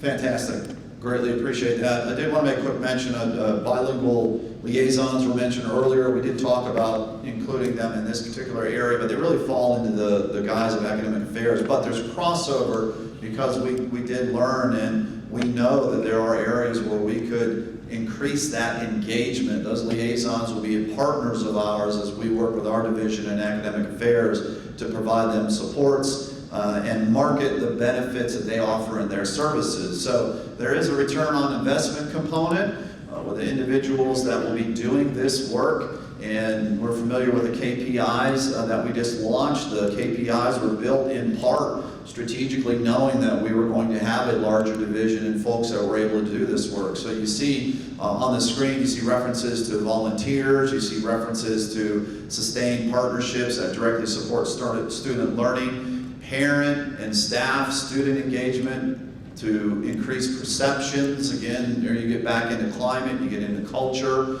Of course, the website is our primary engagement and communication tool is critical, and the translation services we know are also very important. You're all familiar that we're getting ready to launch a website. Those of you that were at the BAC committee yesterday got a little bit of a taste on that, and how we're going to use that as a tool as well to communicate our strategic priorities. But it's so much more than that. It's so much more robust. That website was a dollar figure that was built into this budget session. So some of those monies are built into this continued investment. The biggest thing for us is going to be hosting services, which is to the tune of about $50,000 a year for the district. So really not a big dollar amount when you look at the size of our agency and the size of our budget, but so very, very critical. It's important that we're able to host our own website and get away from what we've been doing for many years under Microsoft SharePoint, which our web services team deserves an award in itself for building a website under Microsoft SharePoint to the dynamic way that it is today. So again, excited that this budget, again, the work that we're doing now as it goes forward as a maintained As the superintendent said, a way to double down and continue to invest in our work aligns with our strategic priorities as we go into FY25. With that, I'll turn it over to our next area, which is employees. Mr. Ware. Mr. Manager, Yes, ma'am. what role at the school level, I know that each school have their budget, and the principal is pretty much the one that's responsible for that budget. But what role are teachers playing as to how to assist with helping, with working with the principal to get the things that they need? Because many times teachers go out and purchase things, using their own funding, and I know that schools have funds allocated to them. I know it's kind of dwindling down, and I don't want to micromanage or sound like I'm getting involved in operations, but Yes, and schools have different needs, obviously, as well. When you get into the component of whether you're working with our youngest or with our oldest, there are different needs, and the ones who are actually doing the work are critical from hearing that voice. Ms. Paul Oliver. Yes, and so the way that it should work out in Howard Hall and for the past many years, there should be a leadership team at every single school.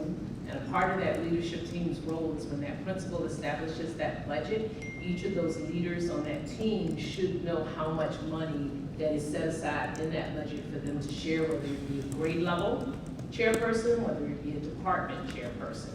And so then that trickles down or cascades down to those teachers so that that allows them to know this is the amount that we have in the budget and this is the amount for your department, as well as there are sometimes larger pots of money that principals share at the beginning of the year where they just order blanket supplies, base supplies for everyone.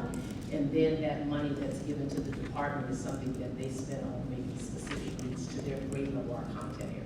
and especially at Title I schools, because they receive a significant amount of money, for purchase books, supplies, non-equipment, computer, all of that. And typically, they have a supply list, and those supplies should be distributed to all of those classrooms, the content area classrooms. So it needs to be need to look into it. I think maybe some budget one-on-one would be helpful. Yes. But another concern about that is that a lot of the teachers, if it's beyond just like the basic supply list and to go through the ordering process, they say it's cumbersome, and that by the time they would actually get it in, it's already past the time they needed it. I've heard that. So it's one of those things where by the time, that's why a lot of them just go out and get it themselves and come back. Don't plan ahead when you work with the state money. Some of our schools have shared. Yes. Similar, we've heard. We've heard. Sean? This is unrelated to that, so we'll be done on that, sorry. On the communications budget enhancements, one of the things that's come up recently is, with Hyundai coming, is the new Regional Workforce Development Task Force. And I know you mentioned earlier Mr. Newton's outreach, and I know our CTAE program has traditionally been strong. Those are kind of siloed right now, and we also talked about earlier about ongoing discussions with, higher ed locally and Savannah Tech and the Chamber about ongoing business needs. It seems to me that there's a position missing within the district. Focused on workforce development. Yeah. Well, but not, so I'm looking at Post-secondary. it's like post high school opportunities, and the traditional thinking is you're going to college, you're going to the military, or it's a career, right?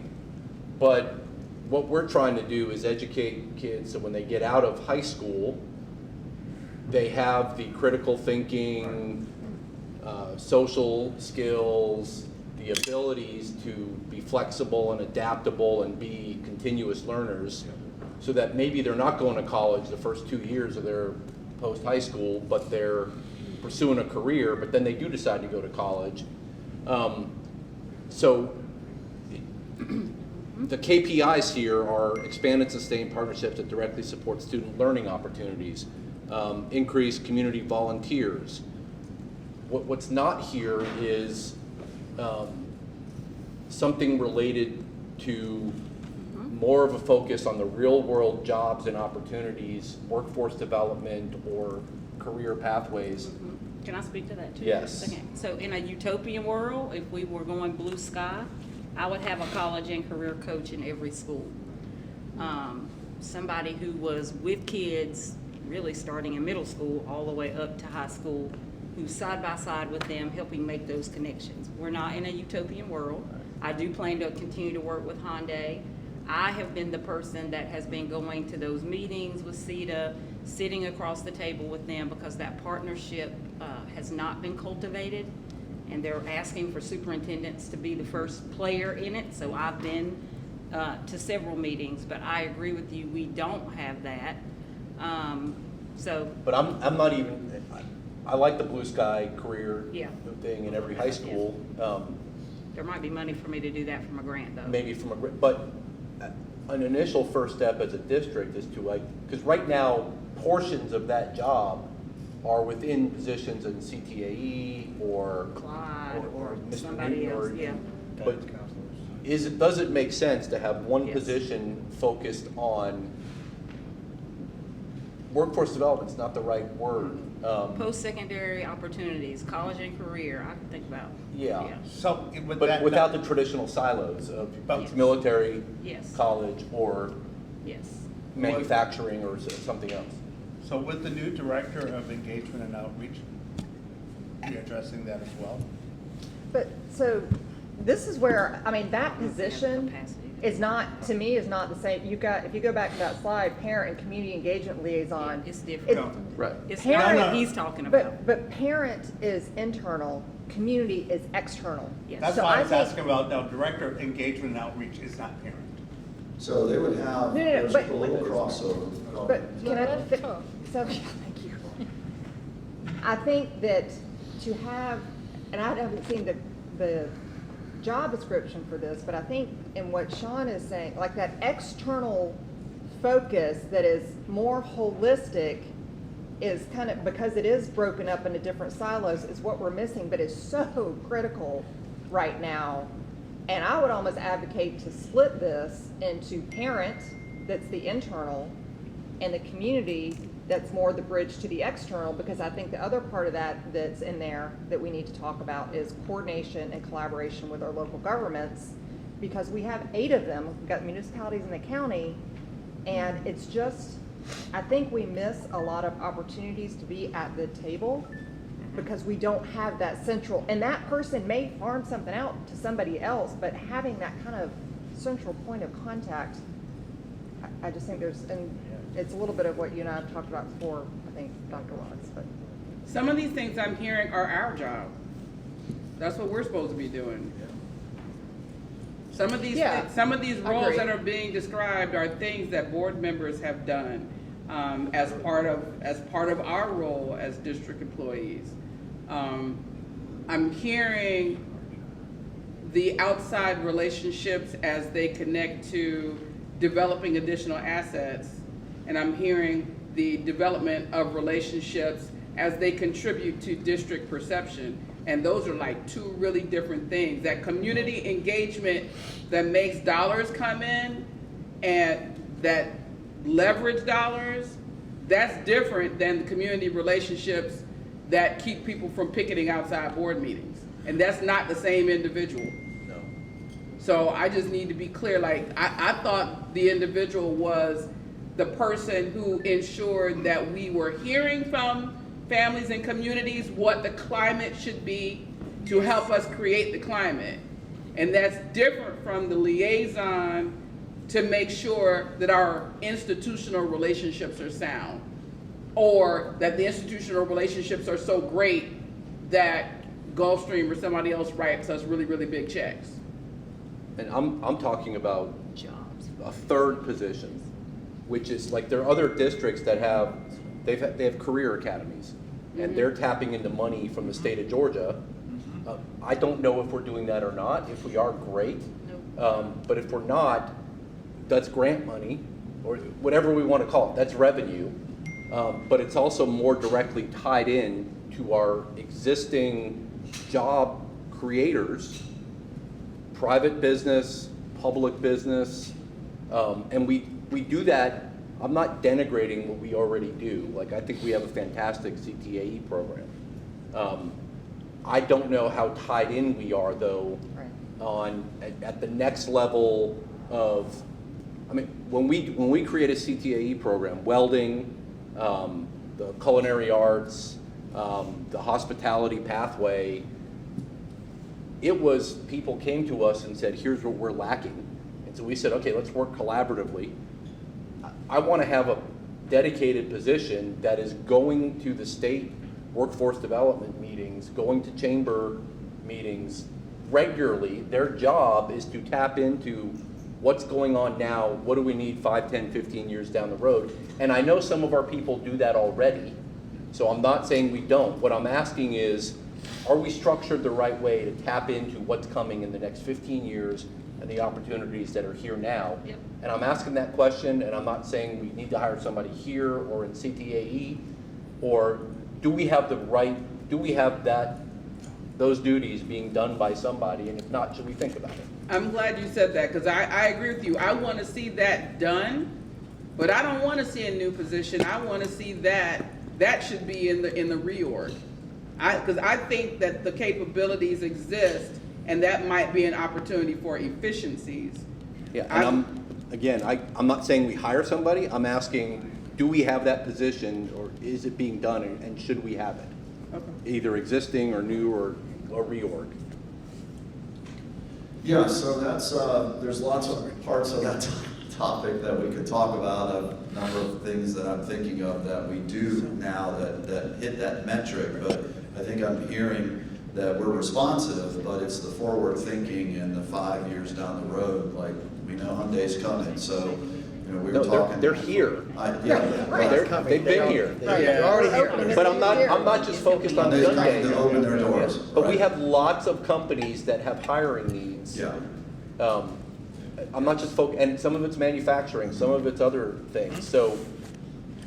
Or being able to see what's next. That's the point that I think we're hearing strongly is that what's next. And we appreciate the boards helping us make the connection with the new CETA individual who is focused on workforce initiatives. We had the honor of having her come and report to our student senate, or our, sorry, not the student senate, but the superintendent's professional senate last week, and talk about this very topic as well, and some of the things that they're doing. So that was a good engagement for us to share with her and her team the things that we're doing across the district, such as, you know, we are an economic designated partner as by the Georgia Department of Education for the partnerships that we have done, like with St. Joe's, with Gulfstream, with the Kessler hospitality team. So, well, what is the forward outlook for that? Could we say that we have one person dedicated to doing that 24/7? I don't think we do have one person dedicated to doing that 24/7. Do we have people who are working in that realm and trying to make those connections and improve the opportunities that students have in our partnerships? Yes, we do. One of them is in public affairs, and many of them are in the Office of College and Career Readiness, who we work very closely with. So her, definitely, and we'll certainly look forward to working with the superintendent more on this feedback and areas where we can grow in that particular focus area. Subject to any other questions of the board, we'll move the presentation along. And our next presenter is Mr. Ramon Ray. Woo! 1 minute. Thank you. Second time. I introduced twice. I haven't introduced twice. All right, so as we look at employees, strategic priority 3, employees, I do want to, before you get lost in a number, just make sure I give you the background on what that number means. So what we're talking about is local decisions or local commitment to employees. So these are different from Mr. Jackson only in the context of this is what you can control or this is what you have to pay locally that impacts the local budget, not state mandated. So think about that, not state mandated when you think about these. So cost of living adjustment is in there, and like Mr. Jackson presented that earlier.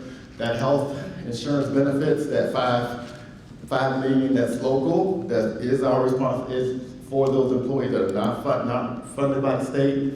Step increases also that are not funded by the state. And then transportation, which I'll talk about a little bit more. But that totals right around $17 million. As we continue, many of the board members here in 2016 when I presented, actually in March of 2016, about the compensation plan and making sure that we were continuing to do longevity steps and continuing those step increases, and to the extent possible, continuing the COLA. And so you recall that this is kind of doing that same example, but also acknowledging that most teachers and certified staff receive a step increase by Georgia law. We don't have any control over that, but then there are others that you do have control over. Same for the 5.5% cost of living.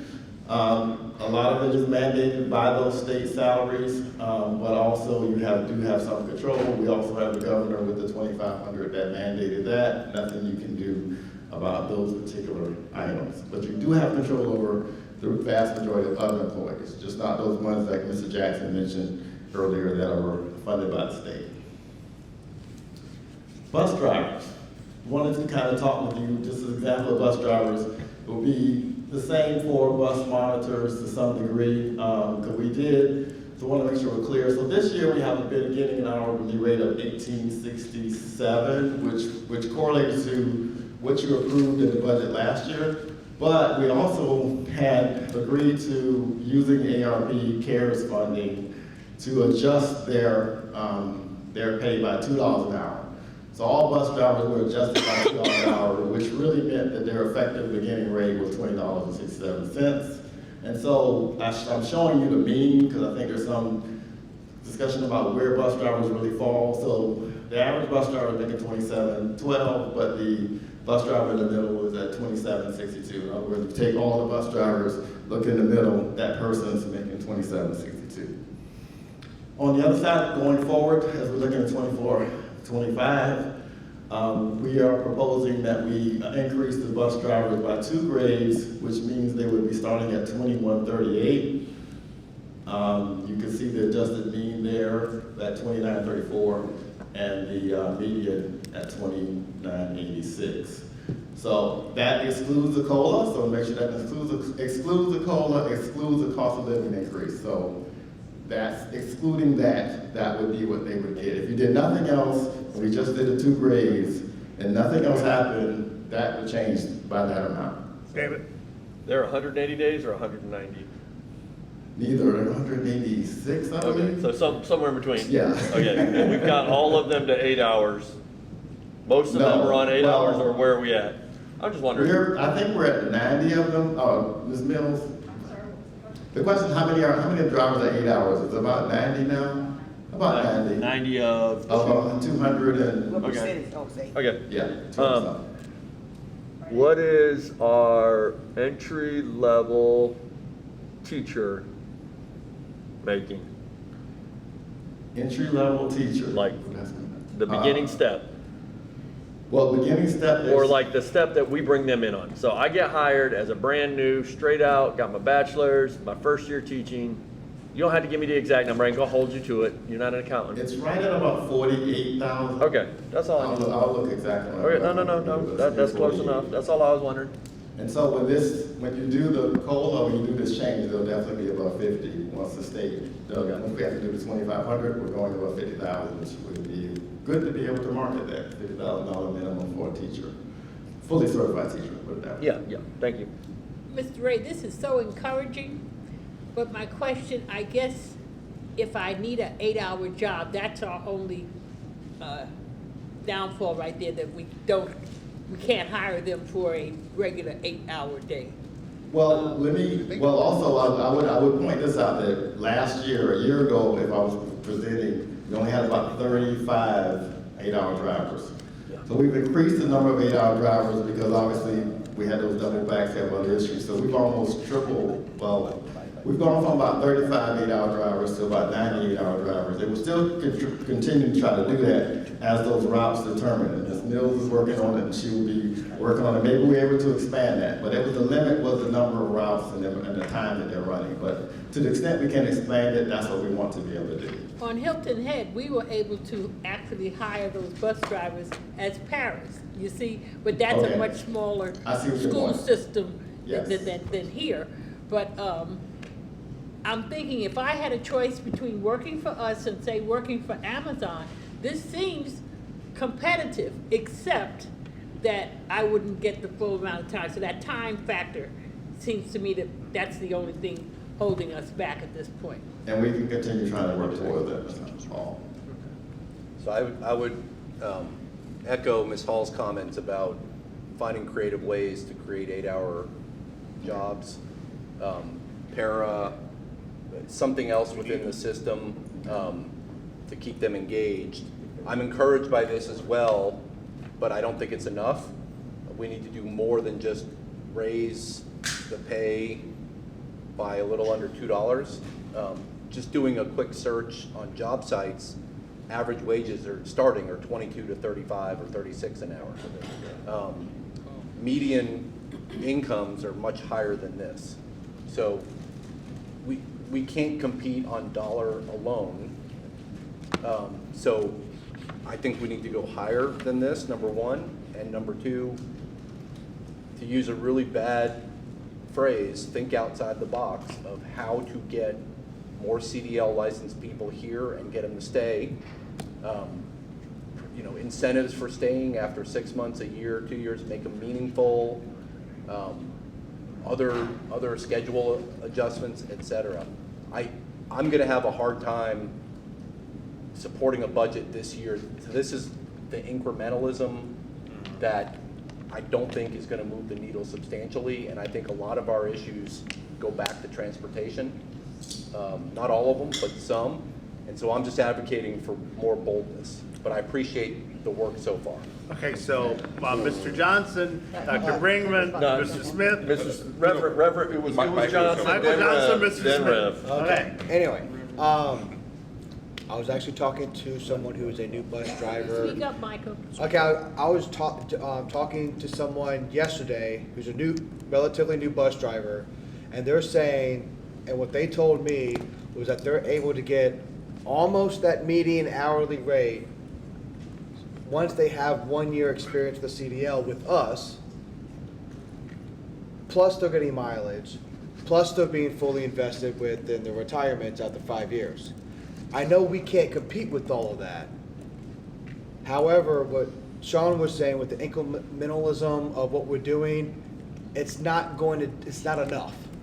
I mean, if we're gonna increase the pay, if we're gonna do this, let's be bold. We can be as bold as you all want us to be. I just need you to tell me what you don't want to do so that we can be bold. Well, I don't know what the limit is yet. Okay. I'm just gonna tell you that. We can be as bold. The other thing is that, and I know it's been talked about in private conversations and everything else, and I know I'm gonna get some looks when I say this, and I know it's gonna get a whole bunch of hands popping up when I say this, but have we looked as a district of what it will cost us to take our transportation back to a private company? So, Ms. Mills doesn't know this yet because I'm planning to meet with her on Monday, but I am planning to have early summer, June possibly, a presentation to the board on what the vision of transportation will be for next school year. Because I think it's going to be a combination of a lot of things. It's not just pay. Bus drivers have told me many times this year that they didn't leave the district because of money. They left because of other reasons. I don't think that there is a singular approach that we can take that will attack this. This is our first attempt. But in early summer, you will get a more robust presentation that can explore what you're talking about and some other things that we're looking at. I'll get to you in a minute. Okay, go ahead. Just out of curiosity, when we talk about the cost of living for everyone across the board, I would like to ask this question. Do we have any incentives for home owners or home buyers? Like, do we have a situation where we assist them in banking? Why y'all making those faces? No, I'm making those faces. That's why.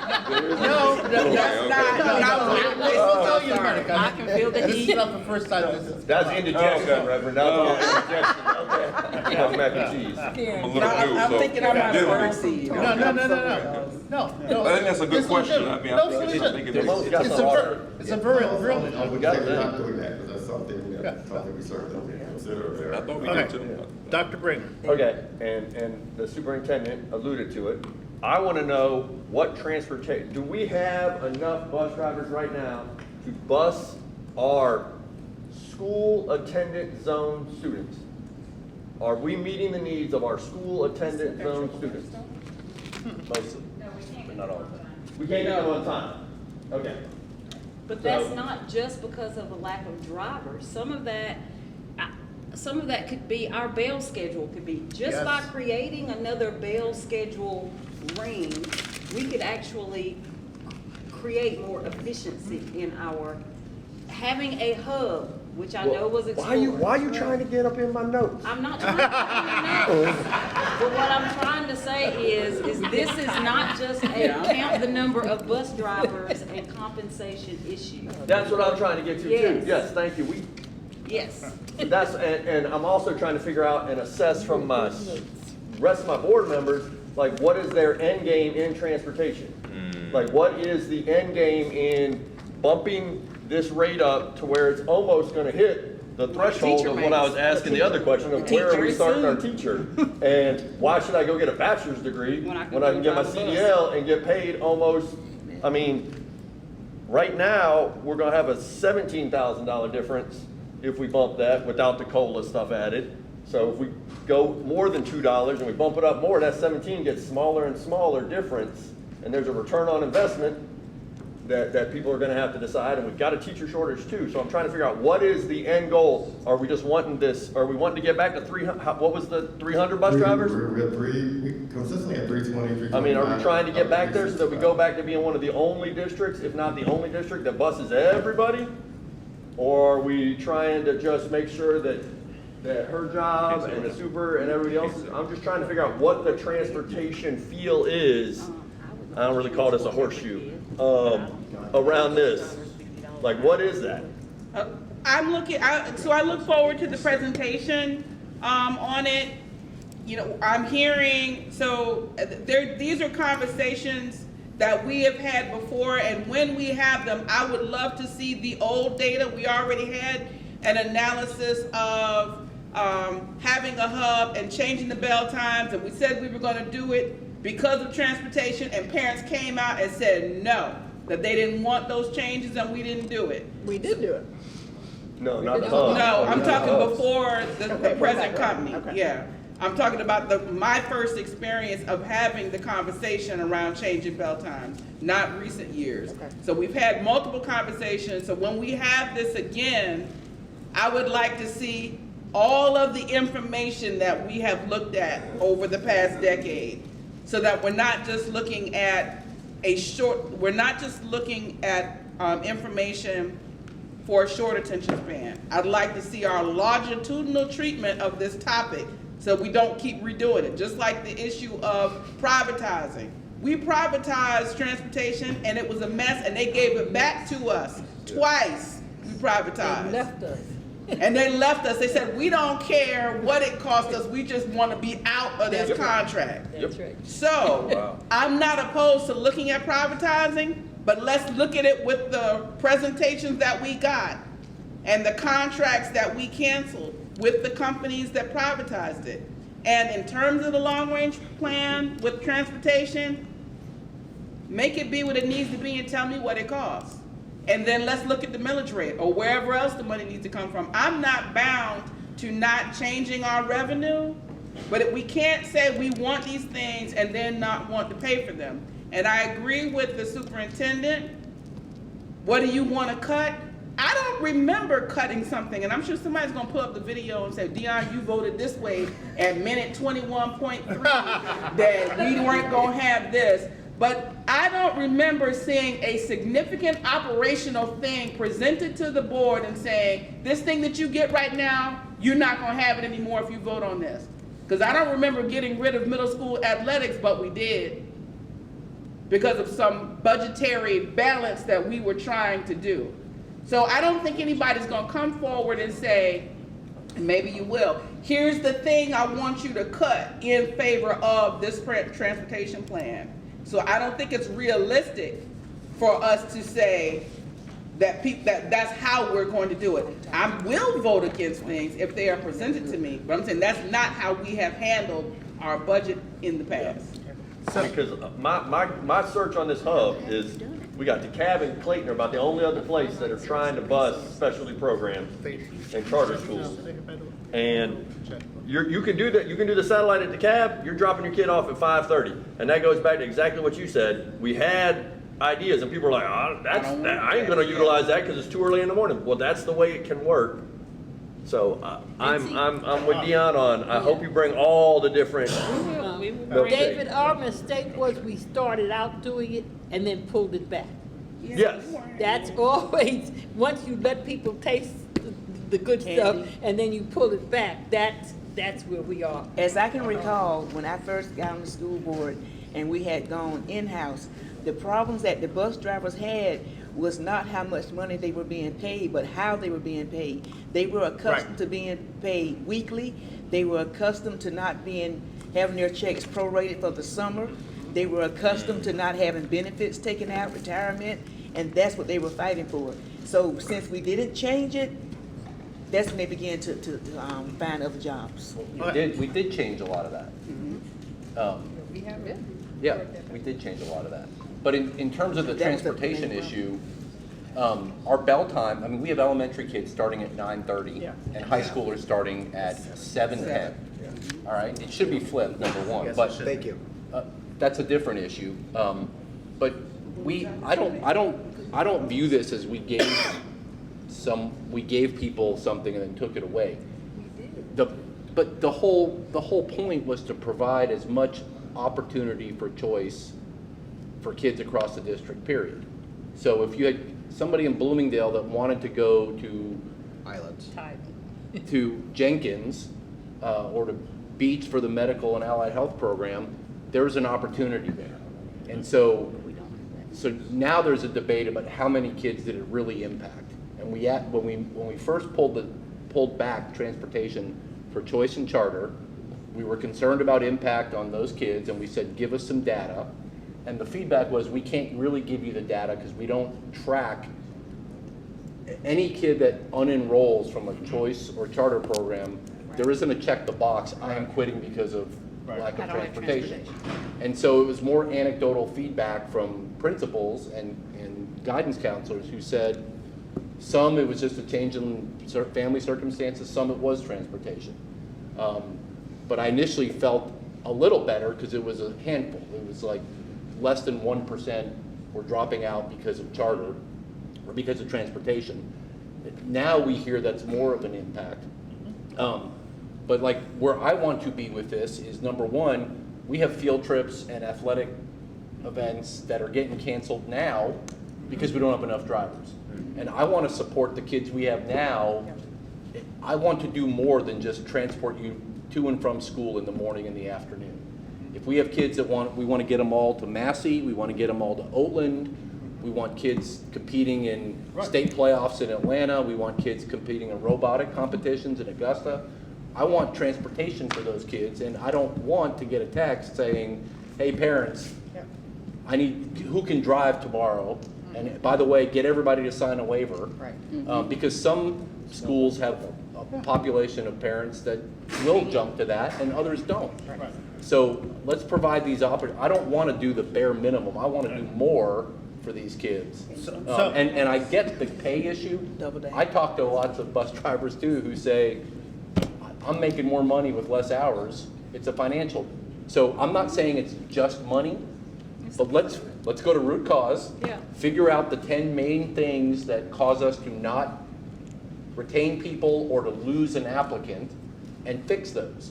And if it's, I don't want to be wedded to, well, that's how we do things in our personnel system. Right. We do exceptions for other categories of employees where there's designated higher need. Let's do that within the context of trying to be fair to everybody.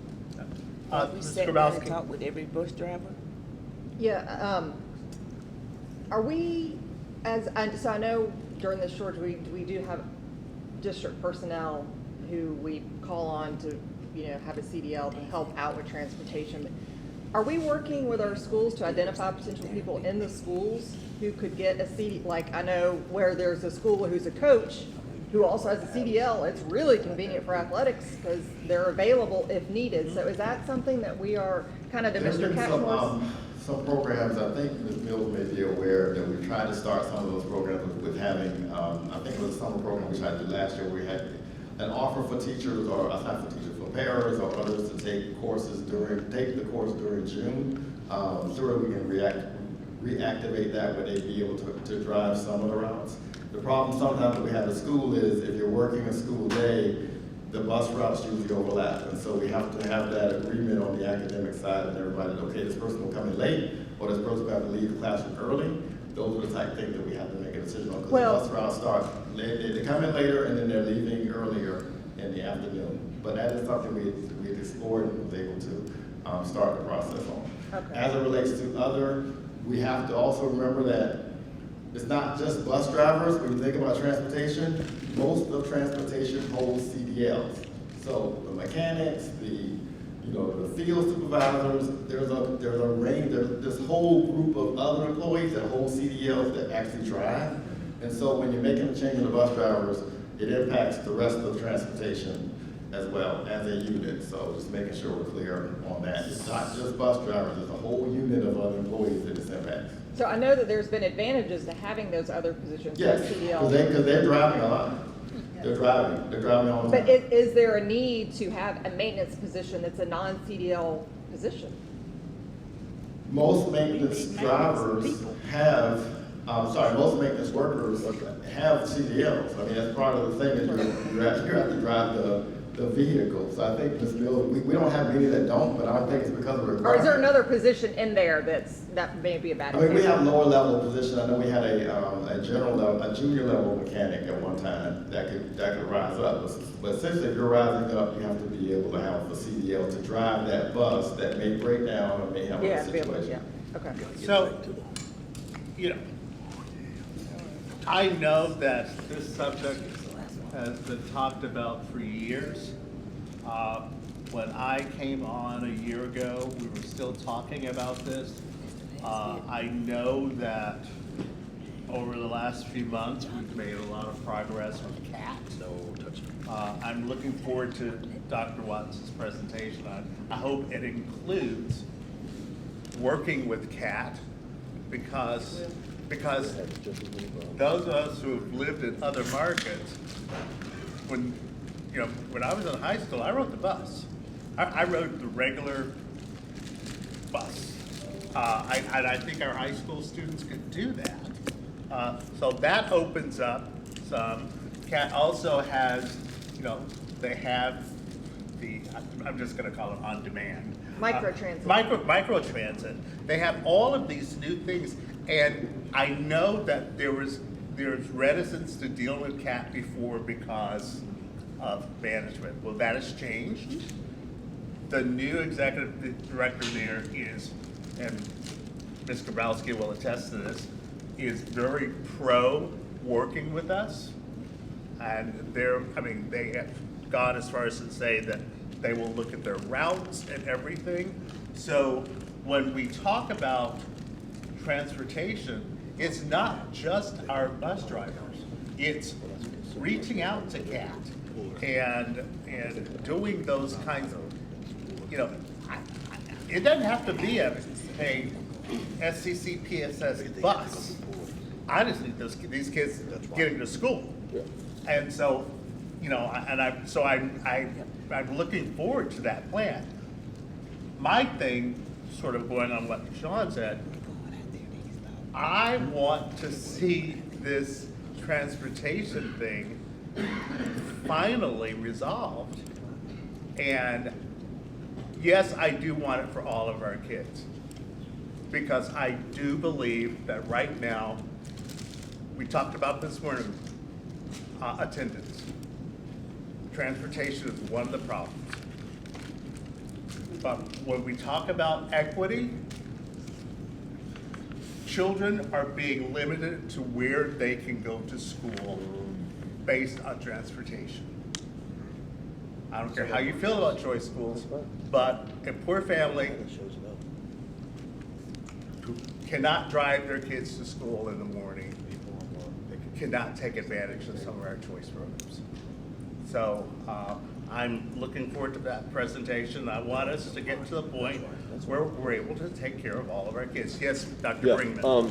So everybody knows my wife is like the biggest cat person. She actually finds people just online that are strangers and helps them learn how to ride the cat bus.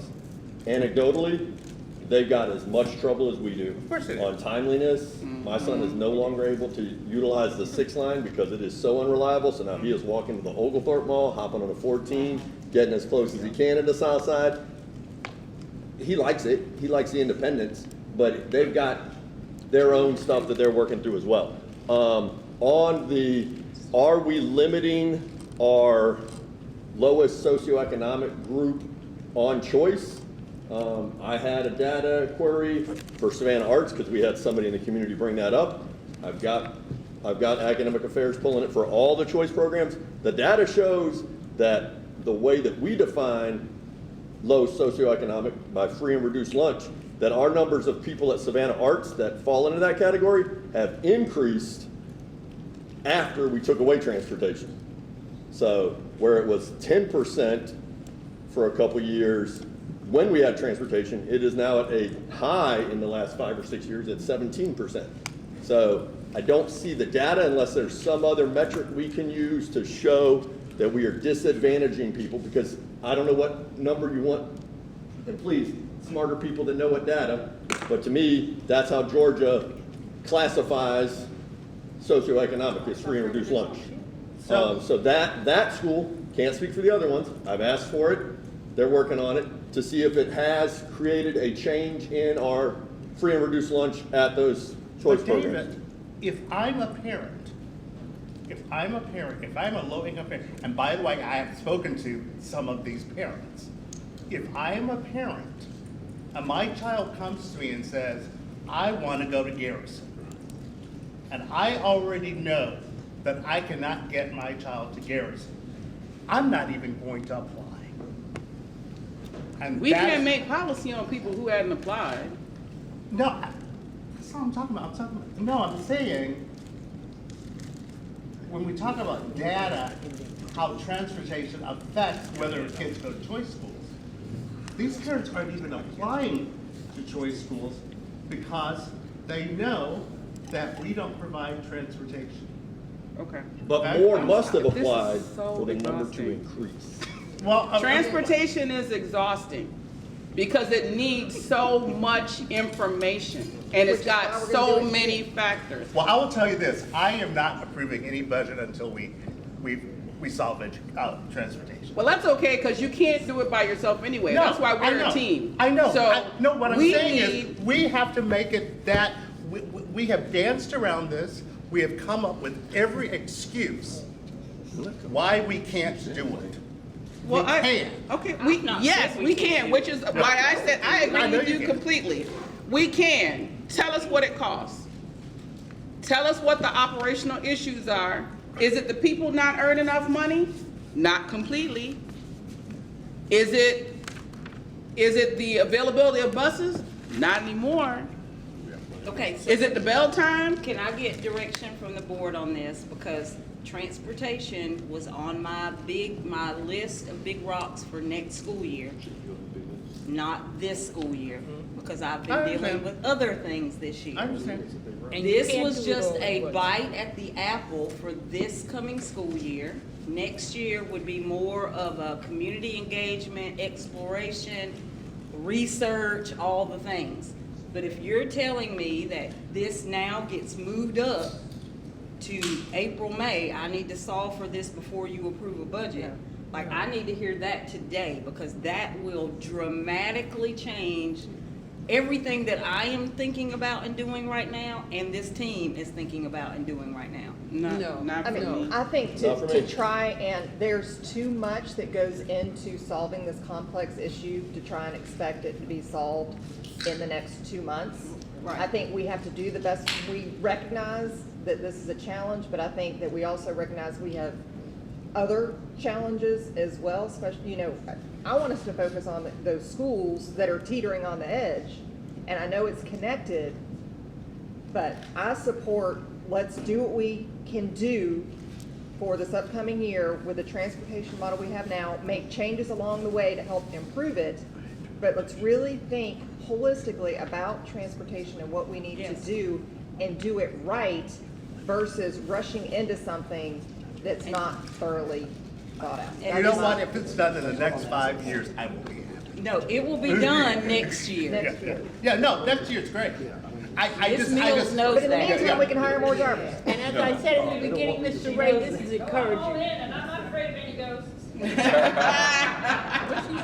She said she's And all that's in why and we she's like not you. afraid of any ghosts. Yeah, So- this is encouraging.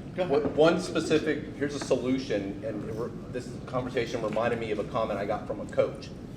Coach said, hey, I saw you all approved 3 or 4 minibuses. Get 1 or 2 for every high school. Right. I will drive it myself. Right. Because I can't rely on always having a bus to take me somewhere. Yes. Right. So why don't we start with something like that? We do have some coaches that drive regular routes. We do have some that drive. But Why a don't we get small a, bus why don't doesn't we get a require small CDL. bus, 14-seater, maybe a 20-seater to hold a sports team, except for Doesn't football. require And CDL. put 1 or 2 at every high school, start there. It was hard to get. Then we put 1 at every middle school. So the buses are hard to buy. We are searching high and low. Okay. And there's a budget implication. I understand, but Tell us what that's it costs. less than going to $35 an hour for 300 people. There you go. And we don't need a CDL license, so we're not paying for So training Dr. and all Watts, that. we'll wait for your presentation. So we could not do this and do We that. can do both. But then what are we not gonna do in the place of that? Okay, each bus is $100,000, right? And we bought how many, 3, 4?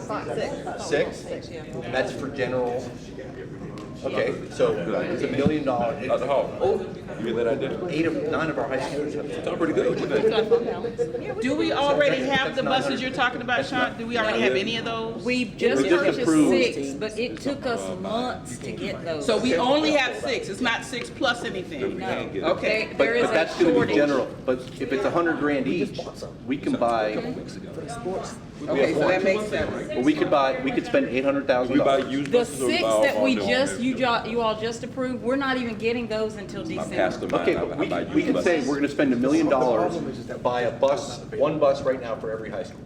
That's $1 million, that's a lot, and that, The action the board just took of those buses that were approved, one of them is on property now, and the others are on back order, so there is a supply, demand, and inventory issue there. But it's a great idea. Are there any shrinking districts who have them? There you go. So all this sounds great.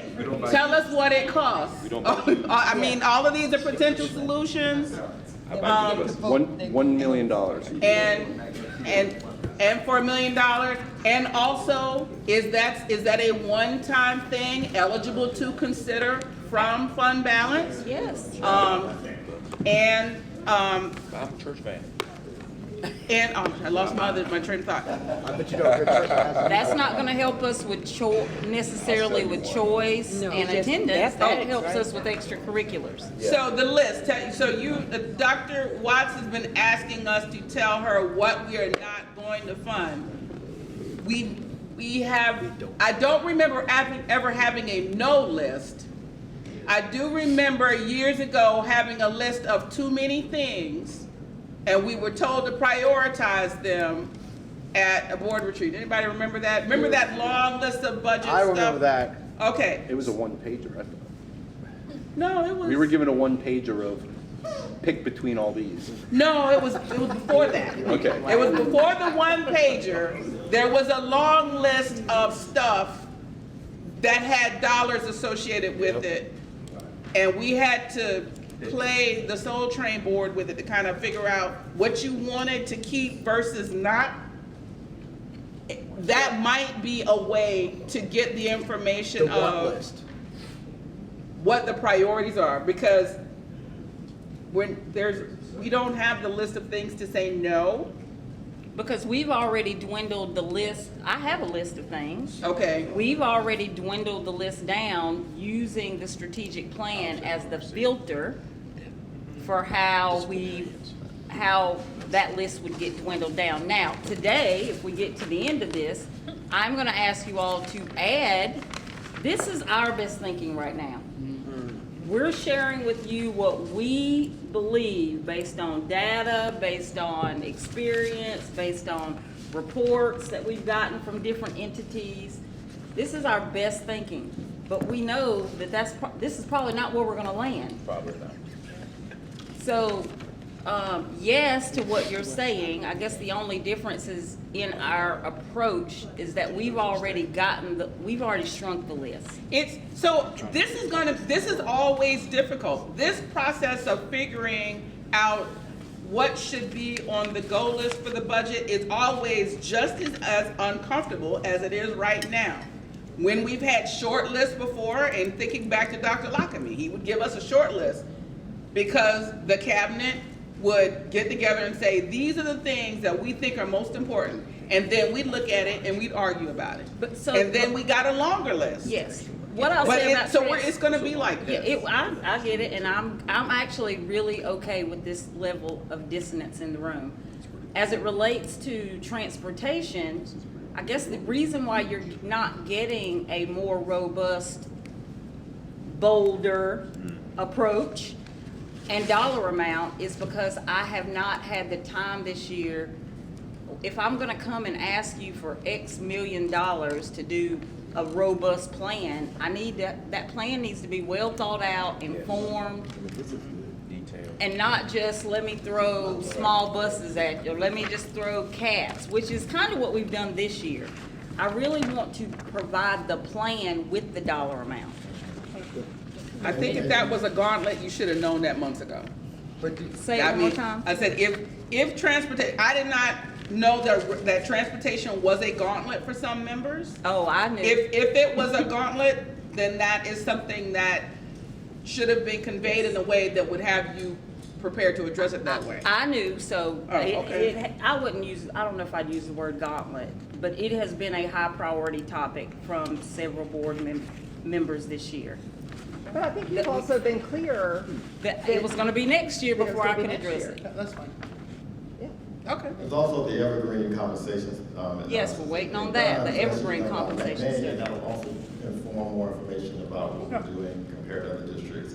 If we can do something different, but at least give you an idea of what's going on in comparable districts. Okay. Thank you. Any other questions? Thank you. Okay. Okay. Turn over to Mr. Jackson. Okay. KPIs, we get to the KPIs. Well, is there a decrease in number of teacher vacancies? We're working on increased employee perceptions of being valued and appreciated.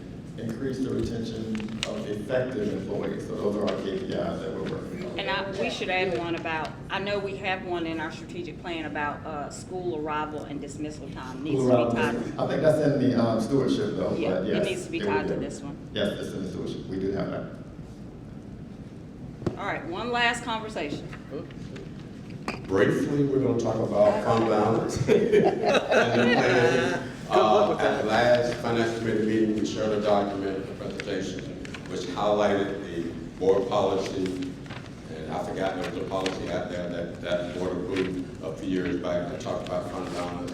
I talked about 2 months minimum and the plan to do if it goes below 2 months. There's a five months cap and a plan to put in place if it goes above 5 months, which includes the recommendation to do one-time expenditures. But the target is trying to stay around 3 months of fund balance. So where we are currently, as presented in the finance committee meeting, we're about $60,000 above that 3 month cap.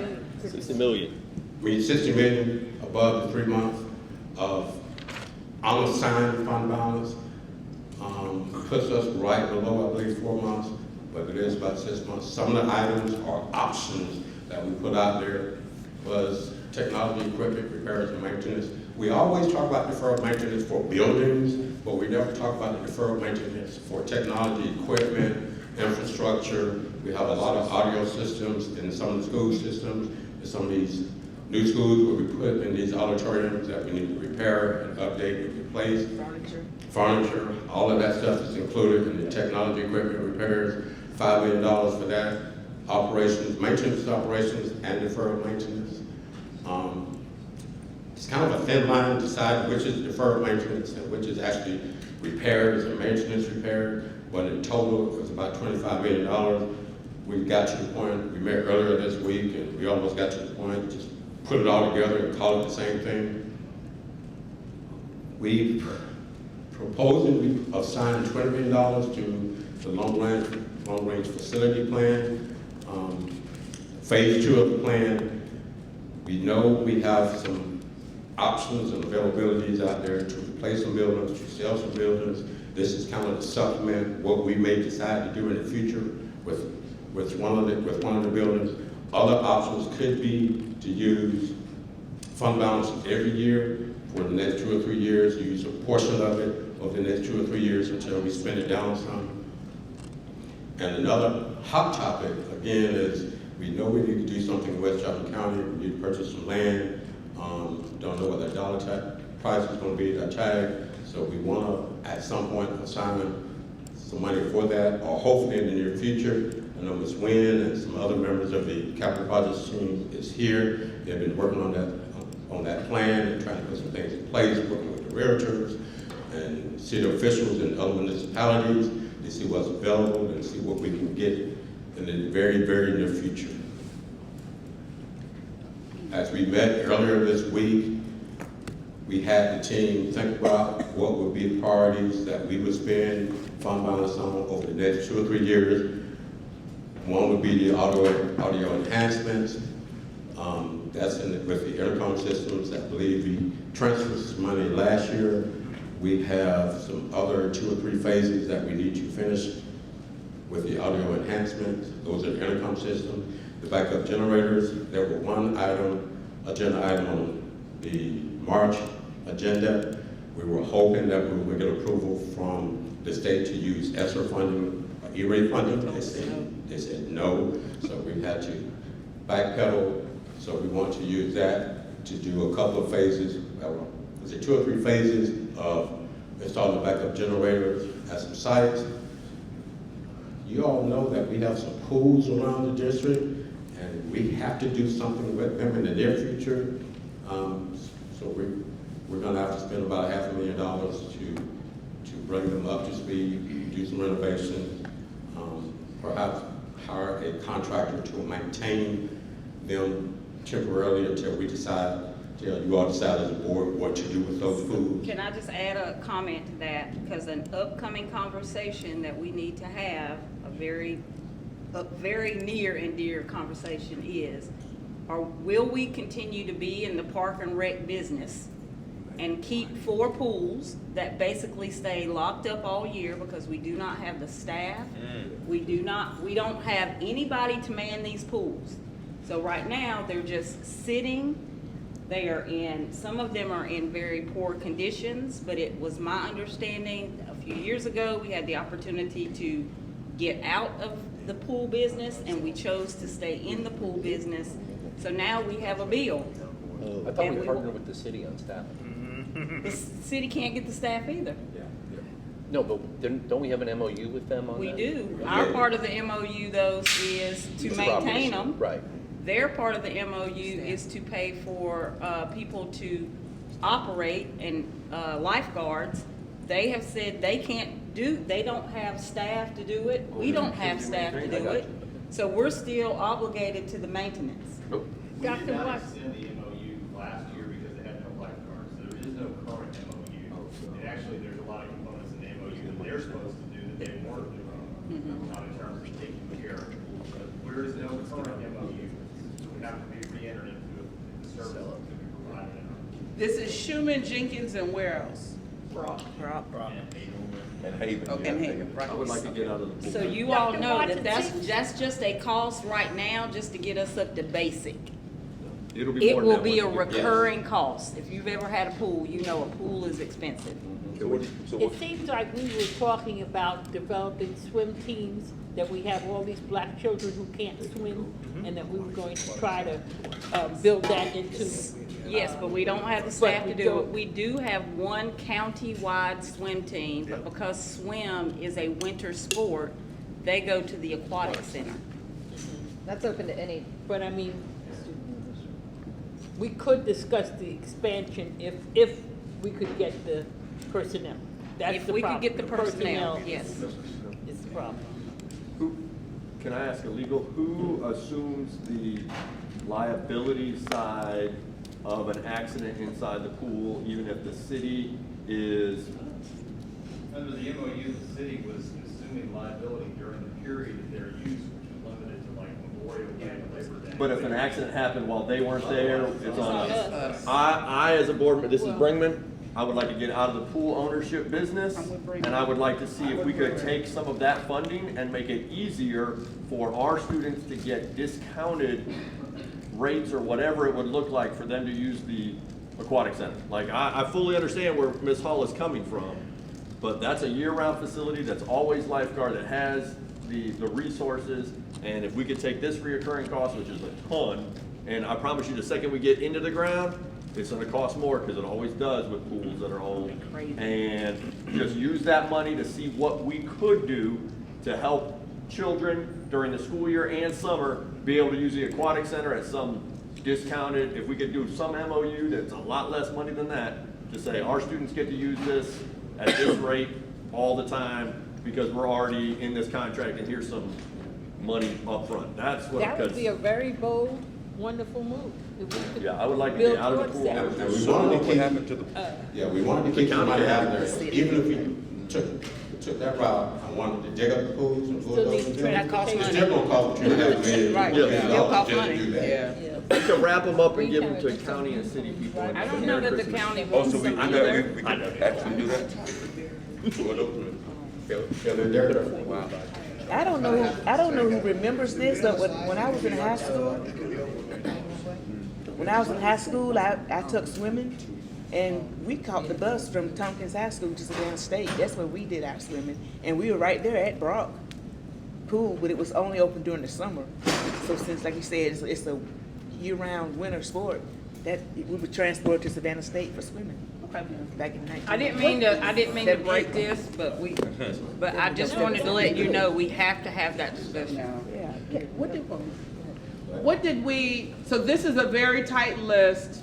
I don't love this list because they're small pieces, and the use of fund balance creates an opportunity to do big things like one time. So what is on the cutting room floor for ideas that would have been applied to fund balance? Before you answer that, can I say one thing? They do look like very small things. However, when you think about every time we have a storm and we're out of school because we lose electricity, the generators would definitely help us keep kids in school longer. The other thing that I'll say is the routine maintenance, that keeps our schools operational, so we don't have to have them in eSPLOS. When we don't maintain our buildings, and I don't know where my people are, I'm learning this year, but when we don't maintain our buildings, it actually contributes to a poor facility in which we will then have to rebuild. And right now, we are more than half a billion? We are more than $500 million in deferred maintenance. So I remember how terrible our facilities plan is. Yes. So I don't have a problem with maintenance. I'm really thinking back to the last slide, Okay. where all of the 60 million was parsed out. Part of it is this, and I agree that because we have not maintained use of fund balance for maintenance, and I would hazard a guess that maybe there's another place to get generators or audio enhancement. So I don't have a problem with every single thing on this Yes. list. I just was thinking that we're talking about using all of the amount above the state recommendation in one fiscal year on small things. These things are over the next probably 3 or 4 years. It's not just 1 year. So these are like over 2 or 3 years. And if you'll go back a slide, Larry. But the key is, if we spend that 35 million and purchase land, we don't know what that's gonna be. So That's we wanna it. leave a cushion there. We may easily get to the 60 million with those 2 things. Okay. So and these are then just proposals, these are just These are ideas. just options. Okay, and is there a number, because I think we were over our expected revenues this year. Every year, so we're gonna keep being over the state recommendation for fund balance again, so are we gonna be building this up 3 million per year? Every year, we probably have to come back and make recommendations, after we get those final numbers, or as we get closer to the end of the fiscal year, probably around May or June, we may take a look at savings and vacant positions. Okay, there may be something else on the table that we may go ahead and spend those funds on. Dr. White, can we bring our recommendations to you? Can we? Yes, that's what we're actually getting ready to do right now, I hope, for 30 Yeah, minutes. especially if there are like one-time expenditures or something that we can use over the next 2 or 3 years as part of a 5-year plan or a 4-year plan, we welcome those. This list, the 35.5, is that supposed to be incorporated into that list? Is that just a more detailed breakdown of this? It's kind of more of a detail. I try to keep this one similar to what I presented to Finance Committee. So the next slide was kind of more detailed, Okay. kind of a brief thing. We really brought the capital projects team back in. Okay, give us your priorities of what we could spend money on in the next 2 or 3 years, and this is what we came up with. Okay, so, But these other things are still on the table, the use of fund balance and the land purchase. so 2 questions. One is, when we look at our East Lost revenues, and we have some higher dollars there, I know our cost of construction is higher too, but East Lost dollars have strengths that general fund dollars don't. Correct. So I would like us to, and I am all for addressing deferred maintenance like top priority, because it just continues to get worse. And there's health implications associated with that as well, human health. So I would like for us to look at what is the potential for using some of our East Lost dollars also for the deferred maintenance. We had that discussion, like Charles Ellis needs a renovation, we gotta come up with a plan for Gould. So Those, all the of other those thing things are is, East Cooler, Lost. HVAC system, that was part of the conversation, so that money is kind so I think of list too. it would be helpful for us to understand. That's right. What are those critical path deferred maintenance items? How can they be, I mean, because some are, I mean, they're all, what's that prioritization of our deferred maintenance items? What is that price tag? How much of that price tag can come from East Lost? How much do we have to take from general fund? So we did To get a bigger. We did that earlier this week, That's so how we we got to have this. that, Okay. yes. That's how we got And it. Haven't shown up. under this, I fully support the audio enhancements. I think it's more on the operations side than the maintenance. I think it's a wonderful thing that we're doing. To me, it's less of a critical path item than I think some of the other things that are That's the feedback that we on need this to hear. list. That's just my 2 cents. And Land. Yeah, I mean, I've said it, and I'm gonna continue saying it. Pooler West Chatham's running out of land. We do need, take care of deferred maintenance, because, it will cost us more down the road. But we need to be able to buy land. West Chatham's growing faster than anywhere else in the county. Some of the West Chatham's growing faster than most of the state. If we don't buy land now, we're gonna be in the same problem that we've been in for overcrowding schools and in a couple more years, if we don't have the land to build on, at that point, when we have another East Lost to be able to build a building, we're gonna be chasing that tail over and over and over again. I mean, I mean, Pooler already knows that in 5 years, they're gonna almost be double population in Pooler. In 10 years, they're gonna be about 66%, even more than that, so. We are waiting on the. We need land. And I'm not sure Ms. about. Brennan, her staff they're working on that daily and hoping we can find land to build 1 or 2 schools. Also land we need land for our transportation park, or bus park out, and another fueling station. If something happens to our fueling station down the road, we're in trouble.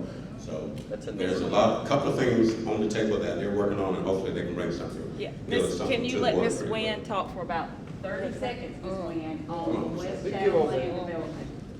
We have, Up, please. Come on down, you're the next contestant. You win. Oh, nice. This been a long day. We've been working with a real estate agent to look at property in West Chatham. We're looking now at a property that the city of Pooler has brought to our attention. There's a development that's underway or planned. The developer should purchase the land by the end of April. We're looking at subdividing and purchasing about 30 to 40 acres, depending on what the school we decide to put there. It's not that far from an elementary school and a middle school now. So we did meet with the city of Pooler to talk about that, and we have a plan established for that. We're ready to go out and do our geotechnical study and due diligence once we get the okay to access the property.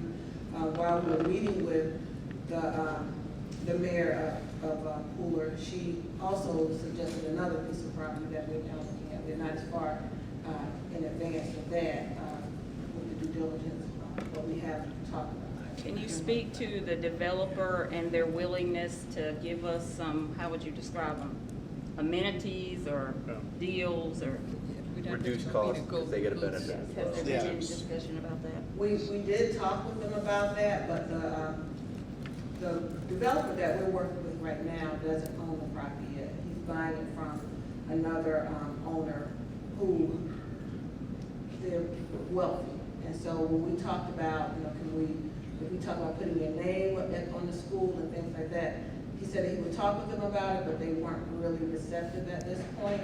The only thing he could offer to us is that based on the development that he is producing, we could, overlap parking, we could overlap some of the other amenities on the site, give us access to the main street along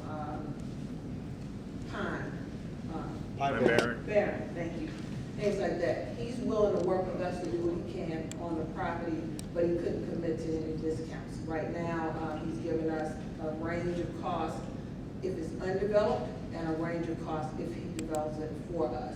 Because we're along the property's along the street, it probably would be less expensive for us to take on the development ourselves. do we have independent real estate experts talking with us who are not in a position to profit from our decision? Like, this person's gonna profit by us taking their advice. So do we have other people that we talk to who are independent experts who have the same depth of expertise, but who are not a party to a deal that might be struck? We still have to pay them. You pay them for their advice, not the percentage they're gonna get from the sale. That's what I'm saying. We can get comparable Yeah, we need to get. information We don't have next door. on comparable costs. But what some of these developers have said is we get a perfect, developer gets a benefit from a school there, and some of the companies have said low waves of impact fees. But I think you're asking something similar to like a financial advisor that would just advise us. Yes, because the elected official has a benefit from us following their advice or direction. The developer gets a benefit from us following their advice or direction. So it doesn't mean that we should not talk with them. Don't we have a realtor that's working for us? Our realtor. We have a realtor. Third-party realtor. They're working for us, not for Yeah, them. it's working for us. That's what I'm asking. Who is that? Because and I'm sorry to interrupt you, Ms. Nguyen. What she said to us is that this is what these two entities said. So I was just wanting to hear the voice of somebody who's not these two entities. Oh, That's yeah, all. yeah, we have real estate. So we're working with a company by the name of E.T. Spade. We have a contract with them. They look at other properties for us. We're looking for property for bus storage lot. We looked at property for Mount Energy. So when we get additional property, they go out and do kind of scans, and they have a relationship with an agent who's also here, they're out of town. Okay. We also work with the Chatham County Savannah Planning Commission. Okay. So they are giving us kind of some feedback on where development is coming in the area. And then we also, there was another group that I was thinking about when you said that. So we are trying to look beyond just looking at what the developer said versus what the owner of the actual property said. And then we are, of course, we'll have our due diligence done by another party who's looking at it to see if there are any wetland issues or if the grading is not really an issue, but we do want to check the subsurface to see what's there. Right, 'cause So we we had do issues. have that relationship going on in various parts. So those conversations are aligning, you know, in terms of, Yes. okay. Yes. Thank you. That's They what- are. Timing is kind of an issue more than anything else. Like, we're ready to go do the due diligence now, but because the property isn't owned by the developer, we've been advised to step back and allow them to close first. I have a question. Yes. I have a question. When Dr. you say West Chatham County, we do have Port Wentworth as a city also. Has there been any exploring in the Port Wentworth area regarding property that perhaps could be there, other than Pooler? We have not directly looked at, no, we have not. We looked directly right now at West Chatham because that's kind of where the demographics. Oh, that's not together. Cool. Once we finish our enrollment study, that'll also give us some insight on the locations Right. that we should be looking for property. You should get an enrollment study in the next 30 days. Dr. Watts, our East Blocks money has always made us the golden goose. People love us because of our East Blocks money. We have a commitment to our stakeholders who vote that for us to be as diligent and prudent and transparent and, let me say prudent again. So we really, because we're gonna get people, they'd love to help us. Sure. They'd But love to help us. Help is defined many ways. Yes, so we just have to be aware that, I can tell you that Ms. Nguyen is going to give it due diligence plus. Yes. I have, even as recent as last week, said don't negotiate excellence for perfection. Yep. So she's gonna make sure all of our I's are dotted and T's are crossed, and she's not from Savannah, which can be both an asset and a liability. She doesn't know of all the affiliations and all of those things, but I will also say, because she doesn't know all of it, everything is approached with, we're gonna hold the same bar for everybody. I also wanted to mention that we will also have appraisal done prior to making a decision, make sure that the numbers that are being, recommended or offered are in alignment with the market. Okay. All right. With all that being said, I'm going to Let's skip the go KPIs. to engagements. Nope, we're gonna go to engagement, because I gotta have this information. So with that said, Dave, you wanna take it from here with the Mentimeter?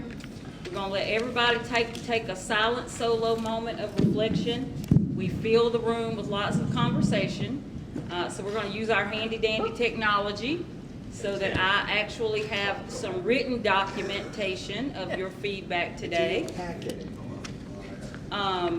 So as soon as Dave gets the PowerPoint pulled up, you're gonna use your camera phone. It's in your packet, as Mr. Johnson. There we go. So you're gonna click on the QR code. Can you go back to the QR code, Dave? Ooh. It's right there. Oh, right there, never mind. It's in your packet also. Oh, is it? I don't like the options. My first reaction is I wonder whoever thought I was a medium. Can we do multiple halves? Why do we only have to pick one? I like to slice it into those pieces.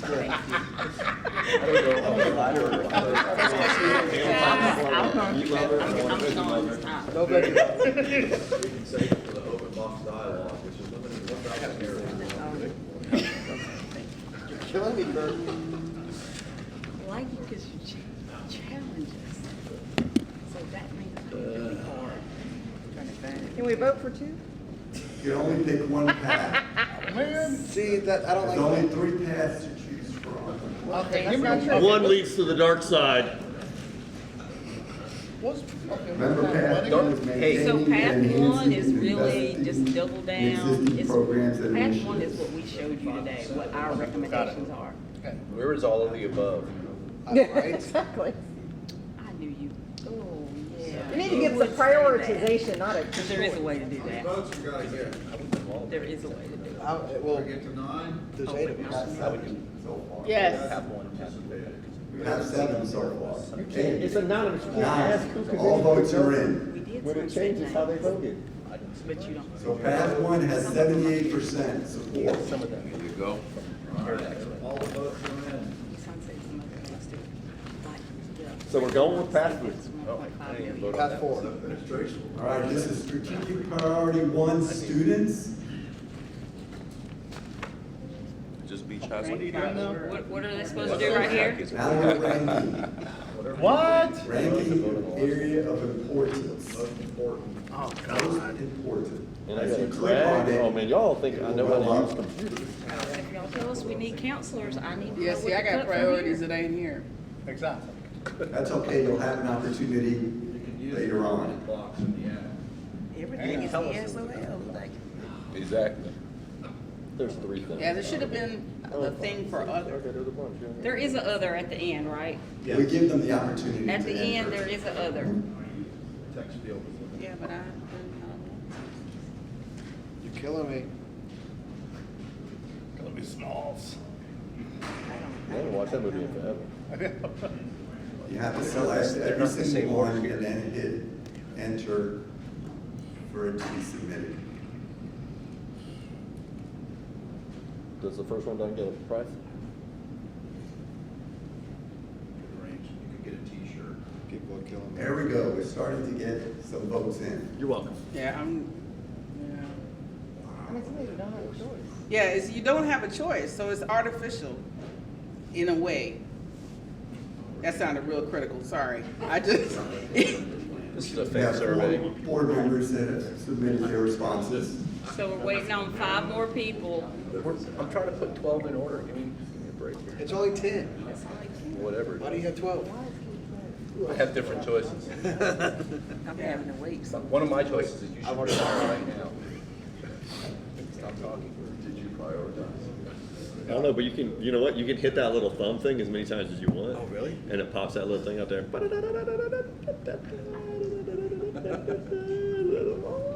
And now we're all, and now we're all doing 5 it. board members. wait, I just had to move them up there. I haven't actually done my arrows yet. I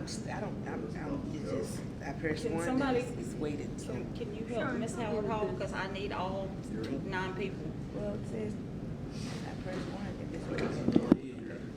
Whoa. But you're not even on the survey. It's not, Way too many. Too much going to thumbs up. Go ahead and just go back out again. No, you're in. Now you can tap each one. What's that here? Yeah, that's not the bottom. Somebody good. Okay, so now, take what you want, you gotta put them all up there. So like, How many we waiting on and now? then you can, You move them got up 6 again. See votes that? in. All right. Take these up, We're waiting on 3 more people. take that up, put it up there, and then you can move them up or down. Okay.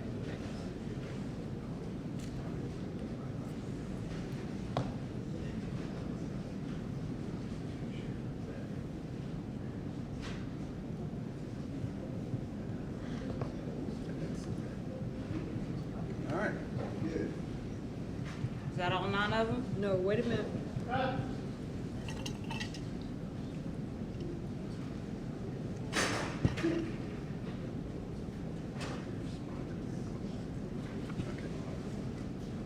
We got 7 in. I reject these. Got 2 more. 2 more pending.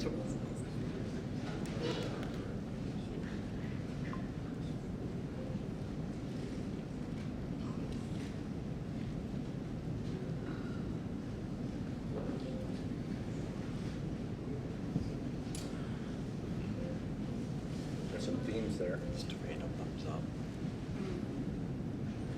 Yeah.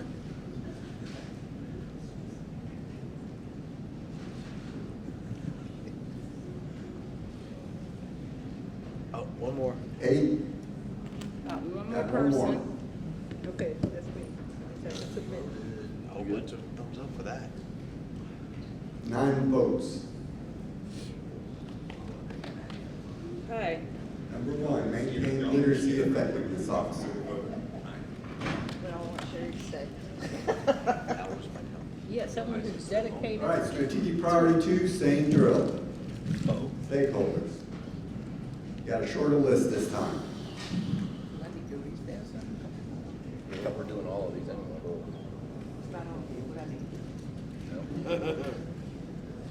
It's showing me the same thing. Reset it.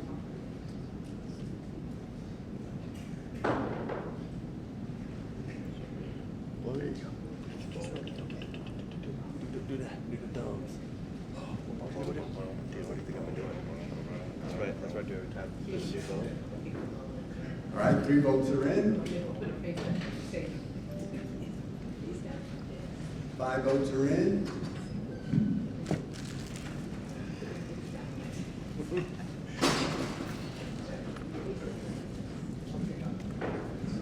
You gotta do the second one. We have 6. Hang on. 7.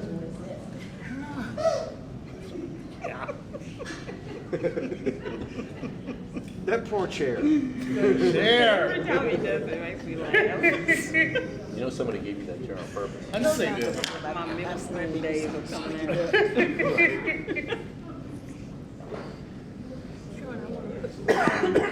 My finger won't let it. Here. Oh, okay. There you go. We have Well, 7 you want votes it? in so far. No, I'm dying. We're all dying. It's just a matter of how fast we're all dying. Those thumbs are for Bernadette. No. These are for me. I'm just playing with the things. I did thumbs up every time somebody knows. 8 votes. We have 1 more. That's it. 9 That's votes. First place is education director. I know the video. After all that control. How hard it was to get to this. All right, strategic priority 3. Employees, you have 3 choices on this one. Oh. Nope, done in a minute. You all realize COLA is to cover what the state doesn't cover, Bam, done. to make sure what all of our employees get. Dang. Got 3 in so far. 4 votes in. 5. 6. 6. 8. 8 votes. Cola's still number 1. It's the most expensive too. It is the most expensive. Is the most expensive. That would give us 62. 9. 9 votes are in. All right. Cola's at the top.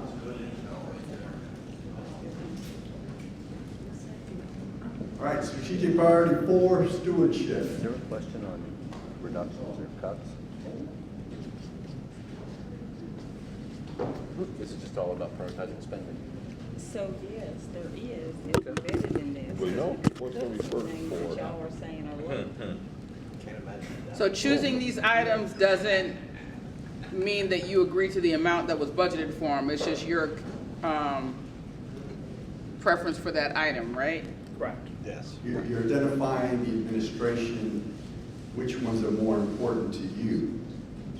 Okay, see it again. Got 4 votes in. Yeah, 4 votes. I'll just make it. 5 votes. 5 votes, 6. 6 votes. Thank you. There. Me and Mike over here playing with sucking our thumbs. Who got blue? I'm a Wolverine. I don't have All right, red. still at Mine 6. pink. Says 7, there's 7. Woo, 7. Uh-oh, uh-oh. Hey, There's a race. Oh, Okay, capital projects deferred maintenance. Kept the lead. All of our middle school comes out. Exactly. All act like we're in the seventh grade. What's up with all the thumbs up? You got different areas back here like, yeah! All right, we're still on strategic priority 4, stewardship. Have 5 items on the list. Ooh, number 5, we shouldn't even rank. Well, no, you don't have to move all of them. Or rank it last. No, you don't have to move it at all. It can be 0 ranked. You don't have to move ones that you don't want to prioritize. Well, thank you for letting me know that. 'cause I just yeah, learned right. it on the last one. We don't make it, what, the way is the way we want to wait. No. All right, we got 3 votes in. Routine maintenance is number 1. Go for it. 5 votes in. Routine maintenance still number 1. Placement furniture coming up in the ranks. Who keeps hitting the thumbs up button? 7 votes in. That's this end of the table. 8 votes That's the in. kids down Backup here. generator. Michael, you know you don't win anything by doing that, Second right? This isn't like Pokemon. I don't even know what that means. Oh man, I got booted from the Menti meeting. 9 votes are in. That's Routine 9. maintenance, taking the lead. I got booted. And it's the last one, the other You're gonna sit column. in a chair that's gonna fall over, but damn it, the lights will be on. All right, so here's your open-ended question. Oh, here we go. Look at that spelling. Mr. Carroll. Oh, Lord. How many 200. characters do they have? What? We're gonna put additional literacy coaches in to help with spelling. Yeah. 200 characters. And you can enter more than once. This is where you can be free. Oh, yeah. Multiple entries allowed. Multiple entries. Y'all are gonna know who this one's from. No.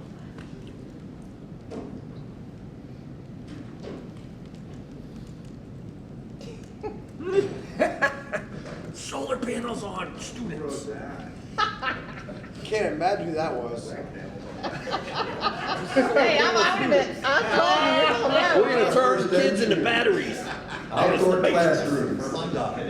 It's the Matrix. Little EV kids.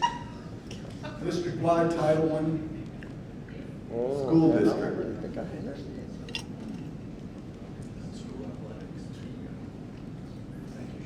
All right, Sean answered. Chatham County should be covered in turf. That was me. Chatham County should be covered in turf. Should be covered in turf. No grass in Chatham County.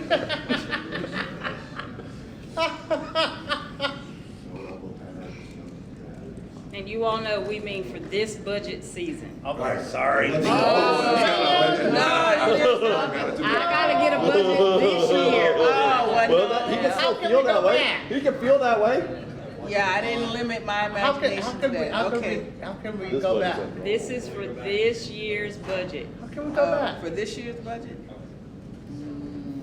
Put in as many entries as you want. More mini buses. I like Just, that. I'll know. Okay, all right, I'll know. all right. Okay, sorry. Is the charter transportation something you want investigated this year? I don't mean to call you out, I know it's supposed to be anonymous. Me? Oh, I didn't write that. Oh, he's looking at Michael. But I just need clarity on that. Well, I made the consultant comment, and that was not for this year. Okay. Okay. Mine wasn't from this So year. I might assume that some of these are long-term, Yes, Yeah. but like more mini buses and things like that might be shorter term. yeah.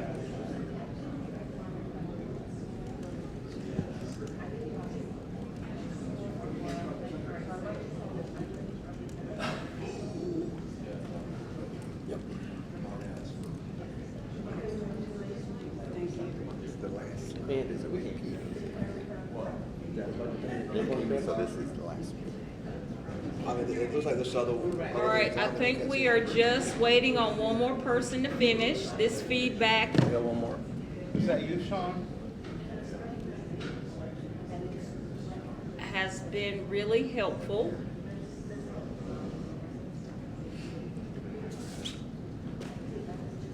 New I'm gonna start closing this out. Wait.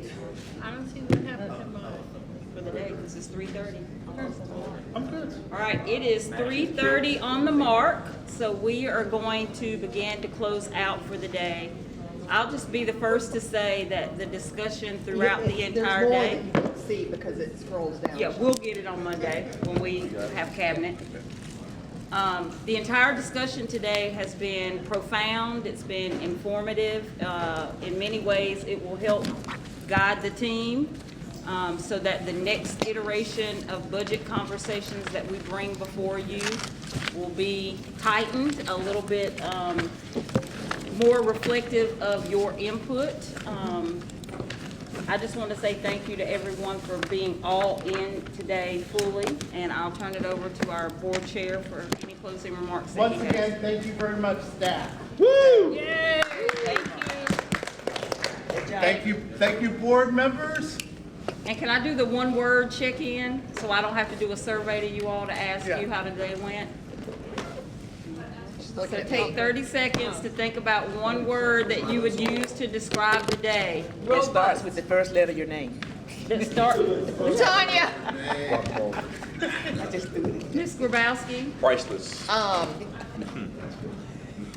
Conversational. Conversational.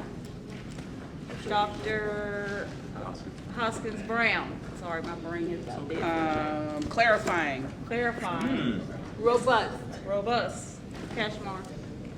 Optimistic. Mr. Moss. Enlightening. Informative. We'll come back to you. Ms. Ball Oliver, Just give a pull him word. to the kidney table. One word.